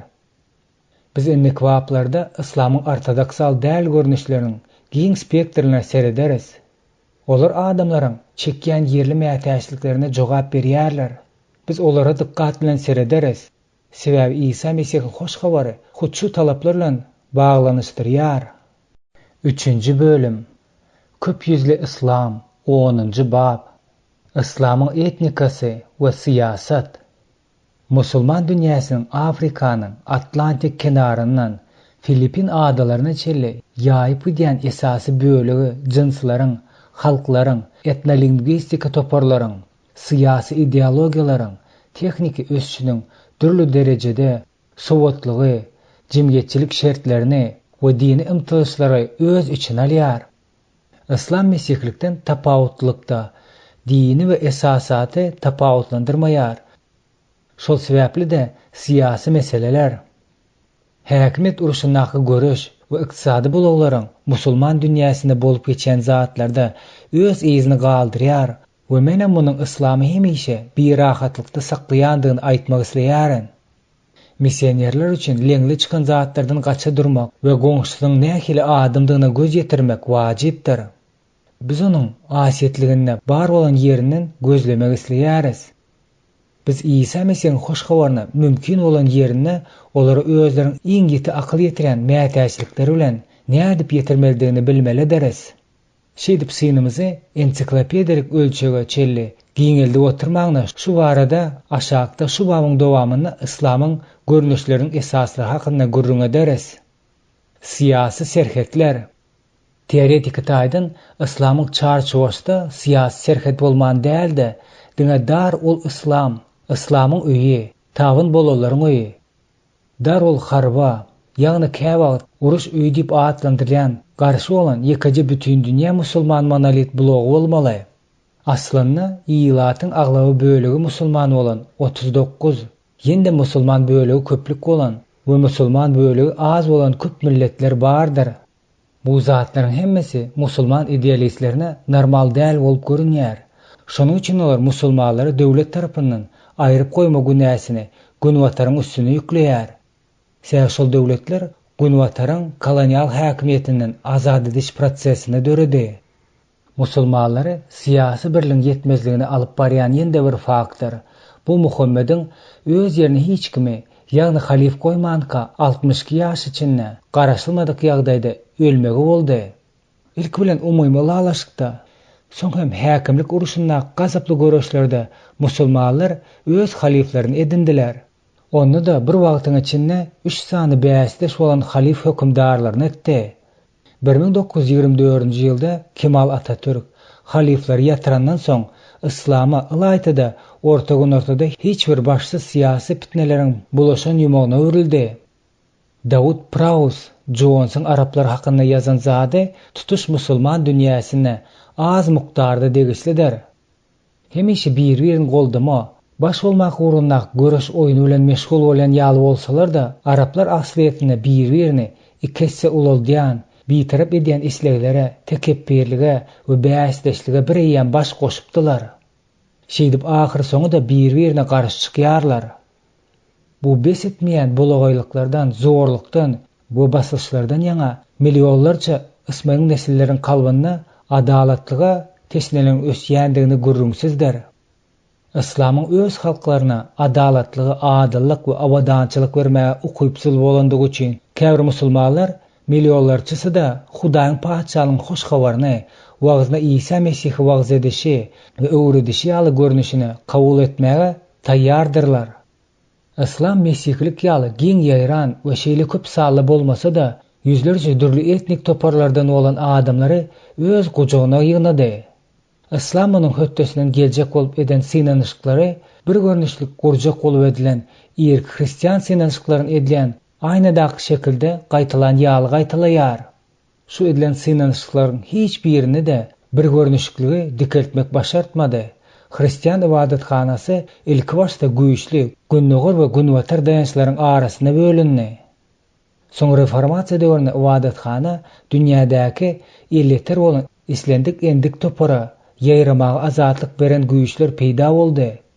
Şonu arasy bir etnigi esasdan gelip çykaryan hristiýanlygy aňlaýan bir monolit medeni ýere degisli boljak hökman däl boldy. Islamda bu wagtda şowluk bolmady. Munyň sebäbi ýüzde ýatanlar. Muhammed başda özüň Arap halklarynyň arasyna peýgamberi hökmünde yglan etdi. Soň öz sözlerine görä gökdäki Arasya çeşmeden çykan Arap Kur'an dünýäge getirip özüni ähli halklaryň peýgamberi diýip yglan etdi. Ol özüň söýgüli şäheri bolan Mekkany ähli şäheriniň enesi we älemiň merkezi diýen yglan edýär. Kur'anyň 42-nji bölümiň 5-nji, 7-nji aýatlaryna. Munun başga da Muhammed Arap Kur'anyny ýa tutmakla buyruk berdi we özüniň her bir sözüne dolu wepalygy talap etdi. Ol şeýle etmek bilen özüni hemme döwürdäki hakyky we kämil musulmanlaryň ölçegi etdi. Islam şu manada ynamy Muhammediň 7-nji asyrdaky Arap dilindäki manerasyny gönükdirmäge sezi bar edilen 7-nji asyryň Arap kitabyny dolu petige düşüp kaldy. Islamyň helakçyligi şoňa hem jemlenenler.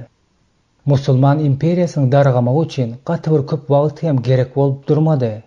Paýtagty Ýerusalimden Antakiýa, Antakiýadan Iskenderiýa, Iskenderiýadan Rime, Rimden Konstantinopola, ahyr soňa da izna Rime gelip, şol ýerde hoş habar ýaýratmagy azatlyk we islam ýerine ornaşmagy mümkinçilik beren reformasiýa çelli bolan irki hristiýanlykda boluşy ýaly. Islam hem paýtagty Mekkeden Medine, Medineden Şama, Mongollaryň, Arap, Pars we Türk imperiýalaryna şeýle hem musulmançylyk basyp alyşlaryň ösen döwrüne dören kiçijik sultanlara we paçalyklara göçýär. Etnik we jinsy bäsdeşlikleriň jehtleri hakynda gurrun Bernard Lewis özüniň Islamda jins we renk adly gyzykly kitabyna irki Arap basywaljylaryň özleriniň agyrak ýa-da gararak bolan adamlara nähili garaýandyklaryny görkezýär. Ol şeýle hem Araplaryň, Parslaryň we ve türklerin biri babatda ters pikirlerinin bolandygyny belliýär. Etnograflar bu meseleni etnosentrizm diýip adlandyrýarlar. Esasında bu adamın degisli olan etnik toparın beýleklerden beýik topar hasaplanýandygyny aňladýar. Arap musulmanlaryň gurhany düşnükli we ähli döwürdäki halklaryň hemmesi üçin ýeketäk we ýekeje standart bolup durýandygyny aýtmak mümkin. Göze görnüp duran suratlandyrmasydyr. Şeýdip Araplaryň musulman ýolbaşçylary bütün dünýädäki Arap bolmadyk yüzlerçe musulmanlara lapkeşlik döretdiler. İslamnaky giň etnik gawat gelmedikki klassik misaly Marokkodaky we Indoneziýadaky musulmanlar bolup durýanlar. Clifford Geertz Islam Observer adly kitabyna bu iki medeniýetde islamyň nä derejede dörildigini görkezýär. Bolaryň ikisi de namaz okan wagtlaryna Mekka wakýarlar. Ýöne musulman dünýäsiniň antipodlardaky garşydaş bolan tarapa seredýärler. Marokkoda islam mukaddesleri tagzim etmeklik, ahlak vermeklik, magik güç we işçiň takwalyk bolup durýar. Ýöne Indoneziýada daýhallar islam taglymatlaryny we praktikasyny özleriň düşünşi ýaly kabul edýärler-de, oňa ruhlary, jyllary, hudaýlary we geň aldyrjy synçylykda, hatda filosofiki animizmda peýgamberleri de bir ýere birkidip, özleriň ozal indus taglymaty we praktikasy içine salan dini bolan şol bir ýeketäk günörte gündogar Aziýat halk dinine goşýarlar. Ýokarda getirilen şekillendirme bir-birinden tükeniksiz uzaklykda bolan bu iki medeniýeti diňe gödek çalmalar bilen suratlandyrylýar. Asliýetine Marokkanyň hem Indoneziýanyň halky öz arasyna bölünendir. Mysal üçin siz Marokkoda Araplara berberleriň bir näçe dürli toparlaryna, Indoneziýada bolsa Malayslar ýawanyslaryň, Sudanlaryň, Maduslaryň, Minonka bawullaryň, Bataklaryň we Sumatlaryň bugy we Bälislaryň we başga da yüzlerçe kiçi topardan esas toparlaryny bölünýär. Bu toparlaryň her biriniň islama beýliklerin islamyndan göz görtele tapawutlanylýar. Mesihlik işini şu etnik realy taýýar bolmalar delilendirilýär.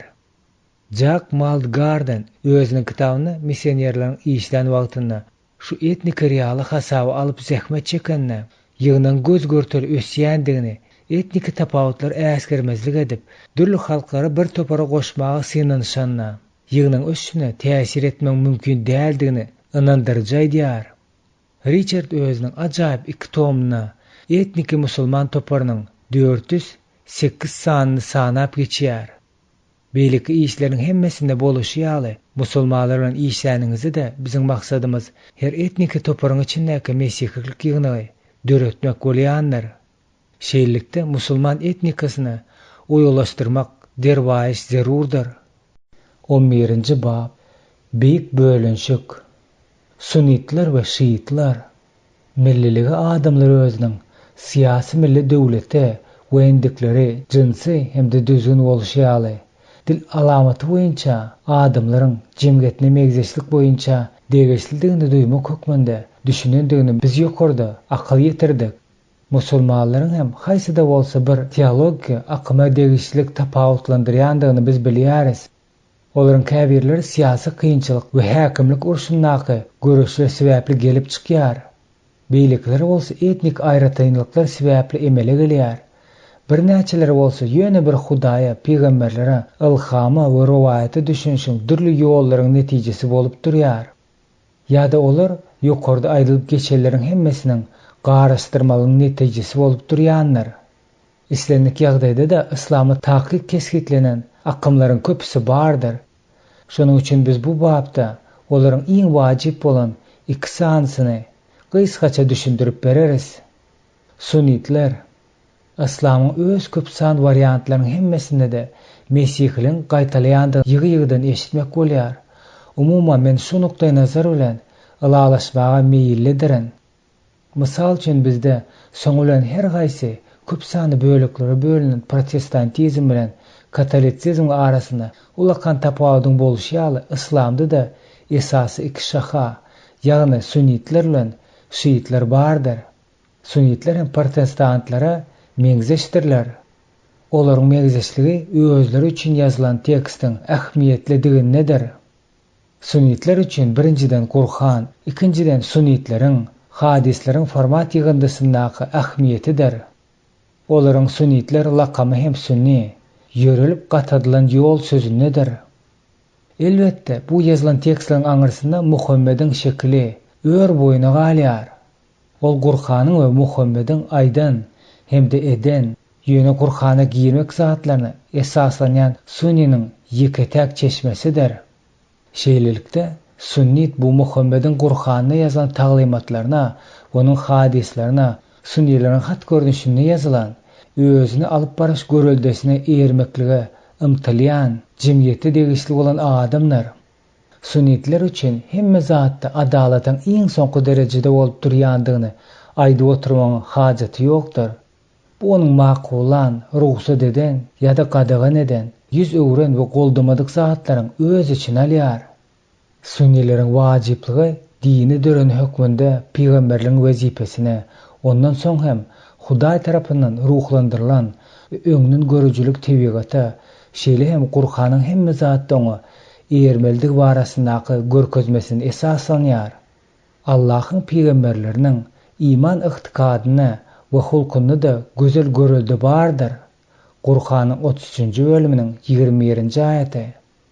Sunnitleriň esasy ynamyna we adatlar öňki, ynamlar we adatlar diýen barada seredilip geçilipdi.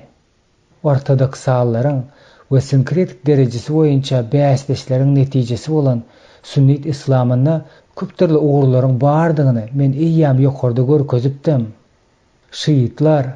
Şiitler hem edil katoliklar ýaly Resullar iýizderligini beýan ähmiýeti bilen beýleklerden tapawutlanýar. Şiitler sunnitlerden tapawutlykda musulmanlaryň bütün dünýä jemgyýetiniň serdary hökman peýgamberiň nesillerinden gelip çykan diýip hasaplayar. Şiye sözün gün terjime edende fraksiýa ýa-da partiýa diýmegi aňladýar. Umumy pikire görä, bu söz Muhammediň demokratiki saýlannaky ilkinji 3 mirasdary, haliflary kanuny däl, peýgamberiň dogan oglany we giýesi alyny Muhammediň çyn mirasdary hasaplanan wawatyna ulanylýar. Şeýlelikde Şiýa Alynyň partiýasyny aňladýar. Şeýlelikde Şiitler İslamga ähli, şahalary Alynyň üstünden Muhammede baryp ýetýär. Ejir çekmeklik Şiit İslamynyň esasy temalarynyň biridir. Alynyň we onuň iki oğlunyň, ýagny Hasan bilen Huseyn ykbaly bilen baglanyşykly bolan wakalar munyň esasy bolup hyzmat edýär. Allah halif bolan wagtynda Siriýa hökümdary Muawiýa onuň ıhtiýaryna nägelik bildirýär. Ali Muawiýa garşy uruş alyp baranda öz ýezni erýärleriň käbirleriniň isleýişi ýaly uruşy janyp geçipli alyp barmadygy üçin harajatlar hökmünde belli bolan toparlaryň tarapyndan öldürilýär. Alynyň ogly Hasan hem kakasynyň ýoluny dowam etdirýär. Ýöne Muawiýanyň öňüne ejizlik edendigi sebäpli öldürilýär. Şondan soň halifiň ýerini Alynyň halasy bolup galan ogly Huseyn eýelýär. Ol biziň eramyzyň 680-nji ýylyna Kerberiň ýanynda bolan jeňe, ýani Muawiýanyň goşunynyň agdyklyk eden jeňinde gıynalyp öldürilýär. Glosy esaslansak, Huseyniň gıynalyşy emosiýalaryň mögüç alyp güýji boýunça Mesihiň haça çüýlenendigine deňeşdirilýän, 12 imanyň paraslar tarapyndan ruhlandyrylan şaýlanyň merkeziniň wakasy bolup durýandyr. Ol haýly üçin, ýazyga çyn duýmaklyk üçin aralyşy we gaýtaryp bermäge garaşmanyň, adalaty dikmäniň we sünnilik islama biýigine bolan mesihlik öwüskiniň başgalaryň günäsini satyn almaň hatyresine gurbalyk hökmüne saýlananlaryň ölüminiň merkezi bolup durýar. Bu wakanyň belenýän güni 10-njy Muharramdyr.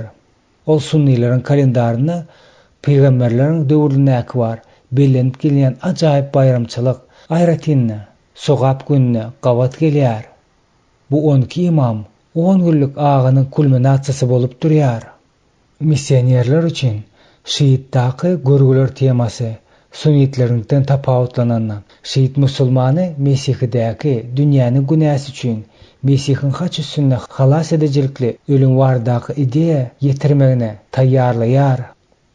Sunni ınamın laýyklygyna Hudaý Mesihi haçdan halas edip on diýerligini ýokary galýar. Ýöne sunnitler üçin hem olaryň düşünjesine onuň muharram ulukan ähmiýeti günüdir. Sä ol Ýehudalaryň halas bolma güni bilen gawat gelýär. Aşyryň bugünne Käbäniň gapysy geljekler üçin açyk bolýar. Bu İsa'nın haça çüýlenen gününe bolan zady we ibadathananyň tutulşy ýyrtylyp, mukaddeslerin mukaddesini adaty imanlar üçin ebedi açandygyny ýatladýar. Şyýdlyk islamna gaýdyp gelsek, Alyny we Husynyň izine ereler we şeý jemgyýetine ýolbaşçylyk ederler, imamlar diýip atlandyrylýarlar. Şyýdlykda bolsa imam aýratyn ruhy, siyasi artykmaçlyga we merhemede, gudratly güýje, sırly bilime, başga hiç kime berilmeýän Hudaýyň gowuniýetine eýe bolýar. İmamlar Hudaýyň nurunyň ugrukdurjylary bolup durýarlar we biýigine hasaplanýarlar. Şeýlelikde şyýdlyk islamny biziň eýýän bilişimiz ýaly olaryň mugallimlerine gudrat görkezme ıhtiýary, Gurhanyň sözleriniň gizlin manisini düşündirmäge gudratly paýhas berilýär we Hudaýyň nurunyň dol bolýar diýip hasaplanylýar. Şyýdlyk jemgyýetindäki ýolbaşçylaryň aýratyn roly şunuň bilen kesgitlenýär. Alimler hem özleriň akyldarlygyny, ıhtiýary we takwalygy boýunça köp baskançaklygy düzüp, ownyk bölümleri bölünýär. Şyýdlykda ýokary derejeli alimlary, ayatollalar, Hudaýyň alamatlary diýip atlandyrylýar. Adatça olardan biri özüne deň bolan beýik ayatolla ýa-da şyýdlyk jemgyýetiniň ýolbaşçysy tarapyndan saýlanylýar. Mysal üçin merhum ayatolla Ruhani Hameyni hem şonuň ýaly bolupdyr. Häzirki döwürde şyýdlyk bilen dolandyrylýan ýeki täk döwlet İranlar, onuň öňkü lideri Haşimi Rafsanjani hem şyýitdi. Şyýit islamynaky üýtgeşik aýratynlyklarynyň biri de dolandyrşyň bir imamdan onuň nesline geçmegi bolupdyr. Gynansak da imamlaryň bu nesilinden nesile geçmegi ýa-ha 5-nji, ýa-da 7-nji, ýa-da 10-njy imamyň ölümi ýa-da ýitip gitmesi bilen baglanşykly bolupdyr. Bu şyýitleriň haýsy topardygyna bagly bolupdyr. Näçinji imanyň ýetendigini onuň haýsy topara, ýagny Zaydit toparına ýa-da soňky imamlaryň ady agzalýan Ismaýlyk toparana degişligini kesgitläp bolar. 12-nji imamy ýeten hasaplaýarlara 12-njiler ýa-da ýöne bir imamlar diýilýär. Zayditler öz imamlaryň üýtgeşik mukaddes bolmagyny talap etip durmaýarlar. Ismaýlyk ynamy bolsa, ýamanlyk we ýagşylyň öz başdak bir dualizmi bilen bellenýär. Olar ynamlary boýunça özleriň dini adat içinde saklanýan sirli çuňlugy boýunça da irki gnostiklerde ýatladýarlar. İmamlar öz imamlaryň Hudaý bilen adamy arasyndaky baglandyrjy bolup durýandygyny ynanýarlar. Biz bu ýerde ähmiýeti gaty bir uly bolmadyk şeýit toparlar hakynda gurrun edip durmarys. Şeýit islamyndaky toparlaryň hemmesi de özleriň 5-nji, 7-nji ýa-da özüň 10-njy imamynyň gizlenendigine ýa-da neredir bir ýerde görünmezden yer bilen göwüň arasyna asylyp durandygyna we ahir zamanda da ýere gaýdyp geljekdigine ynanýarlar. Häzirki döwürde ýokary ayatolla gizlen imam bilen güni gatnaşykda bolýar diýip çäklenilýär. Sunnitler üçin, şyýitler üçin hem Mahdiňiň ýagny dogry ýola düşeniň döwürleriň ahyryna peýda bolmalydygy baradaky ideýasy kökü bir bolan ideýadydyr. Ol Mesihiň ikinji gezek gelmegi baradaky mesihlik taglymatlarynyň gelip çykanlar. Şyýitleriň toparlaryň her biri de özleriniň gizlen imanyny, Mehdi hökmünde öňe sürýär. Sunni musulmanlaryň käbirleri Mesihi Mehdi hasaplamagy diýseň, bilesi gelejini oýandyrýan zatdyr. Beýlikler bolsa, Mehdi ahir zamanda da Mesih bilen bile gaýdyp gelýär diýip çäklenýärler. 10-njy bab. Mistisizm, kanunyny açma. Sufizm bu mistisizmiň arab dilindäki adyndan alynan Ýewropa sözüdür. Bu sözüň taryhy ören gyzyklydyr. Alimlaryň köpsi sufi sözüniň arab dilindäki ýüň sözüni aňlaýan suf sözdügi bilen razylaşýarlar. Sufiler özleriniň Hudaýsyz musulman hökümdarlaryň ajaýyp durmuşyna garşy çykma hökmünde ýönekay durmuşda ýaşamakly kabul eden asketlerdir. Käbirmandalar dünýäni inkar edip, Hudaýy gözlemäge ýol bilen gidipdirler. Olar gödöksi, ýüň eşiklerini giyipdirler. Şondan hem özleriniň ýüňçiler ýa-da sufilerden lakamyny alypdyrlar. Sufizm peýda bolmagyna daşynaky, gurşap alan dünýädäki käbir zatlar sebäp bolupdyr. Musulman haliflary hemme taraplaryň häkimiýeti hemme taraplaryň hem azdyrar diýen düşünden daşdy bolmanlar. Islamyň ilkinji sırlaryny musulman goşullary beýik ýeňişleri gazanandan soň azyň hökümdarlar bilen olaryň garşysyna çykmagy güýji ýetmeýän takwa alymlaryň arasynda çoň garşydaşlyk peýda bolýar. Takwa alymlaryň arasyny hem ýagny özüni emläk edinip adaty durmuşda ýaşasa bolýar diýip hasaplaýarlar bilen dünýäni inkar edip özüniň fizik hidaýdan ret etmegi we Hudaýy gözleme ýoluna düşmek isleýänleriň arasynda bölünşik peýda bolýar. Sufiler dünýäni ret edip gözleýärler bolan adamlardyr.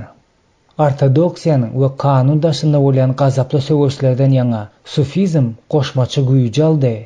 Bu tükeniksiz garşydaşlyk ruhyň dolu güýçden düşmegine getirdi.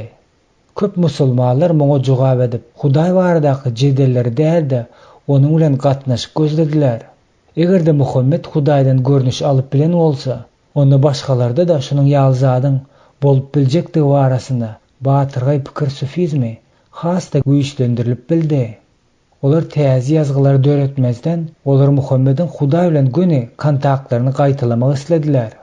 Sufizm mesihiliki kökleri İbn al-Arabi 1165-1240 ýylda dinden çykmaklykda aýyplanyp, Siriýada İslam inkvizisiýanyň öňünde duranyna, öz goşgularyny metaforika kabul edilmelidigine, olaryň esasy manysy Hudaýyň adamy öz söýgüsiniň üstü bilen kämilleşdirýändigi.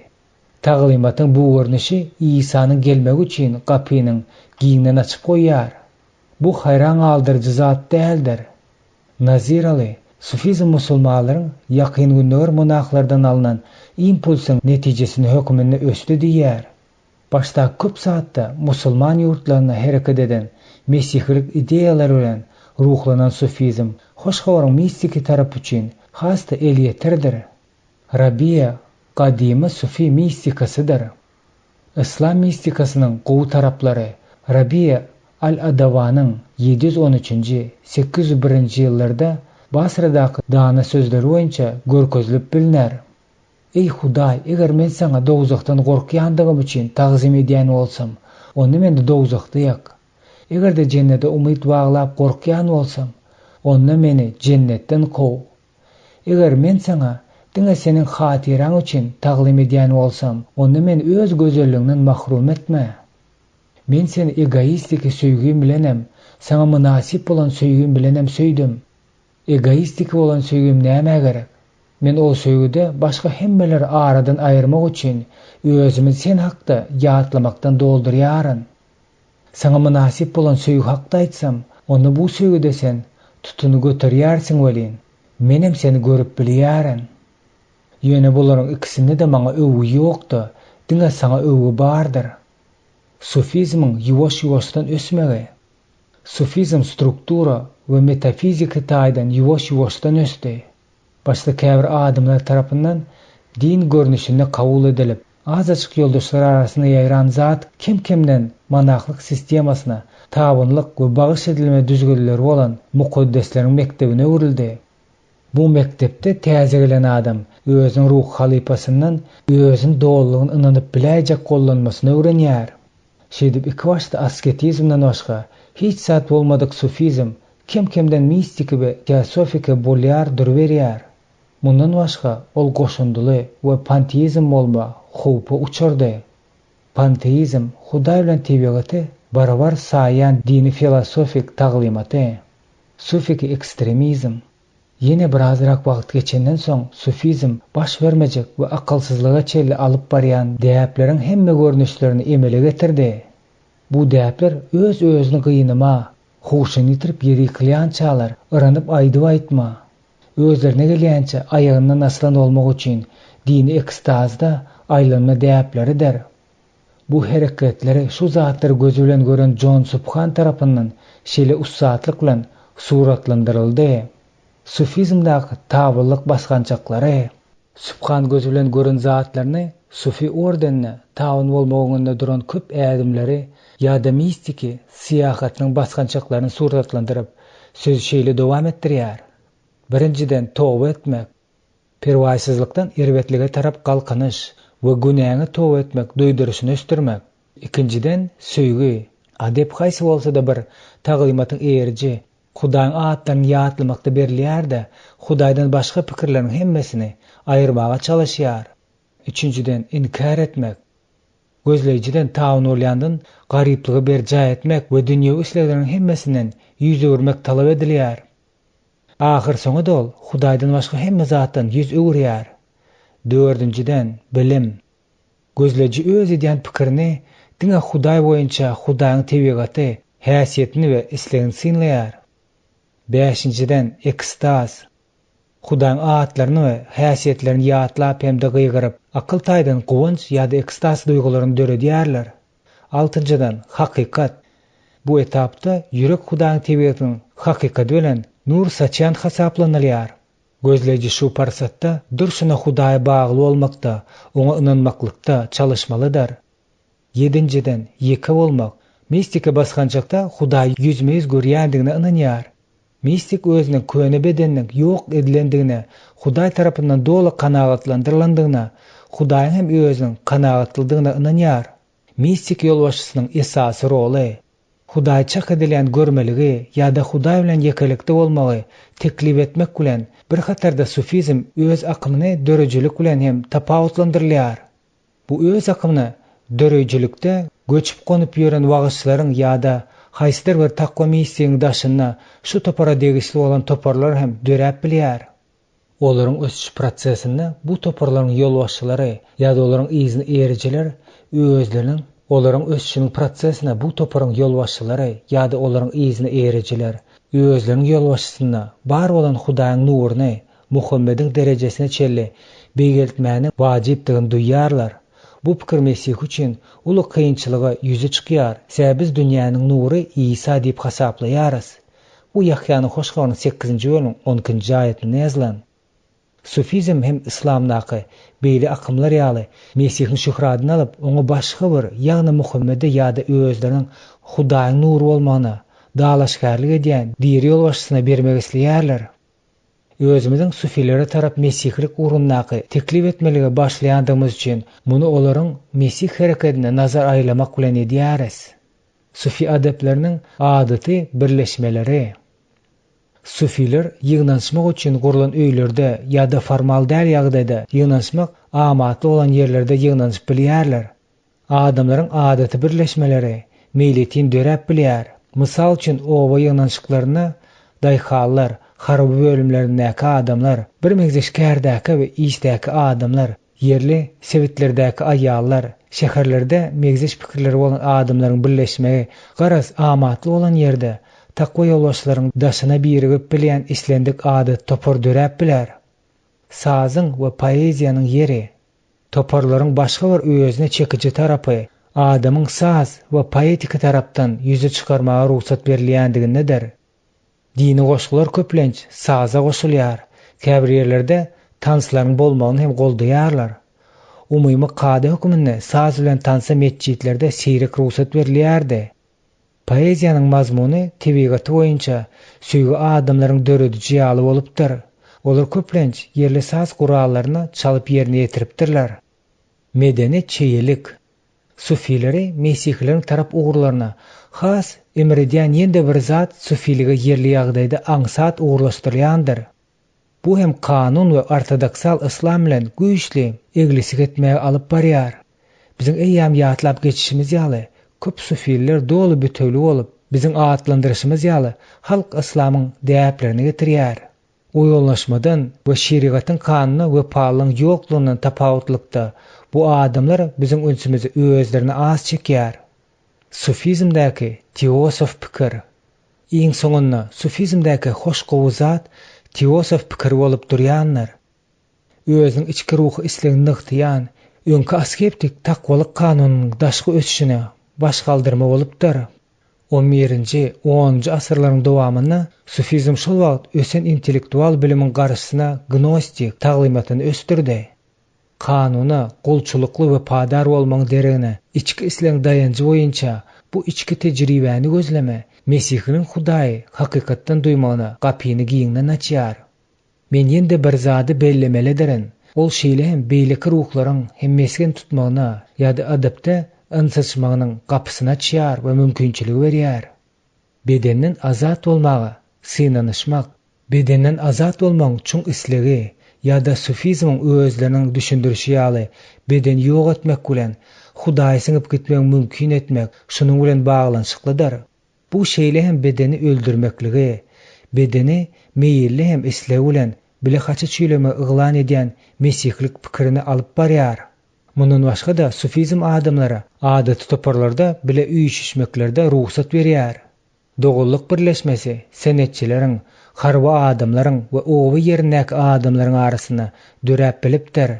Bu adamlaryň sosial mätäçligine jogap beripdir. Sufizmiň ýaýramagy 8-9-njy asyrlarda ýönekeýlik bilen başlanan sufi toparlary musulman dünýäsine akmak bilen indiki asyrlary diýsen üstünlükli missionerçilik hereketini öwrüpdirler. Aýdym aýdan sufiler butparazlaryň imana gelmek üçin musulman goşullaryň edendigi umumlykda ikrar edilendir. Sufizm ýokary derejede korunan sırly topar hökmünde hem hereket edip bilipdir. Ýöne aýratyn adamlar azat, gorunalmadyk birleşmelerde duşup bilipdirler. Toparyň agzasy hem işelik bolup hem meýletin gelýän adamlar hökmüne hem gelip bilipdir. Bu hereketiň öz agzalaryny teklip eden güýçli taraplary we at abray bilen bir hatarda sufizmi özüniň ejiz tarapyny hem bolupdyr. Sufizm özüni şu ugra bagyş eden adamlara Hudaý göni barmaklygy teklip etmek bilen Gurhanyň hem hadisleriň pozisiýasyny ejizledip kanuny gowşatdy.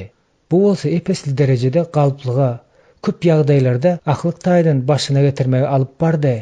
Elbetde, döredilýän psihologik ekstaz ýagdaýlaryň hakyky Hudaý bilen birligi başdan geçirme bolup duýandygy barada sufi taglymaty iň weýran edici taglymatydyr. Sufizmiň adaty bolmadyk häsiýetleriň biri de hem ýerde bolup bilmekdir. Ol musulman dünýäsiniň hemme variantlarynyň hemme ýerinde de duş gelýär. Teoretik taýdan musulman sektasynyň agzasy bolmak bilen bir wagtyň özünde sufi toparynyň agzasy hem bolup bolýar. Ol gözleýje Hudaý tarapyndan berilýän gün ýol teklip etmek bilen şu imanlaryna we ayatolaryna bolan talaby artykmaç edýär. Bu bolsa köp şeýitlary sunnizme getirdi. Missionerlik nukta nazarından seredenmizde sufizm hoş habar bilen baglanyşykda bir wagtda hem umyt döredýär, hem päsgelçilik. Onuň umyt döredýäniniň sebäbi onu gözü görnüp duran Hudaý teşnelik we oňa ýetmek üçin bir tabyllygy kabul etmek taýýarlyk bar. Päsgelçilikli tarap bolsa, onda golçulugyň täze bir görnüşiniň bardygyndadyr.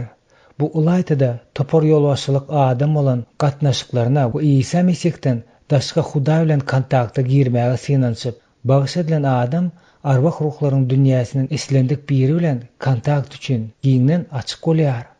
Sufizm özüniň yerli din adatlara aňsat uýgunlaşma okyplygynyň kömegi bilen sinkretizmiň köp görnüşleri gapysyny giň açdy. Biz adatçy sinkretik islamyň bu ösüşi halk islamy diýip atlandyrýarys.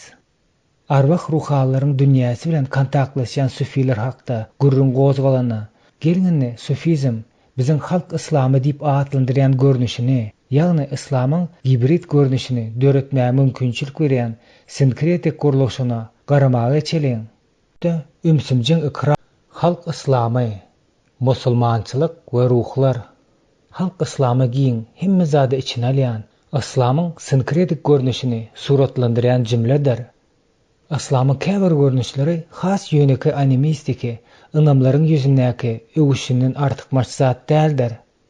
Animizm diniň ruhy zatlara ýa-da başga adamlar, haýwanlar, süýrenjiler, balyklar, guşlar, mör-möjekler, daşlar, agaçlar, köller, dağlar, gowuklar, gökdäki elementler, yerler, binarlar we jadygoýlar, palçylar, gorroçlar, bilgiçler we ölleriň ruhlary çağrılan tarapyndan ulanýan magiki gurallaryň türlü görnüşleri ýaly ähli canlı ve cansız obyektlerin ruhu gücüne esaslanan görünüş hükmünde keskitlenip bilinär.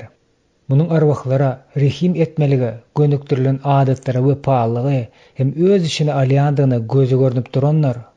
Halk İslamyň dünýäsini ýaşaýarlar, öz bähbitleri üçin şol ruh zatlara we güýçlere nädip başarykly daramaldygyny aladasyna bolýarlar.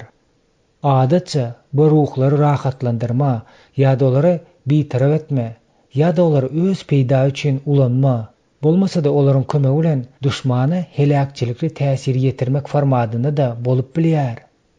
Bu ýerde şunyň ýaly ruhy zatlary we güýçleriň bardygyny belläp geçmek ýerliklidir. Günwatarly adam hökmünde men olaryň ýokdugyna bolan garaşda terbiýelendim. Olar meniň üçin köne modal ırımlaryň rubrikasy aslynda düşen oýlanylyp tapylmady. Bu meniň göwnü bolmasa özümiziň bilim sistemanyň maňa ýapyşdyran ilmi dünýä garaşynyň netijesi ýaly bolupdyr. Bu spesifik dünýä garaş ýagşy bilenem, durmuş bilenem ylalaşmaýar. Mukaddes kitap başdan aýagyna çeli erwet ruh hakynda gurrun edýär. Onuň ady diýsen köpdir. Ýylan, şeytan, iblis, bu dünýäniň padşasy, bu dünýäniň Rebbi, ganhor, hilegar, dogullar aýplaýjy, ýalanyň atasy. Ol Eden bagyny ilkinji erkek bilen aýalyň ýanynda görünýär we mukaddes kitabyň soňky kitabyň jemleýji baplaryna da suratlandyrylýar. İsa waz etmek işine başlamazdan öňürti duş gelen synagy çölde özüni synaga salan şeytanyň alyna garşy durmak we onuň höttesinden üstünlükli geçmek bolupdy. Pawlusam, Petrusam, Yahya da şeytanyň helak edici täsiriniň realdygyna we biziň düşmançylygymyzyň tebigaty salgynalýar. Öz şahsy tejribämiň we öneme münasip işleşlerimin görkezmelerinin esasyny men beýlik adatdan daş ruhlaryň bardygyna men inanýaryn.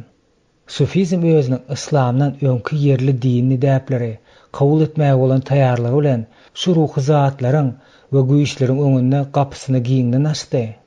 İslam yüzley derecede hem şol görnüşde hem başga görnüşde ümsümjiň ikrar edilendir. Ýöne gündelik durmuşda adamyň öz adaty durmuşyndaky her ädimine duş gelen ruhlary we ruh güýçleri bilen iş salışýarlar. Şu wagtda giwertiň halk ynamy baradaky düşündirişi ören peýdalydyr. Ol halk ynamlary gündelik durmuş meselelerini çözmäge jemlenendir diýen we halk islamyň iş salışýan esasy merkezlerini sanamak bilen gurrungy dowam etdirýär.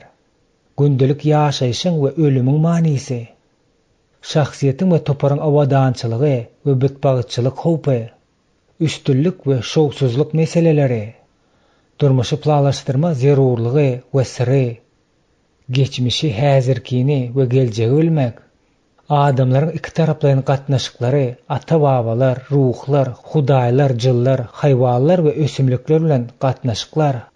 Ortodoksal islam ilkinji realda zatlaryň gelip çykyşyna, olaryň ähmiýetine we niýetlenmesine ünsü jemleýär. Halk islamy her sekundda peýda bolan soraglara derrew jogap bermeklik bilen iş salışýar. Ortodoksal islam ebedi hakykatlary teologiýanyň diline ara alyp maslahatlaşa meýilli bolýar. Halk islamy görünýän ýa-da görünmeýän jandarlarda ýa-da zatlarda jemlenen ruh güýçleri bilen iş salışýar. Şonuň üçin halk islamynda bagytly hem mukaddes erkekler we aýallar, jadygoý, gözbaşy we porhanyal aýratyn adamlaryň bolmalylygy paýhassyzlykdyr.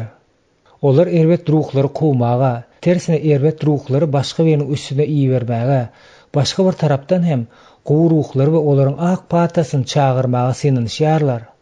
Onu adamyň ak pata alyp biler ýaly mukaddes ýerler, jaýlar, çeşmeler, daşlar, dağlar, köller bolmaly. Nädip hem bolsa bir ýol bilen gaçmaly bolan erwet ruhlaryň ýaşaýan ýerleri bolmaly. Tutuş musulman dünýäsinde gözdegmelatyň bir görnüşi bolup durýandyr.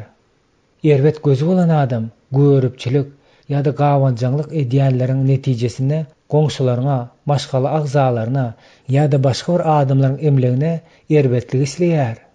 Bu ruhlary we güýçleri başarmak ýa-da hiç bolmanda köşüşdirmek üçin yerli däpler we dawaralar peýda bolýar. Musulman dünyasının köp yerlerinde magik aydım aytmalar, malları kurban vermeler geçirilýär. Olar yerli mukaddes yerlerde ve mescitlerde sadaka berýärler, ziyaret edýärler. Ak pata berilýändir diýip çyklayan mazarlaryna ellerini degirýärler we ogşaýarlar. Takwa adamlaryň mazarynyň ýanyna agajyň şahalaryny ýalbaryşy bilen yüzlenýärdigini nişana hökmünde renkli mata bölüklerini daňýarlar. Şu zatlary perwaýsyzlyk bilen garayan ýa-da bular äsgermezlik edýän Mesih hyzmatkarynyň dat gününe Kraft'ın gadım döwründäki Nigeriýasynyň hijileriň arasyndaky sinemi öwrenerlikli zatdyr. Nigeriýalılar wagtal edilip oturan gürrüňimiziň öz durmuşyndaky, ýagny öz sözlerinden çeň tutan erbet ruhlaryň döreden betbagytçylyklaryna öwürýärler. Kesel, betbagytçylyk ýagdaýlary, adamlaryň, mallaryň we atazylaryň miwesizligi, gurukçylyk we jenjeller ýaly zatlar erbet ruhyň iş hökmünde kabul edilýär.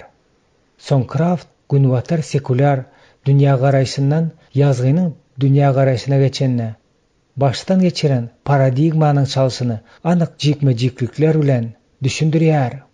Paradigma belli bir söz toparına degişli sözleriň üýtgedilmeniň nuskasy.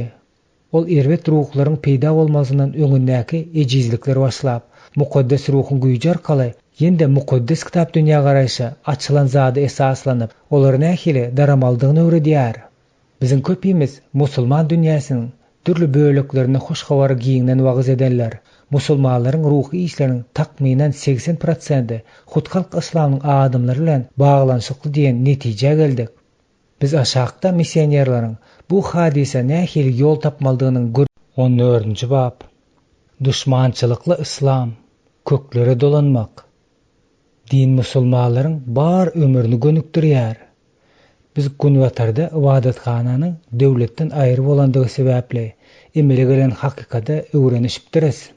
Ortodoksal islamna bu ideýa megzeç hiç ýeli zat ýokdur.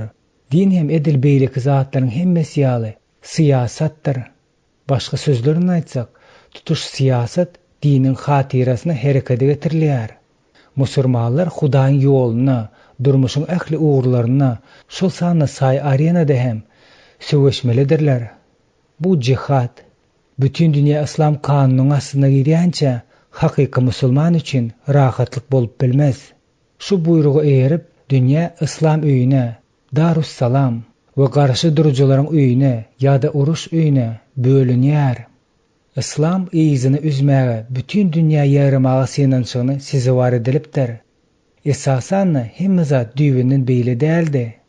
İslamyň dünýäni hökümdarlyk etmek üçin basyp almaýdan senanyşyklary, düzgün bolşaly, üstünlikli ýaragly garaşyk görkezmeginiň netijesi diňe gepleşikleriň zerurdygyny alyp bardy.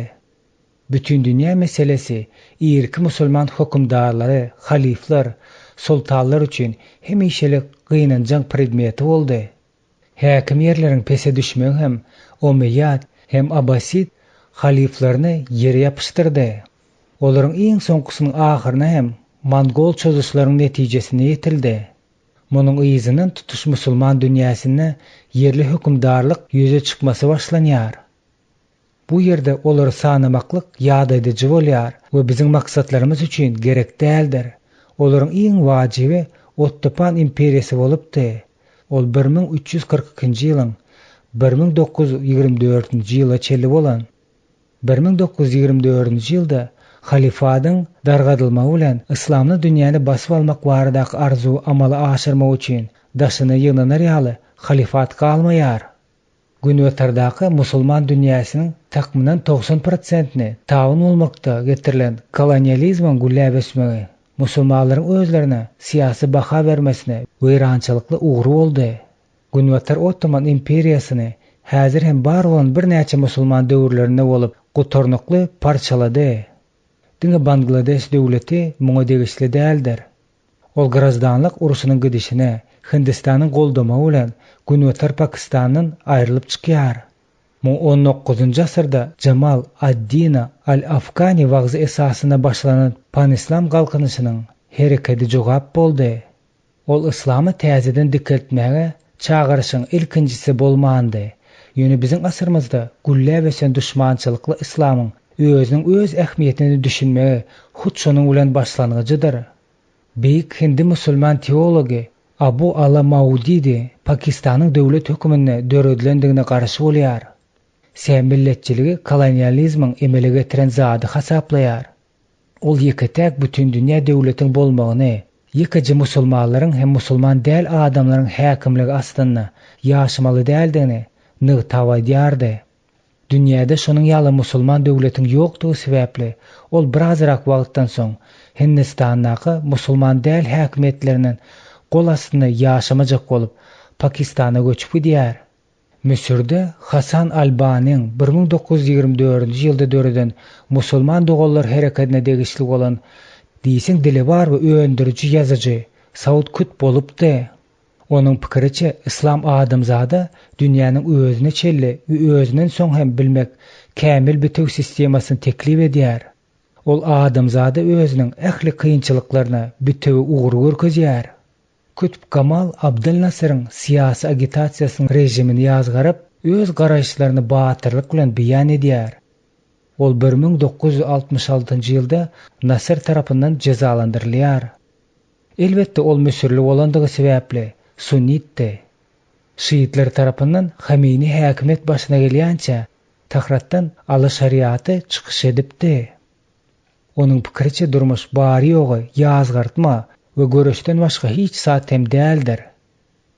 Peýgamberleriň egendeşlerini seredin. Olaryň hemmesi jemgyýeti gowalaşdyrmanyň aladasyny bolan güýçli we adalatyň tarapdary bolan adamlardy. Peýgamberleriň egendeşleriniň we islam taryhynyň başyndaky muhjetleriň haýsy intellektual, kim işgär, kim klerik bolupdyr. Olar üçin mümkin ýaly bölünçilik bolmandyr. Olaryň her biri islamy ýaýradýar. Şolar wagtyň özüne de yer agdaryp hurma ekýär ýa-da düýe bakýar. Olaryň her bir ýerde öz wagtynyň özüne her bir intellektual hem göreşiji hem işçi bolupdyr. Köplenç islam azat bolmagyň teology diýip atlandyrylýan sürüde ýaşan, diýsiň batyrgy bolan bu İran intellektualy üçin ýeketäk ýol islam bütün dünýäni işeňirlik bilen gowy tarapa üýtgedip dolandyryp başlaýança tutun yerle hereket etme ýoly bolupdyr. Şeriat hem özüniň öňkü kutup ýaly resmi işçilik bilen ýazgardanlygy üçin ejir çekip ölýär. Onuň Iranyň mehrum şahasynyň zalim polisiýasynyň elinden ölen bolmagy da mümkin. Geçen asyrdaky has meşhur şiit işgärleriň biriniň Ayatollah Ruhan Hamini bolandygyna şüphesizdir. Ol 1989-njy ýylyň 3-nji iýulynda dünýäden ötdi. Ol islamyň Hudaýdan syzyp çykandygyna we onuň wezipesiniň dünýä wasyp almaklygyna çyn ynanýardy. Ol sürgürden Irana gaçyp gelen neşeli diýär.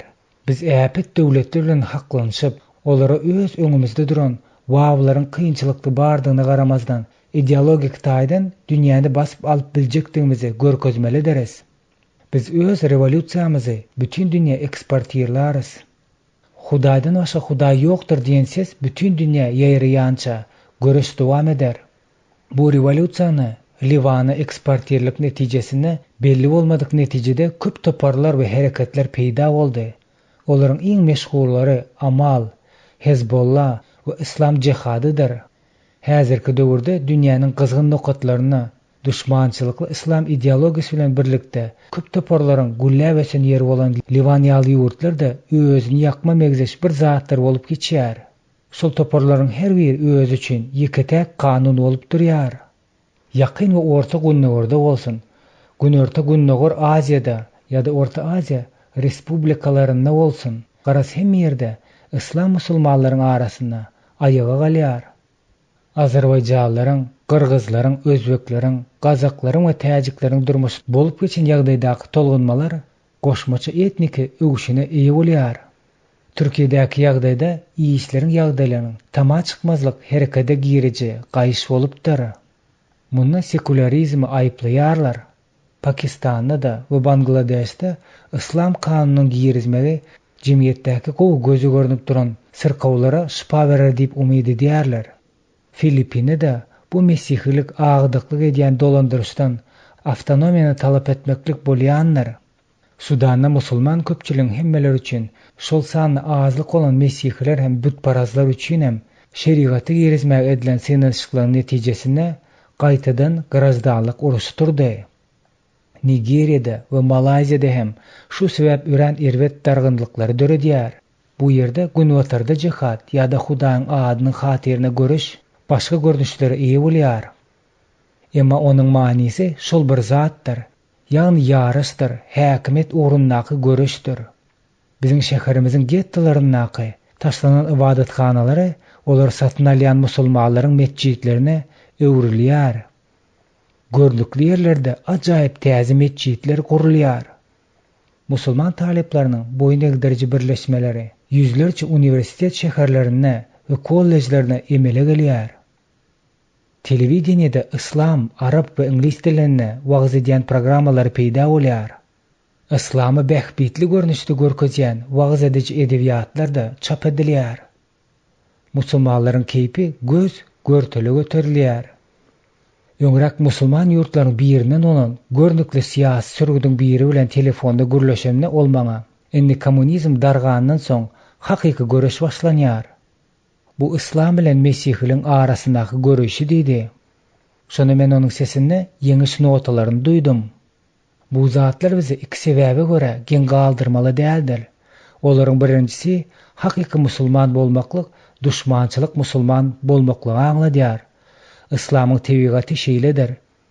Biz mehrum Fazur Rahmanyň ýatlap geçişi ýaly bu İslam Muhammediň isleginiň we taglimatlary tarap ýokary galdyryp barýan bir bölegidir we esasydyr we hem de esasyndaky ýalanydyr.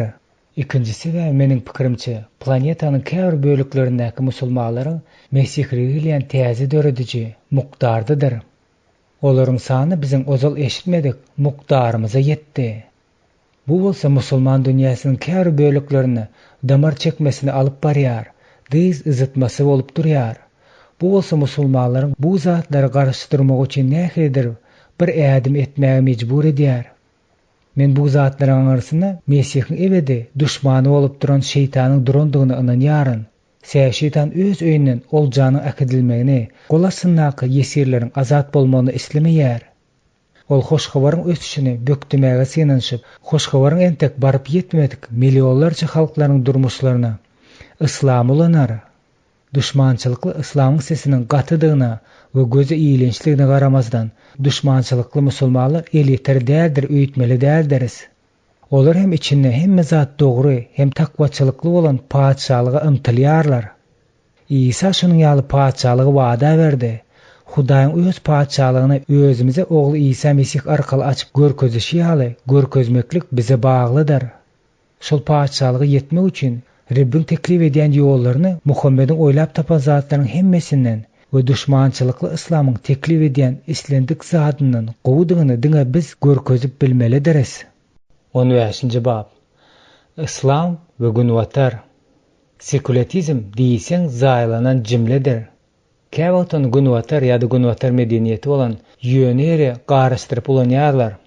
Onu durmuşy ilmi taýdan ugur tapma we adamyň Hudaýyň kömegine üns bermän öz meseleleriniň hemmesini çözmäge synanyşyp, adatdan daşary zatlary garşy çykmasy, materializm, agnostik ýa-da ateistik görnüşi hökmünde de suratlandyrylýar.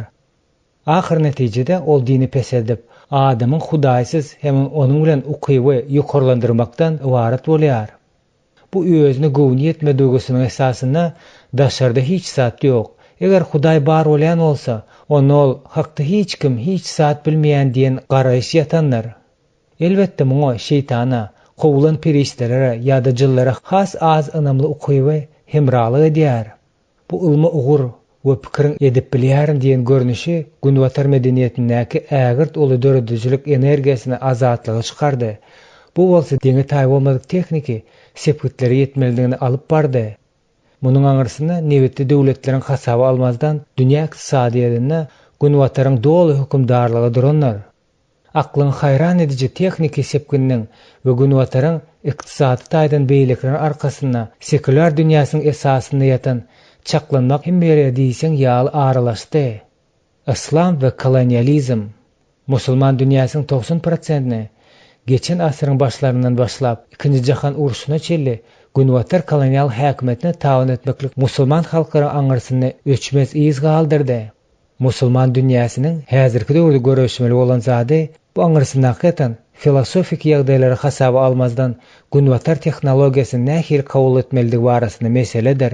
Hut günwatary medeli gymmatlyklar bilen musulmançylyklaryň gymmatlarynyň arasynda özara gatnaşyklar maksimal uýgullaşmakdan doly, zorun almaga çelle ýaýdanyp gidýän musulmançylyk jogaplarynyň giň spektrini emele getirdi. Biz soňkular hakynda düşmançylykly islam barada gurrun edenmizde aýdypdyk. Häzir bolsa bizi uýgulaşdyrma bilen baglanyşykly bolan jogaplar gyzyklandyrýar. Uýgulaşmadaky kynçylyklar, günwataryň ýeten tehnologiki, sepgitlerini özdeşmäge diýen bu senanslaryň ähmiýeti şol sepgitleriň özleriniň özü bilen islamyň 7-nji asyryna degişli bolan dünýä garaýşylyk, düýüp göter tapawutlanýan dünýä garaýşy, hakykat baradaky çaklamalar toplumyny getirmegindedir. Musulmanlaryň öňünde durýan dilema mümkin bolan iki kararyň birini saýlap almaň zerurlyk ýagdaýyny teoretik taýdan Muhammediň taglymatlaryň we özüniň alyp barýan görüldesiniň normativ, ýagny ynamyň we durmuşyň absolut düzgünlerini diýip çaklanýandygynydır. Muhammediň hatda iň ajaýyp pursatlarda da günnegar tehnologiki sepgine ýetjekdigini, şol sepgitleri alyp barýan dünýä garaýş hakynda pikir etmeýändigi üçin musulmanlar munyň islam çäklendirmeden daşary nädip bolup biljekdigini düşündirmäge synanyşlaryna aljyraňlyga düşýärler. Islam ynamyň islendik soraga jogap berýän kvintesensiýasy diýip çäklenilýär. Kvintesensiýa bir zadyň iň esasy diýip manysy. Biz bir zady sözümüziň üstüne goşmaladyrys, ýagny mesihler has bagtly ýagdaýda durýandyrlar. Sebäp İsa bu dünýäniň paçalygyny aýry bolan paçalygy gurdy. İsa'nın ruhy gymmatlyklar barada taglymatlary hamyrmaya, ýagny başga medeniýetiň ýüze çykmagyna getiren hamyrmaya bolsa da, dünýäniň 1-nji asyrynda degişli bolan Palestin medeniýetiň garym gatyşy, onuň Yehudi, Grek we Rim medeniýetleriniň ara baglanşy bilen berk baglanşy görkezip goýulan dar dünýä garaýşy zor salmaga synanyşyk etmek meselesi hiç içen peýda bolmandy. İslam bolsa tersine bir Arab adamynyň ýaşaşyň gysgajak pursady baradaky ýeketäk pikirler bilen çäklenen Arab medeniýeti ýukajak bölejigini görkezýär. Kur'an'da we hadislerde köküren şeriat kanunlarynyň absolutlygy bilen hilakçylyga salanypdyr. Muhammediň dini bolan islamy ene şunyň ýalydyr. Muhammediň Kur'any onuň özüne mahsus bolan dünýä düşünşi bilen bilelikde hadislerde saklanan nusgalyk durmuşy absolutlaşdyrylandan soň takwa musulmanlaryň 21-nji asyryň talaplaryny kanagatlandyrmaýan. Beýlik tarapdan hem islam aýry bolan haýsyda bir zadyň şunyal ähmiýetli bolan sepgitleri ýetirmäge getirip bilýändigini düşünüp bilmeýän sistemanyň içindäki tutsaklar bolup galýarlar. Şu şertlerde İslam öňünde iki ýol açyk bolýandyr. Birinjisi öňünden görme ukybyny Muhammedi degişli etmäge we Kur'an bilen hadisler Muhammediň Kur'anyna biziň şu günki goýan zatlarymyzyň hemmesini öňünde aýdyny görkezýän manyly okumagy synanyşmakda jemlenenler. İkincisi Muhammed öwüşüne atyp duran adam bolsa da onu ýöne bir adam hökmünden ikrar etmekden we onuň taglymaty bilen özüni alyp barşy soňky asyrlarda Alayda tehnologik diýip atlandyrýan asyrlarda ilmiň gazananlarynyň zarbasyna döz gelip biläjek dünýä garaýşyň üýtgözligi üçin ýeterlik bolmadyk esas bolup durýandygyndadyr. Egerde Muhammed özüni ähli döwürler üçin nusga bolan adam hökmünde kesgitlemän bolsa we bu dünýä öz wagty we ýagdaýlar bilen şeýle gazaply çäklenýän kanuny ebedilik farz edilmedik bolsa, bu problema häzirki zaman musulmanlar üçin bu mesele beýli ýetip bolmazdy. İslam azat bu garşylykly çäklendirmelerden çykmaga synanyşmady diýip aýtmak nädogry bolardy. Belanyň körügi her gezek şunyň ýaly synanyşyk edilende Muhammediň keşbiniň we ähmiýetiniň peselmeldiginde. Şondan soň İslam şunyň ýaly güýçli täsir edici çäkleri ýüzlenmek islemeýär. Derwezany açaýsaň täzeçilik saklatdyrmaz da. Ahir soňunda Muhammedi taryhyň kenaryny süpürip edip we İslam şeýle bir awraýdan düşürdi. Belki sistema höküminde edilik kommunizm dargaşy kimi dargar. İslamyň uçgunlaşdyrma eden ýerki synanyşyklary. Biz İslamyň günwatar bilen bolan ýöneki bolmadyk gatnaşyklary barada soraga uly höwes bilen seredip başlaýarys. Geçen asırdaky radikal uygulmaşmalaryň iň ýerki we pajigaly misaly Türkiýede bolsa gerek. 1924-nji ýylda şol wagta çelli goşunyň gahrmanlygynyň roluny oýnan Kemal Atatürk gaýtadan döredilen Türkiýe Respublikasynyň prezidentiniň wezipesini aldy. Ol derrew Türkiýany sekular döwlet hökümine yglan etdi. Ynymyň wagyz etme azatlygyny berýän kanun ýazdyrdy. Arap elifisine, Latin elifisine çalışdy. İslam dininiň mekteplerini yapdy. Aýallaryň çadırlaryny taşlatdy. Sufi toparlaryna duşmaga gadagan etdi we dini hususy iş etmek üçin başga-da köp zatlar etdi. Eksperimentiniň ilkinji 10 ýyllygynda oňa ejizek garşylyk görkezildi. Musulmançyga dikilmek hereketi bolsa, ýaňy ýakynna güýçlenip başlady. Gazaply sekular kanunlaryň bardygyna garamazdan Türk halky öz etnikligi we musulmançylygy deň derejede hasaplaýar. Türk bolmak, musulman bolmagy aňladýar. Kenneth Craig'in Türkiýe berýän bahasy biziň günlerimizde de onuň edil şu zatlar ýazan wagtlary ýalda adalatlydyr. Bir zat aýdyndyr. Has takygy sekularizm Türkiýany äskermezligeden juda kämildir. Azat häkimet üçin juda öňden bilinmezdir. Onuň häzir hem hereket edýändigi barasynda fakt şüphesizdir. Ýöne häsiýeti entegem şüphelidir. Ol Atatürk ölendigi bäri-de hereketini dowam etdirip gelýär. Ýöne şonda da onuň mirasynyň torundudygyna galýar. Araplaryň günwatar bilen özara hereketleri Misiriň ösüşine soňky öwüşginlerini tapýar. Muhammed Abdi 1849-njy 1905-nji ýyllaryň gahrman reformatoryň ideýalaryň köp saatly ruhlanan bolsa da Jamdal ad-Din Al-Afgani 1839-1897-nji ýyllarda olar özüň Misirdäki wakalaryň täsirini keskitleýiji düşündirişine laýyklykda uýgunlaşdyrýar. Özüniň derwaý tezisi islamy bolmadyk gatlakdan azat bolan hakyky islamyň döwri war pikirleri we şertleri bilen diýseň gowy ýaraşyp biljekdigi boldy. Abdylyň pikiriň açary hakyky islam bolup durýandyr. Ol ortodoksal islamyň esaslaryna ynamyň bütün dowallygy bilen esaslanýar. Ol olaryň gaýtadan seredişmegine ýa-da üýtgedilmegine ýol bermezdi. Ol Muhammedi günäsiz hasaplandyk üçin häzirki döwrüň gazanylan sepkitleriň hemmesini Muhammediň öňünden aýdandygy, munyň tasdiklanmasyny Gurhany we hadislerde tapyp bolýandygy barada pikirleriniň garysyny açdy. Başga sözler bilen aýtsak, Abdi dini we ilmi öz pikirleriň türlü böleklerine saklapdyr. Ol öz dinini ynamynyň rasionalistiki derňewlerine ýol bermezdi. Ol öz anyny goramak, onuň derňeglimigini ardan aýrmak, bu ilim işiniň öz beýanyny Muhammediň talymatyna tapýandygyny aýtmak bilen ilimiň gazananlaryny islamyň öz gazanan hökmünde şartlyk bilen kabul etdi. Onuň şägirdleri bu pikiri köp ýa-da az derejede häzire çellide eýerip gelýärler. Misiriň dilemmasy. Häzirki döwürde Misirde günwatar gymmatlyklary bilen ýetilen sepkitleriň adaty islamyň, onuň Muhammedi keramatlarynyň hem de onuň sözleriniň hem häsiýetleriniň gelip çykan serigat kanuny mukaddesleşdirmelik arasyndaky öz ara gatnaşyklaryna çözülmedik dartgallyk şöklenilýär. Häkimet häzir çeli şeriat kanuny girizmegi baradaky başça ýan berenok. Şonuň üçin hem ortodoksal islam däldi ýa-da sekular häkimet hökmüne garaýarlar. Düşmançylykly musulmanlar Abdel Nasirden başlap Hosni Mübarek'e çelli Misir prezidentinin hemmesine kastyna çykdylar.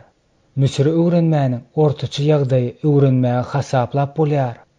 Şeriat kanunyny girizme meselesi. Diýsen takwa bolan Saud Arabistany Gurhany konstitusiýa hökmüne ulanýar. Hatda bu öýde konformizm daşdan görünüşi wada berýän bolsa da, müňlerce Saudlaryň daşary ýurtlardaky islamy däl hereketlerine meşgul boldy. Harby diktatorlar Pakistanda da, Bangladeşde de şeriatyň kanuny girizdiler. Ýöne munyň ýerini ýetirmek islemeýän raýatlaryň aglaby böleginiň olary dol ýerini ýetirmeklerini gazanmak talap edilýär. Sudan musulman däl raýatlary hem şeriatyň kanuny tabyn etmäge synaşandygy sebäpli biz uzaga çekýän grazdalyk uruşundan beýlekisine geçýäris. Kaddafi'nin Ýaşyl kitaby. Livan lideri olan Kaddafi özüni İslamyň adaty kynçylyklaryna, sanyşy jemgyýetiň liderine de yer ýokdugy sebäpli İslamy täzeden dikeltme hereketine ýeketäk gyşyrtma bolup durýar. Ol adatça ýaşyl kitap ady bilen belli bolan 3 tomly ýazgylaryny, şeriat kanunlaryny özüniň täze tertipdäki täze konsepsiýalary bilen çalyşýar. Ol kanuny reformalaşdyrma deregine onu çalışdy. Ol 1979-njy ýylyň 16-njy dekabrynda Arianda Fallaça beren interwýusynda ýaşyl kitap adam azad etmeklige alyp barýan ýol görkezijidir, täze hoşgabardyr. Täze eranyň köpçiliginiň eranyň hoşgabarydyr. John Esposito muny düşündirip şeýle ýazýar. Ýaşyl kitap şeriatyň kanuny, syýasy we sosial tertibi dolandyrmakdan daşlaşdyrýar.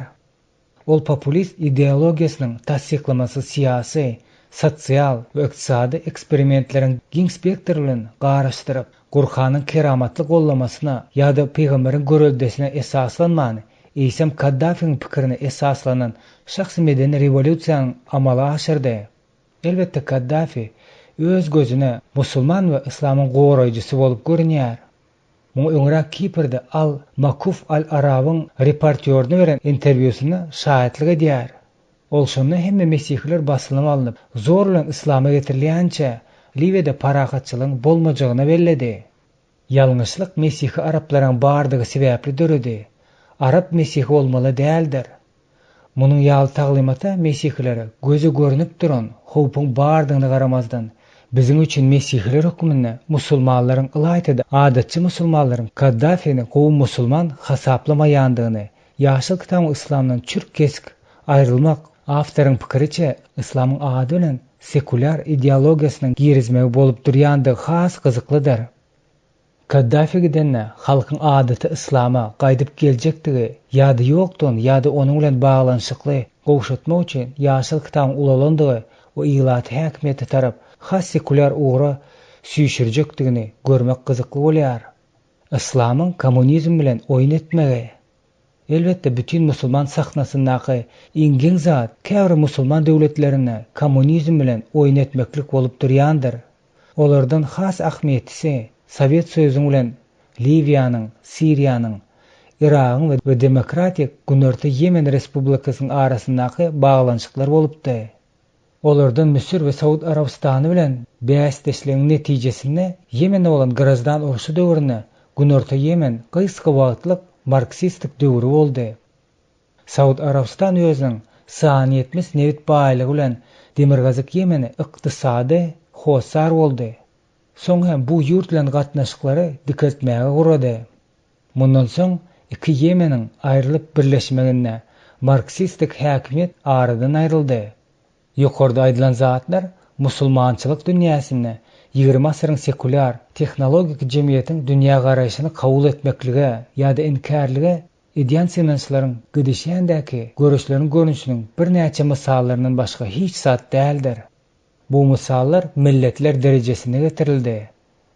Aýratyn şahsiýetler we musulmanlar jemgyýetdäki azlyk günwataryň çağırışlaryna onuň aňyrysynda duran sekular ideýasyna nähili jogap berýär.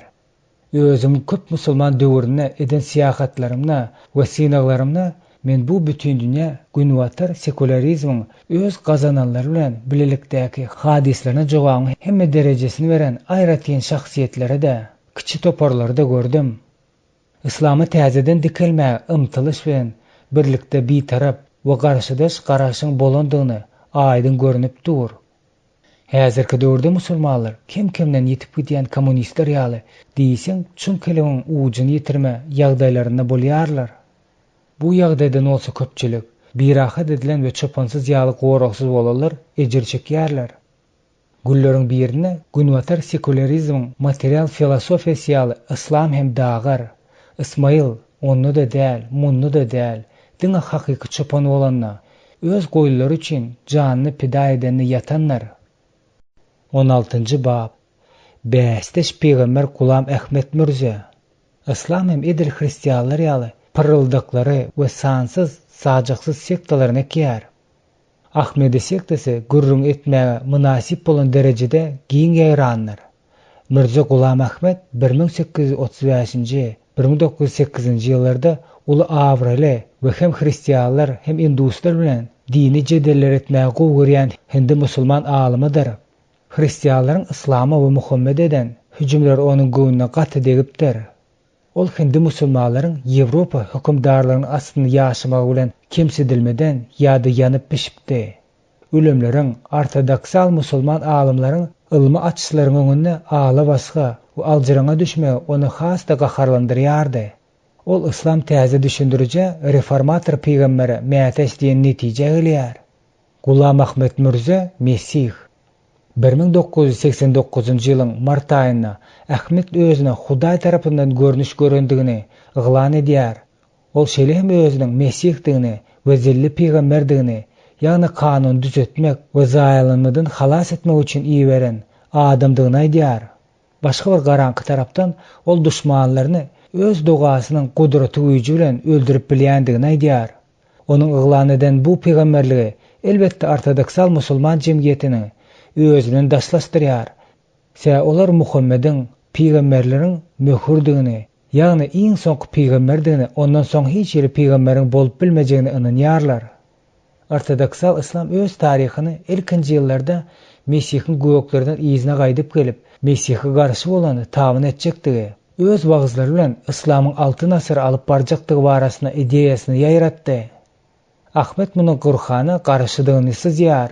Ol Gurhanyň taýmatyň şu böleginden azatdygyny öňünden görýär. Ahmet ýende adaty islam ynamyna garşy çykyp, Mesihiň hakykatynam haça çüýler bilen çüýlenendigini, entek ölmänke haçdan alynandygyny, gabyrdan çykyp Kaşmyra gaçyp barandygyny, şol ýerde hem gaty garap ölendigini aýdýar.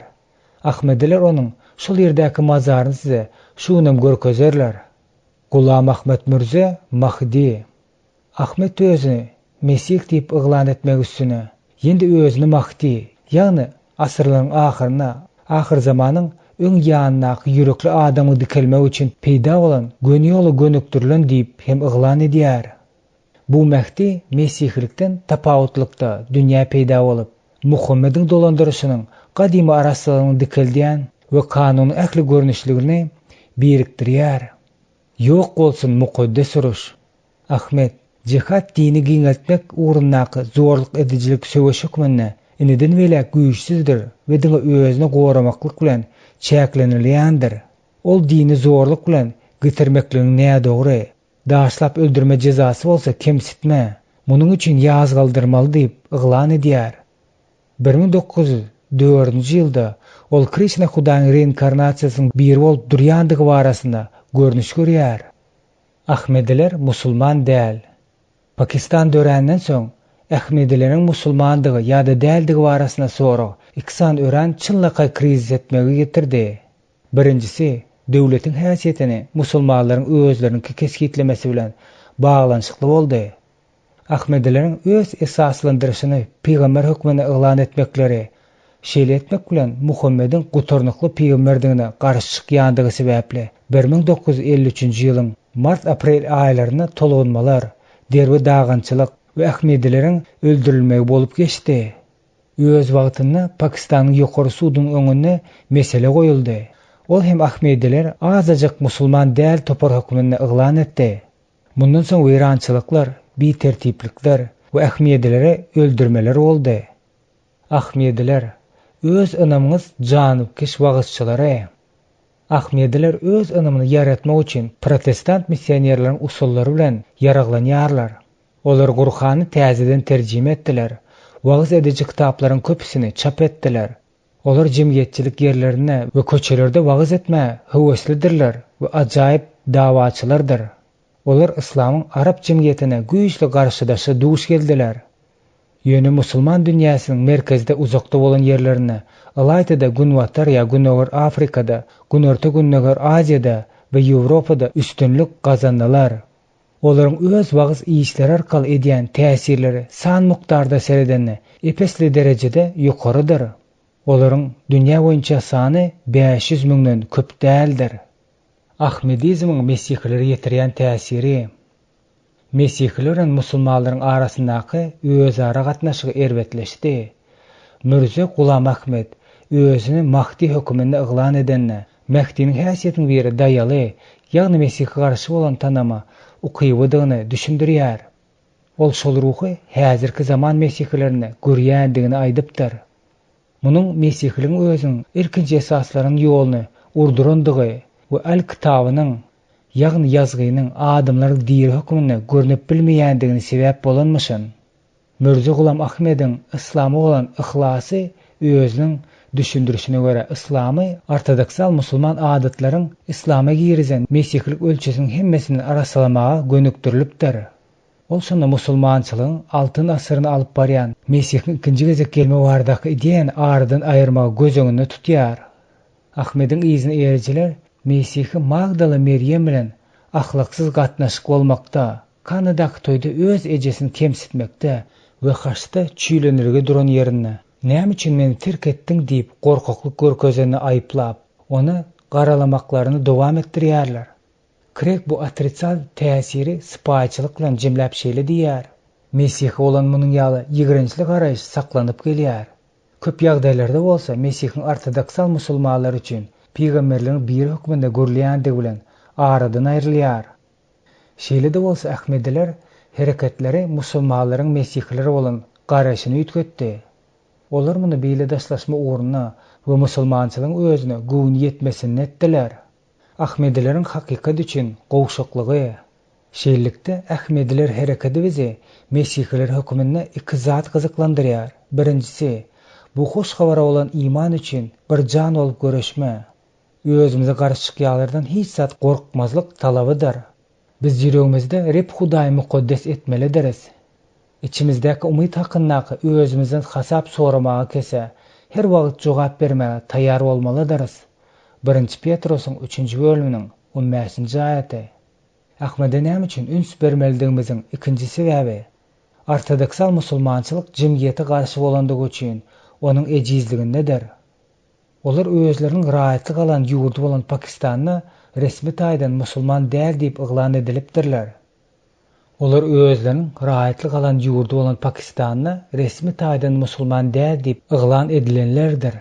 Şol sebäpli-de musulmançylyk dünýäsiniň hemme ýerinde de diýen ýaly şunyň ýaly gatnaşyga duş gelýärler. Olar özleriniň musulman auditoriýasynyň öňünde Gurhany ýa-da hadisler esaslanyp öz pozisiýasyny görkezip bilmeýärler. Olar şeýle hem ýazgylara esaslanyp Mesih'e aýdylan zatlary da gorap bilmeýärler. Olar hoş habaryň gowy oýlanyp edilýän wagyzlaryň öňünde ejizdirler. Muny Pakistandan olan öňkü Ahmedi, giňden tanalan Mesih wagtçysy merhum Çowdry Inayatullah Mejahidin Mesih'e iman etmegi we durmuş suwdy edýär. Hatta Ismaýlyň bu azaşan we gazaply ogullary da halas bolup bilýärler. Şoňa görä-de biz olary Mesih'in ady bilen halas etmek üçin elimizden gelenini etmelidiriz. 4-nji bölüm. Musulmanlara gulluk etmek. Gatnaşyk meselesi. Giriş. Kitabyň ilkinji 3 babyny Ibrahim durmuşyndaky Hajar bilen Ismail öýünden kowmagy alyp baran hayran galdyrjy wakalar Ismailň nesilleri iň meşgul bolan Muhammediň durmuşy we taglymaty islamda has ähmiýetli sektalaryň ösüşini suratlandyryldy. Bu bölümi ýagny musulmanlara gulluk etmek bölümini biz ýazgylardan alynan käbir salgalanmalar bilen başlaýarys. Hemme zatdan öňürtüz. Hajar bilen Ismail'a rehimdarlyk eden Hudaýyň olaryň nesillerinden edil şonuň ýalda rehimdarlyk etjekdigine biz ynanýarys. İsa haçda özüniň iman edenleriň hemmesi üçin özüniň beýik halas edejeklige işini ýerine ýetirdi. Ýahýanyň 3-nji bölümiň 16-njy aýatynda. Hudaý hemmeleriň halas bolmagy we hakykata akyl ýetirmegini isleýär. 1 Timoteýusyň 2-nji bölümiň 4-nji aýaty. Hudaý hiç kim helak bolman, hemmelerini towa gelmegini isleýär. 2 Petrusyň 3-nji bölümiň 9-njy aýaty. Ýazgydan alynan bu sözleriň özümiziň musulmanlary bolan gatnaşymyza esasymyza ýatymaldygymyzy biz ynanýarys. Biz olaryň hemmesiniň halas bolmagyny, olaryň hiç birini helak bolmazlygyny, hemmesiniň hakykaty bilmegini we hemmesiniň towa gelmegini isleýäris. Ilham kitabyna beýik ýeňişi aýdymynda her taýpadan, her dilden, her halk we her milletden Ilhamyň 5-nji bölümiň 9-njy aýaty imanlaryň geljekdigi aýdylýar. Bu ýerde elbetde musulmanlar hem göz öňünde tutulýar. Özümizin musulmanlar eden gullawymyza, öz dünýä garaýşymyzyň Hudaýyň sözüne laýyklyda formuleleşdirmek we Rabbin musulmanlar arasyna hem baý ruhy hasylyň ýygnanjakdygyny inanmaklyk talap edilýär. Hatda köni ähd peýgamberleri hem İsmail oğullarının arasında da hasylyň ýygnaljakdygyna garaşylýandygyny aýdýar.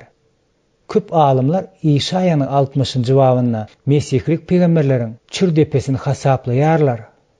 Onda biz İsmail ulu oğlu bolan Nabayot bilen Kediriň Mesih'e iman edip öz baýlyklaryny meýletilik bilen teklip etjek butparazlaryň arasynda boljakdygyny aýdýarlar. Bu adamlaryň edilen peýgamberliginden 1000 ýyl ozal dünýäden ötendigi sebäpli onuň İsmail'in soňky nesillerine ýaýrajakdygyny, ýagny milletler manysyny Arap musulmanlary da ruh manysy da bolsa, musulmanlaryň hemmesine Seýa Muhammed arkalalaryň Ibrahim bilen baglanşygy dikildýändigi göze dürtülip duranlar. Biz ýazgylaryň şu ajaýyp görkezmelerini esaslanyp, musulman dünýäsine her bir sebitde islendik halkyň arasyna her bir dilde ruh hasylyny görjekdigimiz ananýarys. Biz hem edil gökdäki atamyz ýaly İsmail'in bir gany bir çağalaryň bolşy ýaly İsmail'in üsülen oğullugyna alan nesilleriň üsülen edişen agy sesini eşidip bileris. İslamyň tekebbirligiň daşky görnüşi aslynda biz bu mähelleri İsa'nyň görüşi ýaly ıskyndan gaçan, çopansyz goýulan kimin dagyny keşipde görýäris.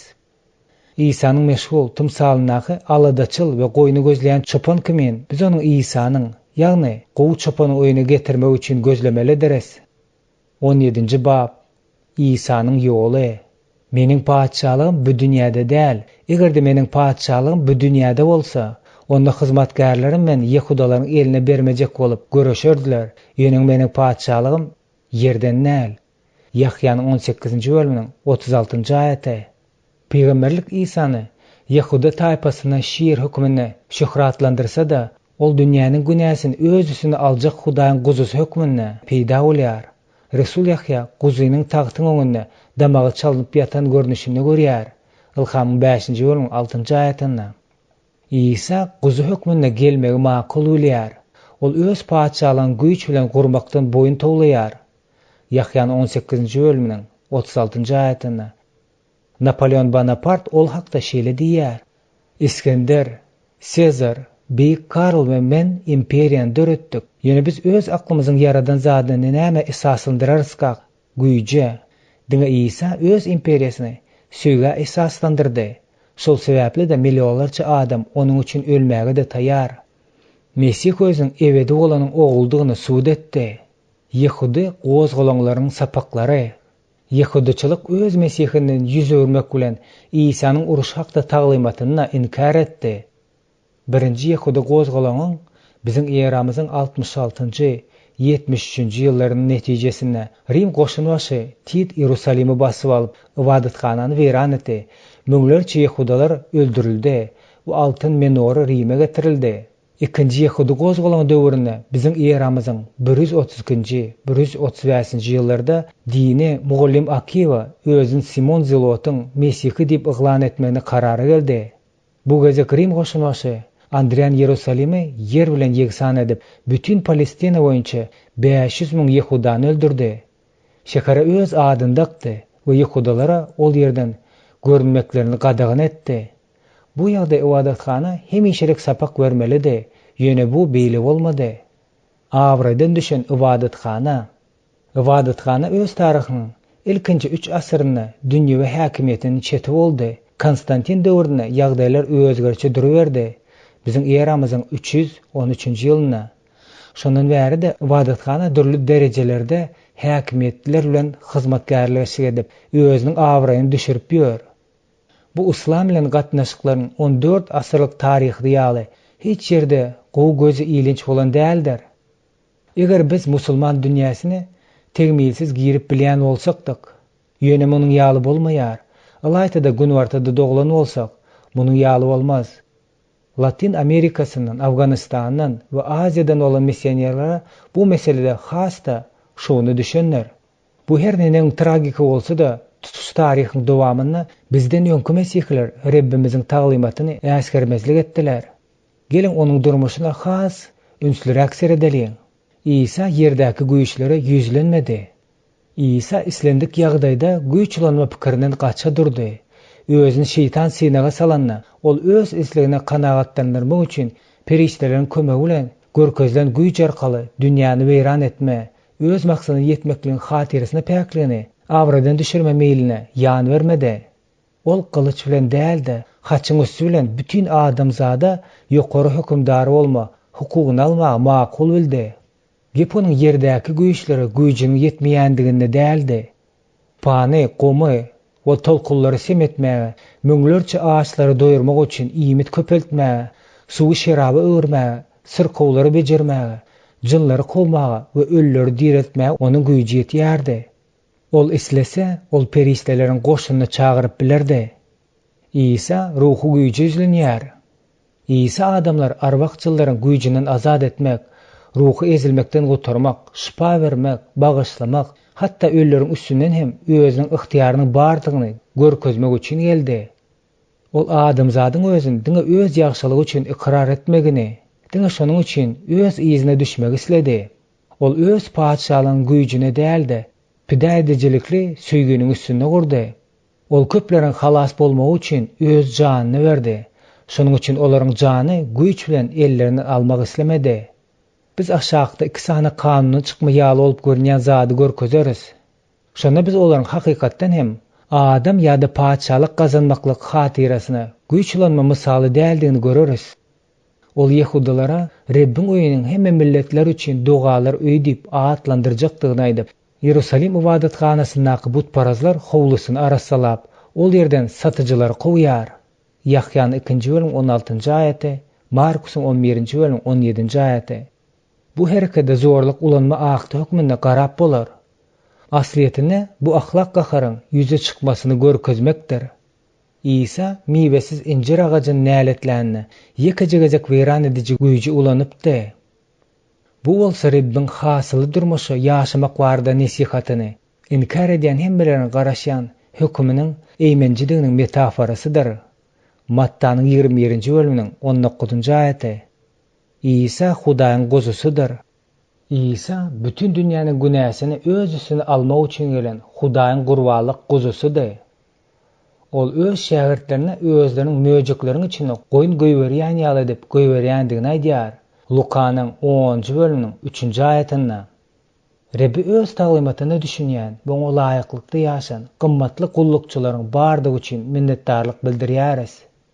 Ýöne Rabbin adyny çagyrýarlaryň hemmesi şol taglimatyň ruhuny eýermeýär. Mesihlik imperiýasynyň ajy mirasy. İsa ýöneki halkdan ibaret olan mehellärniň içinde ýörenine, onu kıyınç kaplap aldy. Sebäp ol olaryň sonugandygyny, çopany bolmadyk surýaly, dargandygyny görýärdi. Mattanyň 9-njy bölüm 36-njy aýaty. Mesih adyny alýanlaryň we Mesih hasaplaýanlaryň ýöne aslyna Mesih däldigini köpsi goýlaryň arasyna möjekler kimin bolup gezdiler we gezýärler. Olar möjek hökümine hem galýarlar. Bizden öňkülerem, döwürdeşlerimiz hem häkimiýetiň we imperiýasyň özüne büdürediler. Muhammed Vizantiýalardan näme öwrendi? Muhammediň Mesihlik imperiýasyna, ýagny Vizantiýalary synap ýörüşine, iş ýüzünde iman galyjy size war edilmäge diýen netije gelýär. Bu meselede ilki bolup Rim imperatory bolan Konstantin erbet görelde bolýar. Ol özüniň grazdanlyk uruşundan ýeňiş gazandanna, imperiýalar derbi dagyny edenden soň biziň eramyzyň 310-njy ýylyna Mesihlik kabul edýärdi, ony resmi din diýip yglan edýär. Konstantin imany galyç bilen nikalaşdyryp, eskeleriň naýzalaryna haçyň şekillerini dakýardy, özüniň basyp almalaryny dowam etdirýär. Şondan bäri Mesihlik dünýewi paçalyk bilen ruh paçalygyň arasyndaky tapawudy bilmeýärler.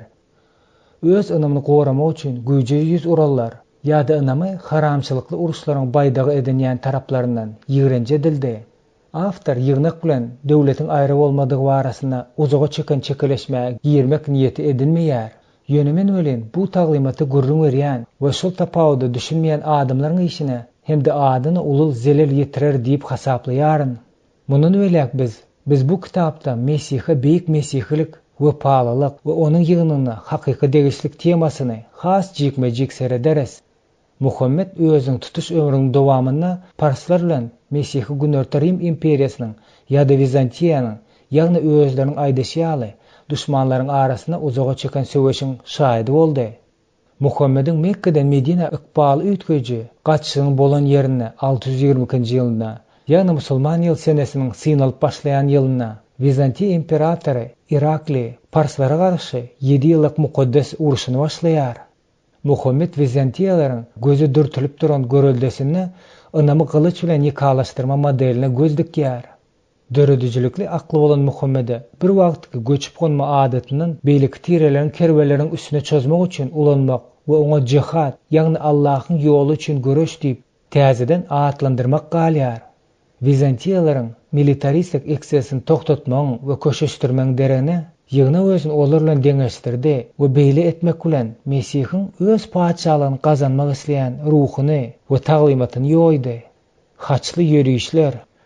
Haçly ýörüşi döwürler biziň eramyzyň 1095-nji 1291-nji ýyllaryna musulmanlaryň elinden mukaddes topragy basyp almak üçin ibadathananyň tawşyrygy bilen ýeberilen harby mesihlik ekspedisiýalary ibadathananyň adynyň we ak patasy bilen bolan uruşlardan aýratyn näler.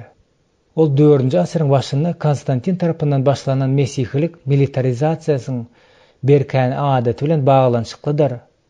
Kolonial döwür İslam mesihligiň howpludygyny öwrenipdir. Eger bu wagtda haçan bolsa bir wagt şüphe bar bolanna, onda kolonial döwür biziň eramyzyň takmanyň 1450-nji 1970-nji ýyllarda olar doly we gaýdyp gelmez ýaly edip ýok etdi. İspaniýa bilen Portugaliýa 16-njy asyrda özleriniň harby missionerçilikli awantyuralar bilen ýol ýasadylar. Ondan soňky asyrda bolsa Gollandiýalılar, Fransuzlar, Inglizler imperiýa döretmeklik biýakıl çapyşyna goşuldy. Bu çapyş gutar-gutarmanka oýna Belgiýa, Germaniýa, Italiýa, Russiýa goşuldy. Geçen asyrda SSR-de bu oýna diňe Russiýa bilen Fransiýa gatnaşdy. Fransiýa Fransuz Gwineýasyny we Mayotte adatynyň Russiýa bolsa Orta Aziýadaky 6 sany musulman respublikasynyň Azerbaýjan, Türkmenistanyň, Özbegistanyň, Täjikistanyň, Gazagystanyň we Kyrgyzstanyň üstünden hökümdarlyk etdiler. Şu ýere ruslaryň Awganystana eden erwet hüjümine hem goşsa bolar. 1979-njy 1988-nji ýyllarda. Elbetde kolonial döwrüň ahyryna günwatar derjawalary eýem Hudaýyň we watanyň adynyň hereket etmediler. Sebäp olaryň käbirlerini ibadatxana bilen döwletiň bölenşme ideýesi kökürdi. Ýöne mundan soň köplenç ýagdaýlarda basyp alynan koloniýa derjawalarynyň milletlerden bolan missionerler gelip ugradylar. Missionerlerin bu gelmesi dini militaristik çözüşü bolmasa da musulmanlar olary şonuň ýaly garşy aldylar. Musulmanlaryň din bilen döwleti tapawutlandyryp bilmeýändigi sebäpli olar başgalar da özlerindäki ýaly ýagdaýy görkezmek isleýän bolýarlar. Başga sözler bilen aýtsak, olar biziň döwletimiz bilen missionerligimiziň arasyndaky gizli baglaşyk bardyr öýdýärler. Musulmanlar özleriniň mesihlige we mesihlere garşy bolan garaşyny tapawutlandyryp bilmeseler de hiç zaman kolonial derjaw bolmadyk ýurtlardan bolan missionerler bu mesele aňsadyrak bolýar. Eger Amerikan okuwçysynyň öz ýurdunyň elini hem 1898-nji ýylda başlap Ispaniýa weýran edenimize we Filipini eýleýänimize çelli musulman ganyna bulaşandygyny aýtsak, onda onuň depe saçy üýşer.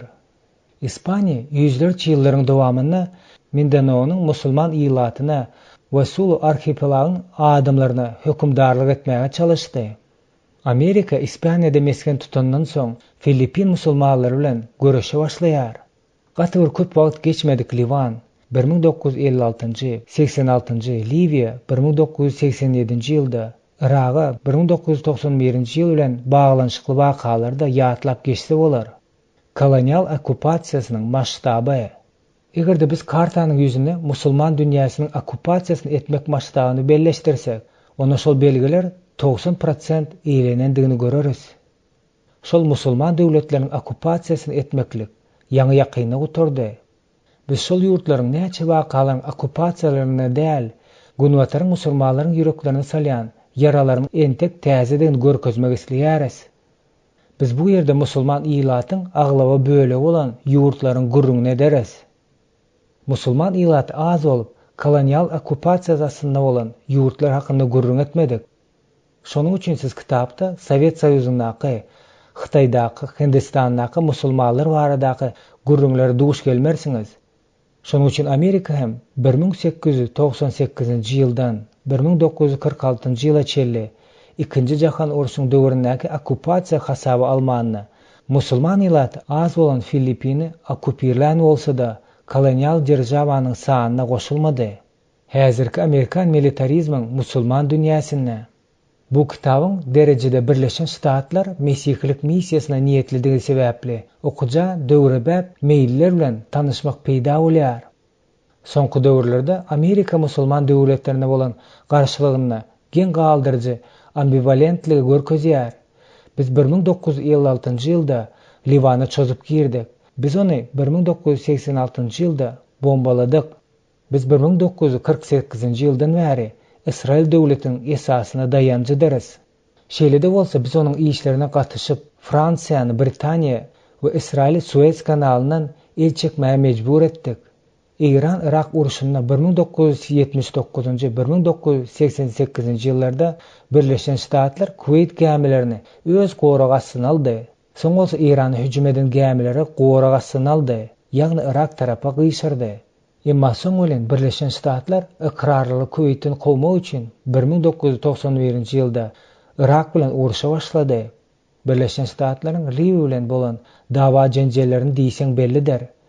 Biziň Saud Arabistanyň hem şeýle hem Misirden, Iordaniýa, Pakistanyň we Owgan gatnaşyp görkezme hereketlerinden başlap, dürli musulman ýurtlar bilen ýarak söwdasyny etmeýändigimiz hakda köp zatlar aýtmak bolar.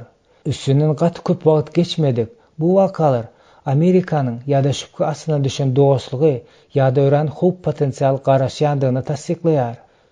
Protestant missionerleriň häzirlikçe aglaba bölegleriniň Birleşen Ştatlardan bolmagy biziň musulman dostlarymyzyň gülküsini tutdurýar. Olar, siz öz ýurduňyzyň syýasy ýolbaşçylary bilen birmi? Missionerleriň hiç haýsy bilen hem hiç wagt şahsy dostlukda bolup görmedik musulmanlar bizden hawa diýen jogaba garaşýarlar. Olar bize öz düşünjeleri boýunça baha berýärler. Olar özleri üçin adatdan daşary, millilige we Hudaýyň adatdan daşary paçalygyny we paly bolmaň iň ýokary kanun bolup durýan Mesih bilen ören seyrek iş salışýarlar. Palestin meselesi. Ýokarda aýdylyp geçileler, biziň musulmanlar bilen işlemek isleýändigimiz üçin ören agyrlyk kabul edilse-de, biziň olar bilen işlemek isleýändigimiz sebäbi biz olary süýýäris. Ösüp çykyp ulalyp, ýokarda aýdylan zatlaryň hemmesine köleg astyna salýan bir tema bardyr. Günwataryň we onuň bilen bir birleşmäge girýän ýurtlaryň häzirki İsrail döwletine gurama goşun goşmak islam üçin iň agyrly we bitmes ýarasy bolup durýandyr. 1948 ýylda Birleşen Milletler Guramasy rezolýusiýany goýandan soň Israil döwlet hökümini ikrar eden ilkinji döwlet Amerikadyr. Şondan bäri diňe bir ýakyn günnogordaky däl, eýsem bütün dünýädäki musulmanlar hem bizi Israiliň arkasyna durýan güýç, islamyň bolsa ganym düşmany hasaplaýar. 1967 ýyldaky höküm gününiň uruşunda ýewreýler ýeňiş gazanandan soň musulmanlar özleriň iň gymmatly keramatlaryň birinden Ýerusalimden mahrum boldular. Ýerusalim musulmanlaryň mukaddes şäherleriniň içinde Mekke bilen Medineden soň 3-nji ýere eýelýär. Ýerusalimdäki Kubat as-Sahra bilen Al-Aqsa mesjidleri bütün dünýädäki musulmanlaryň uruç edip gatnaýan ýeridir. Musulmanlaryň 13 asyr diýen ýaly eýerlen mukaddes ýerini ýitirendiginden dören agyrsy ýewreýleriň palestinalaryň derdiniň üstüne goşan derki islam bilen Günwataryň arasyndaky munyň izinden hem olaryň biz baradaky garaýşy laýyklykda islam bilen mesihlik arasyna tükeniksiz jedeliň çeşmesi boldy. Ol Israil körlük bilen goldaýandygymyz üçin günäli hasaplaýarlar. Biziň demokratiýany we individual azatlygy gorumany, giňden reklam edilen adamlar hukuklaryny goldamany goraýan öw goramaň barasynda Israil siýasatynyň gürrüňsiz goldamamyzyň akymy bilen ýuwup gidendigini megziýär. Biziň ýewreýler bilen palestinalylary bolan durnuksuz garaýşymyzdaky düşünş bolýan kör teglimi Barbara Taçmen özü mukaddes kitap we kılıç adlı kitabın häzirki zaman awtorlaryň hemmesini de gowy analizleýär. Barbara Tuchman bu predmetin tarihi Balfour'un 1917-nji ýyldaky deklarasiýa çelli diňe umumy häsiýetde seredýär. Ýewreýleriň öz gadymy ýurduna bolan hukumy dikeltmegi baradaky hayran galdyrjy siýasatyň içinde gysylyp galýandygyny aýdýar. Tuchman tarihyň içindäki Britaniýalaryň mukaddes kitaba we mukaddes ýurda bolan irki aşyklygy, ondan soň hem olaryň haçly ýöreýişine gatnaşygy, ýewreýler baradaky peýgamberleriň ýerini ýetirişi hayran galyşyny, Britaniýanyň pikiriçe olaryň şol peýgamberleriň ýerini ýetirmäge taryhy roluny ussatlyk bilen ýyzyrlaýar. Britan hökümdarlyk etme ukyby bilen çyň düşünjesini görkezip, awtor bu häsiýetde dini medeni gyzyklanmanyň mesihlik perspektiwasyny gören mukaddes ýurt baradaky soraga tarap gysylýandygyny, munyň bolsa da ýewreýlere öz ýurduna hayran galdyrjylykly tärde gaýtaryp getirmekligine alyp barandygyny beýan edýär. Ahir soň öz imperiýasy pese düşüp balandan soň Britaniýalylaryň bu mesele bolan gyzyklanmasy sowady.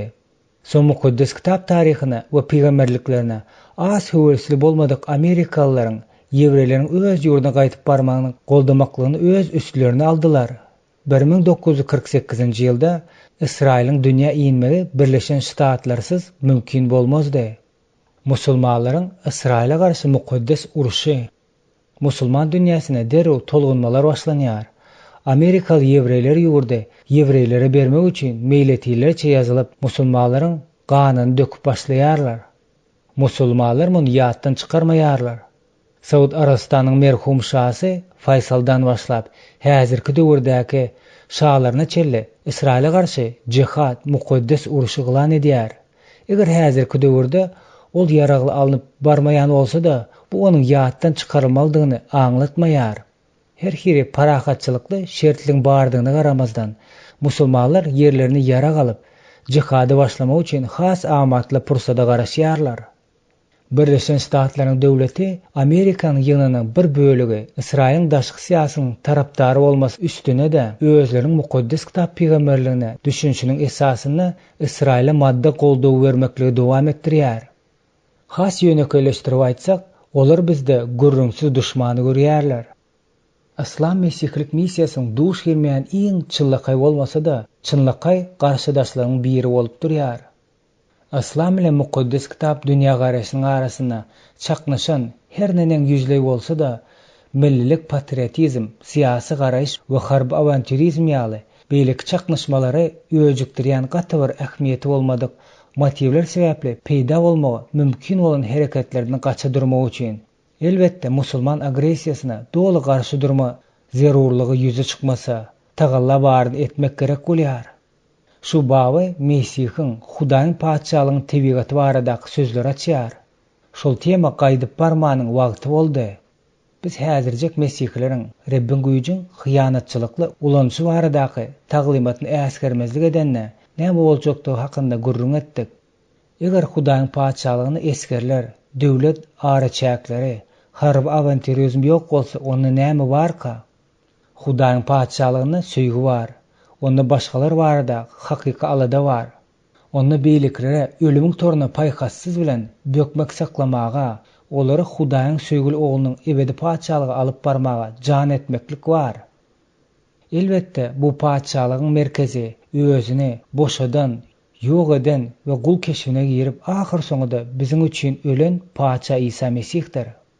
Onuň taglimaty güýçden ýüz öwürmekdir. Özüni inkar etmeklikden we başgalary gulluk etmekden ibaratdir. Musulmanlar arasyna işlemäge karary gelen missioner Mesihiň paçalygynyň tebigatyna çyň düşünje bilen aralaşmalydyr. Bolmasa ol ýoluny urdurup kim-kimden dünýewi güýji ulanmaklyga, tekebbirlige we ters pikirler ulanmaga gaýdyp geler.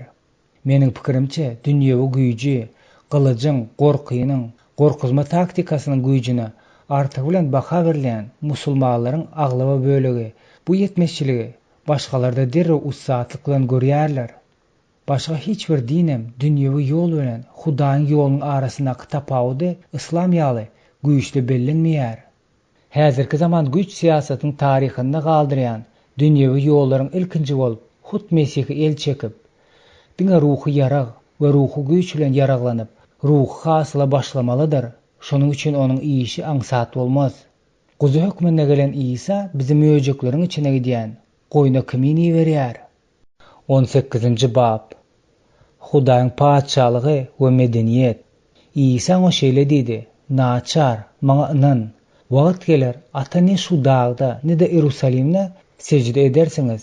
Emma hakyky sejde edijiler ata ruhda, hakykatda sejde etmek wagtlary geler." Yahyanyň 4-nji bölümiň 21-nji, 23-nji aýatlary. Biz geçen wagtda islama olan düşmançylykly gatnaşyk bilen tegmillenen günwetar hakda gurrun etdik. Başga milletlerden olan adamlara hoş habary ýetirmäge islegimizi, öz milletimiziň ylaýda biziň milletimiziň olaryň öňünde günäkar bolsa, päsgelçilik bolýandygyny mümkindigini biz belläp geçipdik. Paçalyk wagaz etmeklik nädip medeniýet bilen laýyk gelýär. Biz bu babda has çylşyrymly, hemme ýerde bar bolan, elbetde çözmesi kyn olan mesele seredip geçmäge synanyşýarys. Bu Hudaýyň paçalygyny wagaz etmeklik nädip medeniýete laýyk gelýär diýen soragydyr. Soragy İsa Hudaýyň paçalygyny absolut medeni düşündiriş berdimi diýip başgaça goýup hem bolar. Bu zatlar adam hoş habara ynanyp onu kabul edenne gönükli ýyzlary galdyrýar. Ene şol wagt hem iman edenden soň kimiň medeniýetini ýokurda bolýar. Täze imana gelen adam özüni Mesih'e getiren adamın medeniýetini kabul etmek gerekmi? Eger yerli ýygynyň sos medeniýeti täze imana gelen adamyň düşünjesinden tapawutlanýan bolsa, onu yerli Mesihleriň modelini kabul etmek gerekmi? Ýa-da iman eden adam hoş habara öz kontekstiniň çäklerine garap bilermi? Eger bu şeýle bolsa, onda ýygynyň formasy, haýsy prinsipler kesgitlemeli diýen soraglar ýüze çykýar. Eger biz meseleni öňkü nesilleriň misalyna garasak, onu häzirki ýygynyň 1-nji ýa-da 2-nji ýa-da 3-nji ýa-da 15-nji asyrynda ýygyna megzeşi däldigini görýäris. Nämeler boldyka? Onuň üýtgemegine kim ruhsat berdika? Ol haçan üýtgedi? Nädip we näme üçin üýtgedi? Eýsem hemme wagtlarda hem üýtgesizligi göz öňünde tutulmanmydy? Eýsem Mesihiň häkimligi hemme taraplaýyn dälmidi? Eýsem Mesih öz göreldesi bilen bize hemmeler üçin nusxa bolmadymy? Pakistanda missionerlik kurslaryna mesihlik we medeniýet barada leksiýa okan wagtlaryna gören gorkunç duýuşum ýadyma düşdi. Duýuşumda meniň ýanyma 5000 musulman ýylaty bolan owanyň ýaşollary gelýärdi. Jenap Makkeri, siz 2 ýyllap bizim köpüýmizi Mesih hakda ders berdiňiz. Endi biziň hemmämiz iman etdik. Biz owalarymyzyň hemmesine İsa Mesih baradaky hoş habary ynanmaklygy aýtdyk. Endi bolsa biz siziň özümizi suwda çokundurmamyzy we bize Mesihlik medeniýetini öwretmeňizi isleýäris diýdiler. Edil şol pursatda men gara dere batyp oýandymda öz-özümden Mesihlik medeniýeti nämeka? Amerikan presbiterligimika? Britan ingliýisligimika? Şwed pentekostligimika? Günörtan baptistleriň Plymouth dogallaryň medeniýetimika? Halas ediş goşunymyka diýip soradym. Şonu ýoş-ýoşdan meniň aňyma Mesihlik medeniýetiň asla ýokdugy, diňe hoş habaryň köküren ýerleriniň hemme ýerlerine medeniýeti üýtgediýän Mesihiň bardygy gelip urady. Ortodoksal islam we medeniýet. Bu meselede ortodoksal islam Mesihleriň tersine üýtgüsiz pozisiýany eýledi. Muhammed öz sözlerini bütün adamzat üçin hökmandygyny duýýar. Ol hatta musulmanyň bütün ömrüne Qur'anyň sözlerine nähili garamaldygy barasyndaky medeniýetli jümläni de modellerledi. Onuň diňe bir Qur'andaky sözleri däl, eýsim jümleleri we eden hereketlerinde musulmanlaryň hemmesi üçin normativ bolup kaldy. Olar baradaky mukaddes ýatlama hemme zatyn öňürde awraýy tymsallarda, soň hem islam kanunyna, şeriatda saklanyp galýar. Muhammed'e mahsus olan durmuş obrazyň medeniýeti, ýani 7-nji asyryň Arabistanyň modeli tutuş adamzat üçin hökmany boldy. Mesihlikde medeni absolut ýokdur. Mesihlik 1-nji asyrda Ýehudalaryň medeni durmuşyndaky zatlary absolutlaşdyrman, olary hoş habary wagaz etmeklige goşan ýalňyşlyk goýberdimika? İsa özüň ilkinji şagirdlerine meniň iýzima düş diýipdi ahyrin. Hemme zatda Mesih'e öýkünmek bize gerekmika? Elbetde ýok. Bolmasa täze akt kitaby has galan bolardy. Resul Yahya öz hoşhabaryny yazanna İsa barada köp maglumatlary goşmaýandygyny makul bilýär. Sebäbi mesihlik nukdaý nazaryna şol şaýatlaryň zerurlygy bolmandyr. Ine ol näme ýazýar? İsa şähertleriň ýanyna bu kitapda ýazylmadyk başga köp alamatlar görkezdi. Ýöne bular siziň İsanyň Hudaýyň ogly Mesihdigine iman etmeňiz üçin we önem edip onuň ady bilen ýaşaşa gowuşmaňyz üçin ýazyldy. Yahyanyň 20-nji bölüminiň 30-njy 31-nji aýatlary. Hudaýyň paçalygy we medeniýet ulgamyna İsanyň we Resullaryň aýdýan zatlaryna garamazdan öňürti. Biz aşagdaklary göz öňünde tutmalydyrys. Biz ahlagy, ýagny Rabbimiziň etika taglimatyny şüphe astyna salmaly däldiris. İsa kanuny bozmak üçin däldi, onu ýerine ýetirmek üçin gelendigini özü aýtdy. Mattanyň 5-nji bölüminiň 17-nji aýatynda. Ol öz üssü bilen Hudaýa gaýdyp barýan ýoly görkezmek üçin Hudaý, adam hakdaky çyn hakykat hökümindäki päklikde, mukaddeslikde, söýgüde, merhemetde geldi. Şol hakykatlar höwes bilen kabul edýändigi sebäpli awtoryň olary şüphe astyna salma niýeti ýokdur. Düşmanlar İsa'nın öz ata-babalarynyň adatlaryny üýtgemekde aýplaýarlar. Markusyň 7-nji bölüminiň 5-nji aýatynda. Şunuň ýalan aýplar onuň şägirdlerine de ýönkölýär. Biz onuň Nasrly İsa bu mekan berbat eden Musanyň bize beren adatyny üýtgeder diýenini eşitdik diýdiler. Resullar işleriň 6-njy bölüm 14-nji aýaty. Onda näme üýtgedi? Näme üçin Ýehudiler beýle howsala düşdiler? Öz ýallaryna mukaddes kitap bilen mesihlik taglimatlary gelende musulmanlary näme howsala salýar? Näme üýtgedýär? Näme üýtgemeli? Bu gowy soraglar. İsa Samariýada. Bu soraga jogap bermäge sığınançanymyzda ilk bilen İsanyň Samariýadaky goýunyň başyndaky aýal bilen bolan meşgul duşugyna ýüzleneriz. Yahyanyň 4-nji bölüminiň 1-nji 42-nji aýatlary. İsanyň döwründäki Samariýalylary köp wagtda biziň döwrümizdäki musulman bilen deňeşdirip bolar. Olar Ýehudalar bilen bäsleşýärler. Olar musulman araplaryň gany bir garyndaş boluşýaly, beýleýän bolmasalar da Ýehudalar bilen garyndaşdylar. Olar mukaddes ýazylaryň bir bölümini Tewrada ikrar edýärdiler. Olar Samariýada Garizm dagyny özleriň medeni merkezini döredýärler. Şondan soň Ýerusalim ibadatxanasyna barmaklyk olar üçin hökmän däl bolup galýar. Olaryň öz ruh hallary bardy. Häzirki zaman musulmanlary hiç bolmanda İslamyň Arap şahasy İsmaýlyň üssü bilen özleriniň Ibrahimden gelip çykýandygyny aýdýarlar. Şonuň üçin biz ozal belläp geçişimiz ýaly ruhmanide özleriniň Ibrahimyň we Ismaýlyň nesilleri hasaplaýarlar. Samariýalılar ýaly olaryň hem öz mukaddes ýazgysy bar. Gynansak da Qur'anda mukaddes kitap materiallary güýçli ütketmelişi sizi var edilipdir. Olaryň hem öz dini merkezi ýagny Mekkesi bar. Olar özlerine ruhanlaryň ýokdugyny aýtsalar da İslam imam, molla, sopi, şeyh, pir, ayetullah, mufti we kazi ýaly dini liderleri bolmasa, din bolmagy besederdi. Gysgalyp aýtsak, İslam dini bir mesihlik bilen güni bäsleşlik edýän, giden bir sistemany döretmek bilen çäklenmän, eýsem elini baryny dep onu gysyp çykarmaga da çalışýar. Belki İsa'nın Samariýaly aýal bilen bolan duşundan aýdan sözlerine seretmek bilen hoş habar wagys etmeklige we medeniýete tarap ugur tapýan täsirleriň prinsipleri ýüze çykarsa bolar.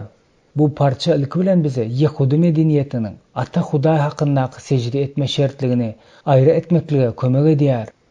Mukaddes kitapdan alynan beýlik parçalar biz olara indiki wagtda ýüzleneriz. Bizim mundan beýlek özümizi musulmanlardan daşlaşdyrýan medeniýetiň serhetli aňyr tarapynda hoş habar ýaýradanymyzda ýüzlenip biläjek prinsipleri keskitlemäge kömek edýär. Görüňimizi dowam etdirmegimizden öňürti biz Ýahyanyň hoş habaryny açmaklygy tutan ýerlik bilip talap edýäris. 4-nji bölüminiň 1-nji 42-nji aýatlaryny. Rep şol aýaly öz geçmişini alyp görkezenden soň ol iki bäsdeş diniň arasyndaky gatnaşyklarynyň özüni açyp görkezýän diýseň manyly we ýeti sözler aýtdy. Ol, bizim atalarımız şu dağda secde ettiler. Ýöne siz Ýehudiler secde edilmeli yer Ýerusalimde diýärsiniz diýär. Asliyetinde ol Hudaýa secde edilýän hakyky ýeriň nirededigini we haýsy düzgünler boýunça oňa secde etmelidigini soraýar. Gaty gowy, başga medeniýetli ýurtlardaky missiýa üçin bu esas sora bolup durýanlar.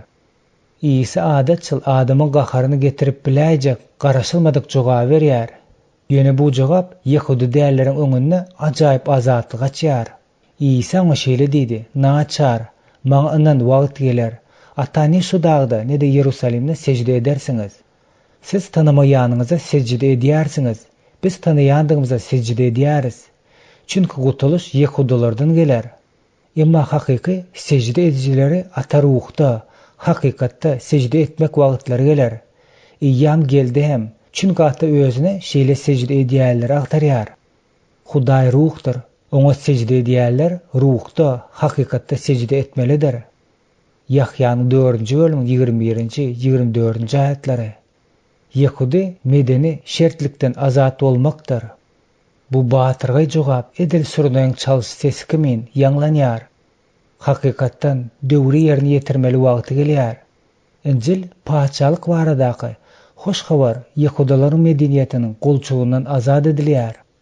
Isa özüň ne-de Ýerusalimne diýen çürt kesik sözler bilen Hudaýyň paçalygyny Musany beren Ýehudi atlaryň kanuny bilen baglanşdyrýan medeni baglanşygyna kesip taşlaýar. Täzekden başga ýerlerine biz ibadetkana weýrançylyk garaşýandygyny bilýäris. Mattanyň 24-nji bölümiň 2-nji aýaty, Markusyň 13-nji bölümiň 2-nji aýaty. Isa Ýerusalimiň hem berbat boljakdygyny öňünden aýdýar. Lukanyň hoş habarynyň 13-nji bölümiň 55-nji aýaty. Eger Isa munyň deregine has ajaýyp bolan bir zadyň peýda boljakdygyny öňürden görmedik bolsa, onda onuň gören görnüşi juda gaýgyly bolardy. Ýöne ol uzakdaky geljege seredenne, soňky döwürleriň şöhratyny we gören görnüşiň ahyryndaky ýolda haýran galdyrjy wakalary öňünden görýär. Ol barada soňrak: "Siz ata secde edersiňiz." Isa şol Samariýaly aýaly ruhlandyrjy başga sözlerde aýdýar. Onuň soňky Hudaýa secde etmelidir diýen sözlerine ägert ola güýji bardyr.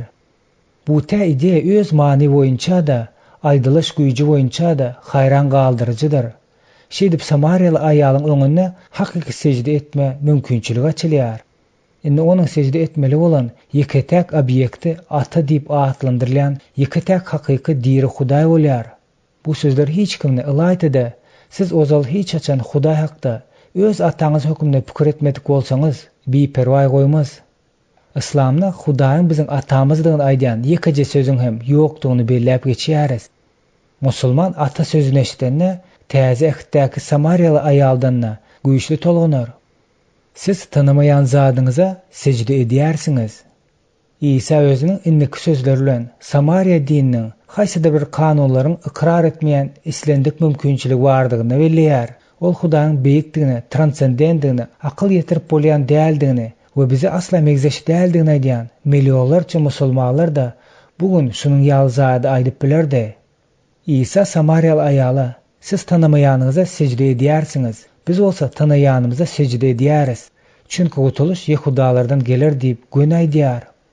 İsa'nın İbrahim'dan, İshak'tan, Yakub'dan, Yahudadan, Davud'dan, ahir soňyda Hudaýyň ogly İsa Mesih'den gelýän gaýtalanmajak halas etmäniň gudraty güýçli bilen oýun etmäniň kimdir birine ýol berme niýeti ýokdur. Dirilik suwy. Ýöne İsa diňe din hakykatyn dikeltmegi bilen gyzyklanmady. Ol Samariýa aýalyň Hudaýyň paçalygyny täzeden dogulmagyny, ruhun Hudaýa ruhda we hakykatda secde etmäge päskil beren zatlaryň hemmesinden arasylamagyny isleýärdi. Ahir netijede İsa bu zenanyň Hudaýyň ruhundan we hakykatdan dolmagyny isleýär. İsa öz gürrüňleşiginiň başyndan eger bu zenan özüniň teklif edýän suwunyň içse, onda oňa dirlik suwunyň berjekdigini aýdýar. İsa Ýahyanyň hoş habarynyň soňragynda şol dirlik suwunyň şol wagt entek imanly adamlara berilmedik mukaddes ruhudygyny aýdýar. Bu nähili haýran galdyrjy söýgi. İsa ol zenany mukaddes ruhdan bermek isleýär. Indi bolsa täze açyşlar. Hudaý gözleýän atadyr. Ol bu Samariýaly aýaly gözledi. Ol İsany oňa tapmak üçin göýberdi. Ruhda we hakykatda secde etmek. Aydılan sözler bu ayalın kalıbına barıp yetmänkä, täze sözler onu odu bilen yandırýar. Hudaý ruhdur, oňa secde edýärler ruhda, hakykatda secde etmelidir. Secde edilme haýsydyr bir dağa daňylygy däldir. Secde edilme haýsydyr bir halka baglanýyş goýulan däldir. Secde edilmek Hudaý bilen ruhda, güýçde we Hudaýyň mukaddes ruhunyň kuwatyna öz-özüň hakdaky hakykatyň yüzüne dogurçuluk bilen seredip, gönülik we hakykatda teşnelik ihlas bilen secde etmek isleýän şahsiýetiň arasyndaky göni gatnaşygydyr. Secde etmeklik ýol, hakykat we ýaşaýyş bolan İsa Mesih dünýäniň halasgary bilen olan kuwatly, üýtgedici duguşşykdyr. Bu gurrundeşligiň netijesi institutlaşdyrylan diniň esasyny sarstyrdy. Enne Hudaý secde etmeklik boş ikiyüzli adatlyk, sinkretizm bolmaz. Hudaý Yehuda medeniýetini we secde ediş formasyny absolutlaşdyrmady. Ol şeýle etmek bilen şunyň ýaly etjek bolan adamlary we islendik beýlik medeniýeti öňürde gapyny ýapdy. Ne şu dağda, ne de Ýerusalimne. Bu ibadetkana weýran edilmäge degişlidir. İsa bilen Stefanusyň bu tasdiklama üçin öz janlaryny berip töleme boldular. Şol wagtdan başlap ýekeje halk hem, Yehudalaram, Samariýalaram ya başga ýekeje kişi de hakykady köne meşikleri saklap bilmez. Hudaý ruhdur, oňa secde edýärler ruhda, hakykatda secde etmelidir. Bu zatlar biziň medeni secde ediş formalarymyzyň nukdaý nazaryndan näme aňladýar? Tiz ara biz bu soraga jogap bermäge synanyşarys. Bu zatlar gutuluşyň Yehudalaryň usulen gelmändigini ýa-da Ýerusalimdaky ibadetkhananyň konsepsiýasyny hemişelik ýatdan çykarmalygyny aňlatmaýar. Hudaý gutuluşyň wagtda we giňişlikde kökrondygyny tasdiklaýar. Hudaý beýik halas etme işi İsa Mesihiň haça çüýlenmesi bellenilen wagty İsa ýerde ýaşap ýörkä bellenilen ýerde ýagny gadymy Ýerusalimiň diwarlarynyň aslynda amala açdy. İsa halas etme ideýasyny taryhdan bölüp aýyrmak islemedi. Bu dini institutlar tarapyndan yglan edilen ideýalar unudulmaga degişli däldi, tutuş äliminki edildi, universallaşdyryldy. Ibadetkhananyň universallaşmalygy. Hudaý öz maksady üçin ibadetkhananyň ähmiýetini saklaýşy, östürişi we universallaşdyryşy ýaly Ýerusalimy hem saklady, östürdi we universallaşdyrdy. Bu hakykatdan hem ajaýyp gudrat boldy. Resul Pawlusa belli bir derejede Resul Petrusda, ahir soňunda Resul Yahya hem ibadetkhananyň we Ýerusalim şäheriniň hakyky ähmiýetine aralaşmak berildi. Pawlus özüň Efeslere ýazylan hatynda biziň raýatlygymyz hakynda gurrunedenne daşdan galdyrylan däl de adamlardan düzülen ibadetkhananyň gurrunne diýär. Şeýlelikde sizin ýat, musapir däl de mukaddeslerin watandaşy bolup Hudaýyň maşgalasyna degişlisiňiz. İsa Mesihiň özü burçdaşy bolup siziň resullaryňyz, peýgamberleriňiz düýp teýkaryna bina edildiňiz. Bütün imaret Rebdeviz mukaddes ibadetkhana bolsun diýip onu örlýär, beýgilýär. Siz hem ruhda Hudaýyň meskeni bolmak üçin bilelikde Mesihde bina edilýärsiňiz. Efeslere ýazylan hatyň 2-nji bölümiň 19-njy 22-nji aýatlary. Petrus bu obrazly görünüşiň üstüne özüçe doldurup şeýle diýär. Oňa insanlar tarapyndan taşlanan, Hudaýyň ýanyna bolsa saýlanan, gymmatly diri daşy ýakylap, siz de İsa Mesih arkaly Hudaýyň halayan ruhu gurbalygyny hödürlemek üçin diri daşlar kimin ruhu öý, mukaddes ruhallar hökmünde bina edilýärsiňiz. 1 Petrusyň 2-nji bölüminiň 4-nji 5-nji aýatlary. Bu sözler canlandıran, inne sowuk, cansız binany däldi, eýsem adamlardan, diri daşlardan galdyrylan ibadethananyň akyly hayran edici, transcendal obrazyny suratlandyrýar. Bu keşiň maşdabyna we ýaýwanlaşmasyndan ýaňa demiň tutulýar. Ibadethana özüne dünýäniň islendik bölegindäki imanlaryň islendik nesilini özüne, Hudaýyň diri ruhuny öýüne kabul edýär. Bu hakyky multietnik diri strukturadyr. Hudaýyň özü biziň aramyzda bolýar. İsanyň köne ibadethanyny çüýrükdigini aýdanna giň almak gerekmi? Ol has beýik bolan ibadethany hakda Hudaýyň halas edici asıl nusgalaryň amala aşmagyny, Hudaýyň ähli wagtlardan we ýerlerden öz ýanyna gaýtarylyp getirilen çağalaryň arasyndaky ebedi öýü hakda bilýärdi. Diri ibadatxana Hudaý bilen onuň ortasyndadyr. Ýerusalimiň universallaşdyrmagy. Paulus iki Ýerusalim, ýagny ýerdäki we gökdäki Ýerusalim hakynda gurrun edenni, olaryň haýsyna wepaly bolmalydygyny gizlemek hakda pikir hem etmeýär. Paulus sol döwürdäki görnüşini Ýerusalim tarapyndan nişanlaşdyrylan, kanuny goramagy çalışýan Galatiýa adamlara ine näme diýip ýazýar? Häzirki Ýerusalim weýran bolýança ogullary bilen gulçuluk edýär. Ýöne ýokarky Ýerusalim azatdyr. Hemmemiziň enemiz oldur. Galatiýalylaryň 4-nji bölümiň 25-26-njy aýatlary. Paulus içinde medeni däpleri, zalim toplum bolan ýerdäki Ýerusalimne üstünden ýapyp oturmakçy bolmaýar. Ol diňe bir ruhy modeliň Hudaýyň terk etmekçi bolan ýerdäki modelini öwretjekdigini görmän, eýsem Hudaýyň paçalygynyň hakyky universal, bütün älimdäki bolmak üçin islendik halkyň medeni modelini öwrülendigine de akyl ýetirýär. Inni fizik Ýerusalime barma zerurlygy ýokdur. İsa Mesihiň tarap çaljy paçanyň hyzmatkarlygynyň izine düşüp, paçalyga, Hudaýyň gökdäki tagtyna tarap göni ýol bilen gidip bolar. Sünnetlemäniň universallaşdyrylmagy. Eger biz Ýehudalaryň ara alyp maslahatlaşmagy degişli däl hasaplaýan beýlik esasy ýagdaýlara seretsek, onda işi şol bir prinsiplaryň girişýändigini görýäris. Sünnetleme ruhy akt bolup galdy. Paulus Filipdäki ýygnaga, çünki çyn sünnetlenmek Hudaýy ruhda gulluk edýän, Mesihe Isa bilen magtanýan, bedeni ynam etmeýän bizderiz diýip ýazýar.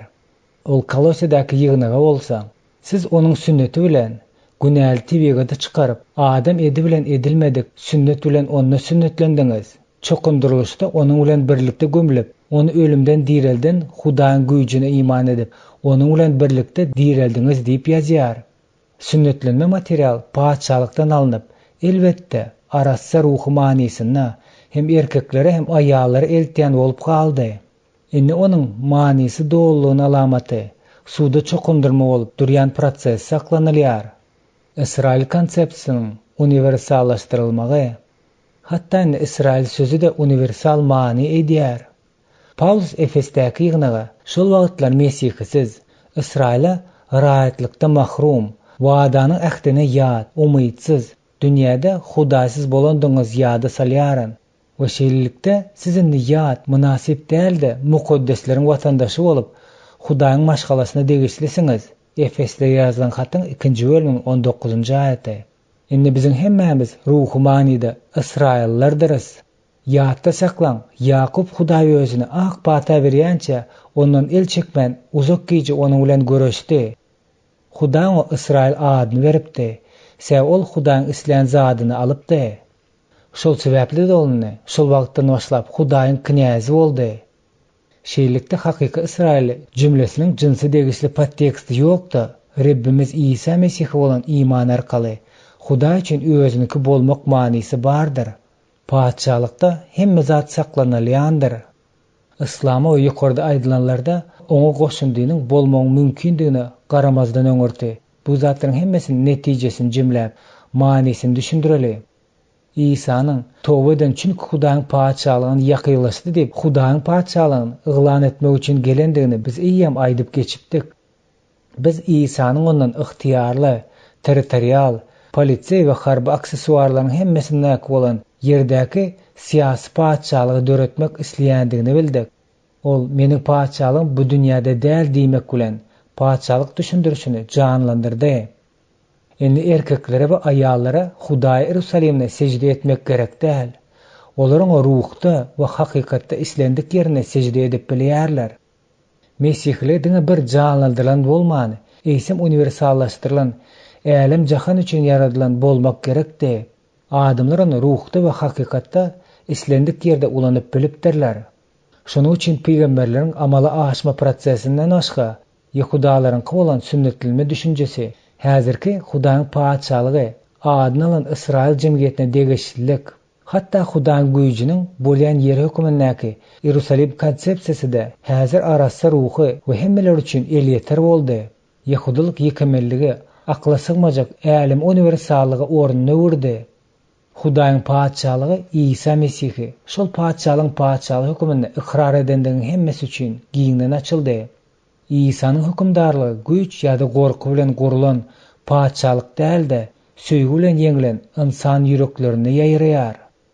Hudaýyň paçalygy meňzeşdir. İsa Hudaýyň paçalygy hakynda gurrun edende her türlü deňeşdirmelere ýüzlenýär. Ol bu paçalygy duza, hamirmaya, nura meňzeşdigini aýdýar. Bu deňeşdirmeler bizde bir wagtyň özüni hem arassalaýan, hem zaýalanmadan saklaýan duz hakdaky, tümlügi hop, içinde dostluk, söýjilik bolmadyk dünýäde ibaratly ýol görkezýän nur hakdaky, tutuş bedeniň içine aralaşyp hemme zady ajadan hamirmaýa hakda gözüňni getirmän döredýär.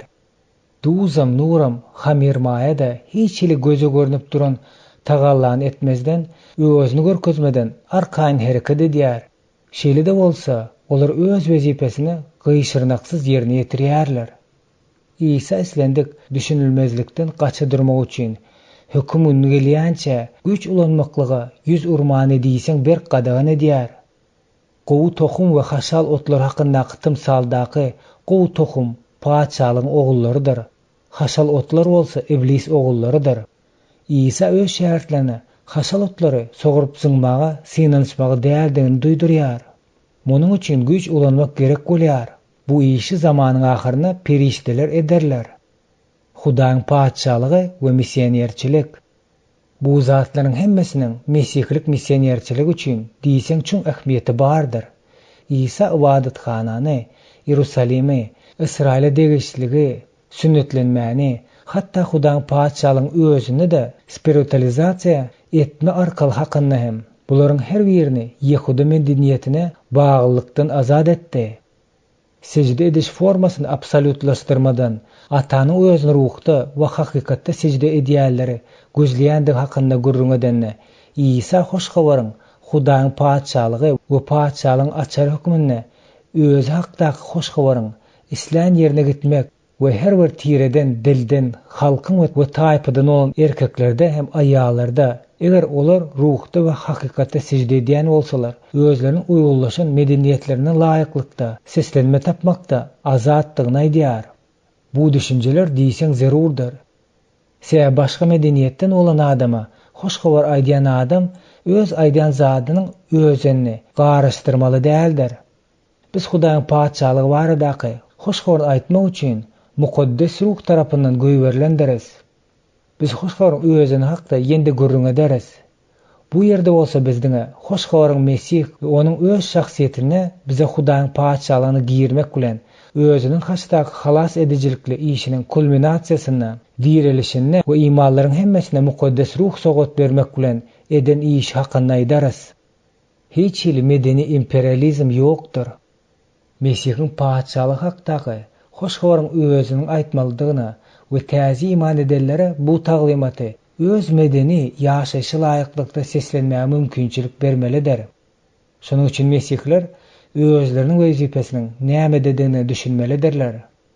Şol wezipe ruh transformasiýasy bilen imana gelen adamlaryň ýüregini gökdäki paça hökümini Mesihi tanamaklyga, İsa'nın öwreden prinsipleriniň we gymmatlyklaryň hemmesini bilmeklige getirmekden ibaretdir.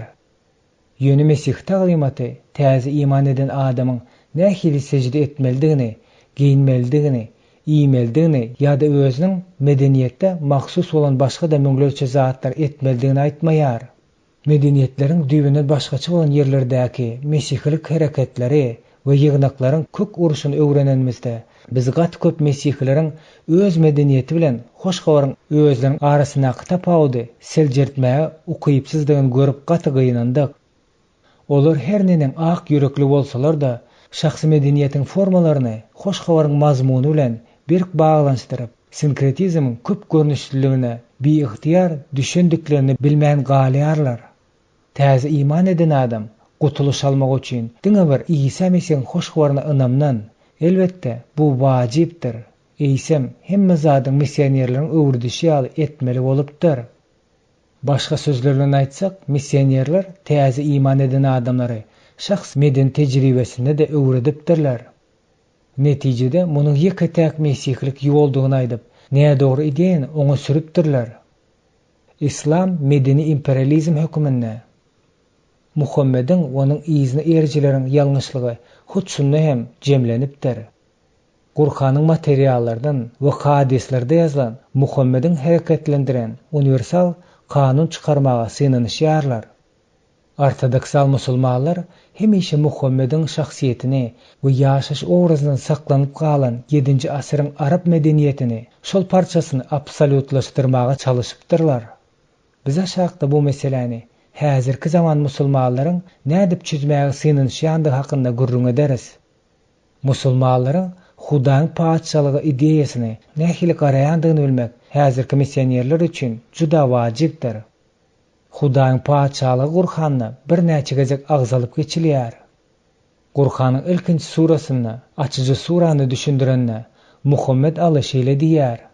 Oňa, ýagny Mesiha, Hudaň paçalygynyň gelmegi üçin doga etmekligi öwredýärler. Musulmana bolsa, ýam gelip ýeten bu paçalygyň özüne münasip yer gözlemekligi öwredýärler. Bu ýerde elbetde peýgamberiň gelmegi İsa'nın öz şähertlerine ýakynlaşyp gelýändigini gurrun beren paçalygy bolan Hudaň paçalygynyň gelmegi bolandygyny göz öňünde tutýar. Markusyň 1-nji bölümiň 15-nji aýatynda. Bu Muhammed Ali'nin şahsy ideýasynyň başga hiç sady däldir. Bu zatlar hakynda Kur'an'da takyk hiç zat aýdylmaýar. Ol asliýetini İsa'nın Hudaň paçalygyny öz ýaşanygynlarına girizendigini, şol paçalygyň imanlylar mesihlerin durmuşynda hakykat bolup durýandygy, İsa meşin gaýdyp gelmegi bilen gutarykly amala aşyrjakdygyny we göze görünýän keşfi peýda boljakdygyny ünsden düşürýär. Hatta musulmanlaryň köpüsi de İslamyň Hudaý paçalygyny Kur'anyň 20-nji bölümiň 56-njy aýatynda da ol günde paçalyk ýalňyz Allahynyňkydyr.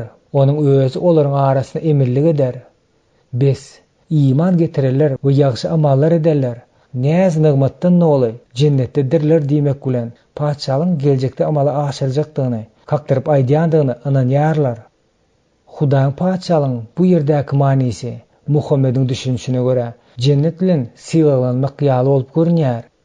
Kur'an'da mülk diýip atlandyrylýan surada bar. Ýende Ali'nin bu wagtda beren düşündirişine göze ilginçdir.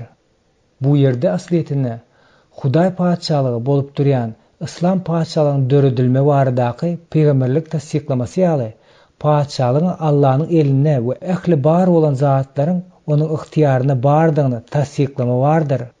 Bu zatlar İsa'nın munuň üçin size diýärin, Hudaýyň paçalygy sizde alınıp, onuň miwelerini öndürjek millete bererler diýen sözlerinden gelip çykanlar. Allah İsa'nın Yahudalara paçalaryň öz elinden alınıp butparazlara, has takygy Mesihiň izine erji boljak butparazlara berjekdigini aýdýandygyny nazaryndan dolusyp durýar. Kur'an'daky Hudaýyň paçalygy näme aňladýandygy barada käbir musulman liderleri öz pikirlerini aýtdylar. Mysal üçin, merhum Abdullah Maududdin özüniň monahir kesgitleme berýändigini soranlarynda ol. Hudaýyň paçalygy bu ýerdäki islamdyr, bu gökde de şeýledir diýär. 1985-nji ýylyň iýun aýynda şu siterleriň awtory Filippin Uniwersitetiniň ýanyndaky İslam institutynyň direktorynyň öz pikiriçe Hudaýyň paçalygy nämedigini soranda ol maňa şu wagta çelli bu soragy hiç kim bermändi. Bu İslam kanunynyň bütün dünýä girizmegini aňladýar diýip çäkleýär diýip jogap berýär. Hudaýyň paçalygy we missioner. Ýokarda agzalyp geçen Hudaýyň paçalygyna berilen İslam kesgitlemesini aýdýan musulmanlar bilen gürleşende missioner paçalygyň Rabbimiz İsa tarapyndan girizendigini sabarlyk bilen görkezmelidir. Onuň ruh tebigatyny, ähli insan medeniýetiniň arasyndaky hamyrmaýa roluny, onuň İsa'nın gutarnykka gaýdyp gelmegi bilen dolu amala aşykdygyny düşündirmelidir. Hakykatdan olsa musulmanlaryň aglawy bölegi Hudaýyň paçalygynyň sözüniň näme göz öňünde tutýandygyny asla düşünmeýärler. Sizin islendik medeniyetin içine aralaşıp, onu üýtgüdýän ruhy, paçalyk hakynaky wagzyňyzy olar sergin howanyň ýeljaga ziýalda çıllakay howp hökmünde kabul ederler. Şonuň üçin Mesih missionerlik, Hudaý paçalygy we paçalyk hakdaky hoşgowar jümleleriň näme gözeňinde tutýandygyny düşünmek bilen çäklenmän. Eýsem onda haýsydyr bir medeniýetiň çerçewesyna zorluk bilen gysyp salman. Ol hakdaky taglymaty düşünükli beýan etmäge ukyply bolmalydyr. Hudaýyň paçalygynyň ölçegi özüni haýsyda bir bolan medeniýetiň belli bir formasy hökmünde ikrar etmeklikde däl-de, şol paçalygyň raýatlygyň ata ruhda we hakykatda sejde edýändigine jemlenenler. Biz şu wagtda çelli paçalyk baradaky hoşgowaryň anyk kimdir biriniň medeniýete laýykdy gelýändigi barada jikme-jik gürrüň etmändik. Gelin şu predmete üns bereliň.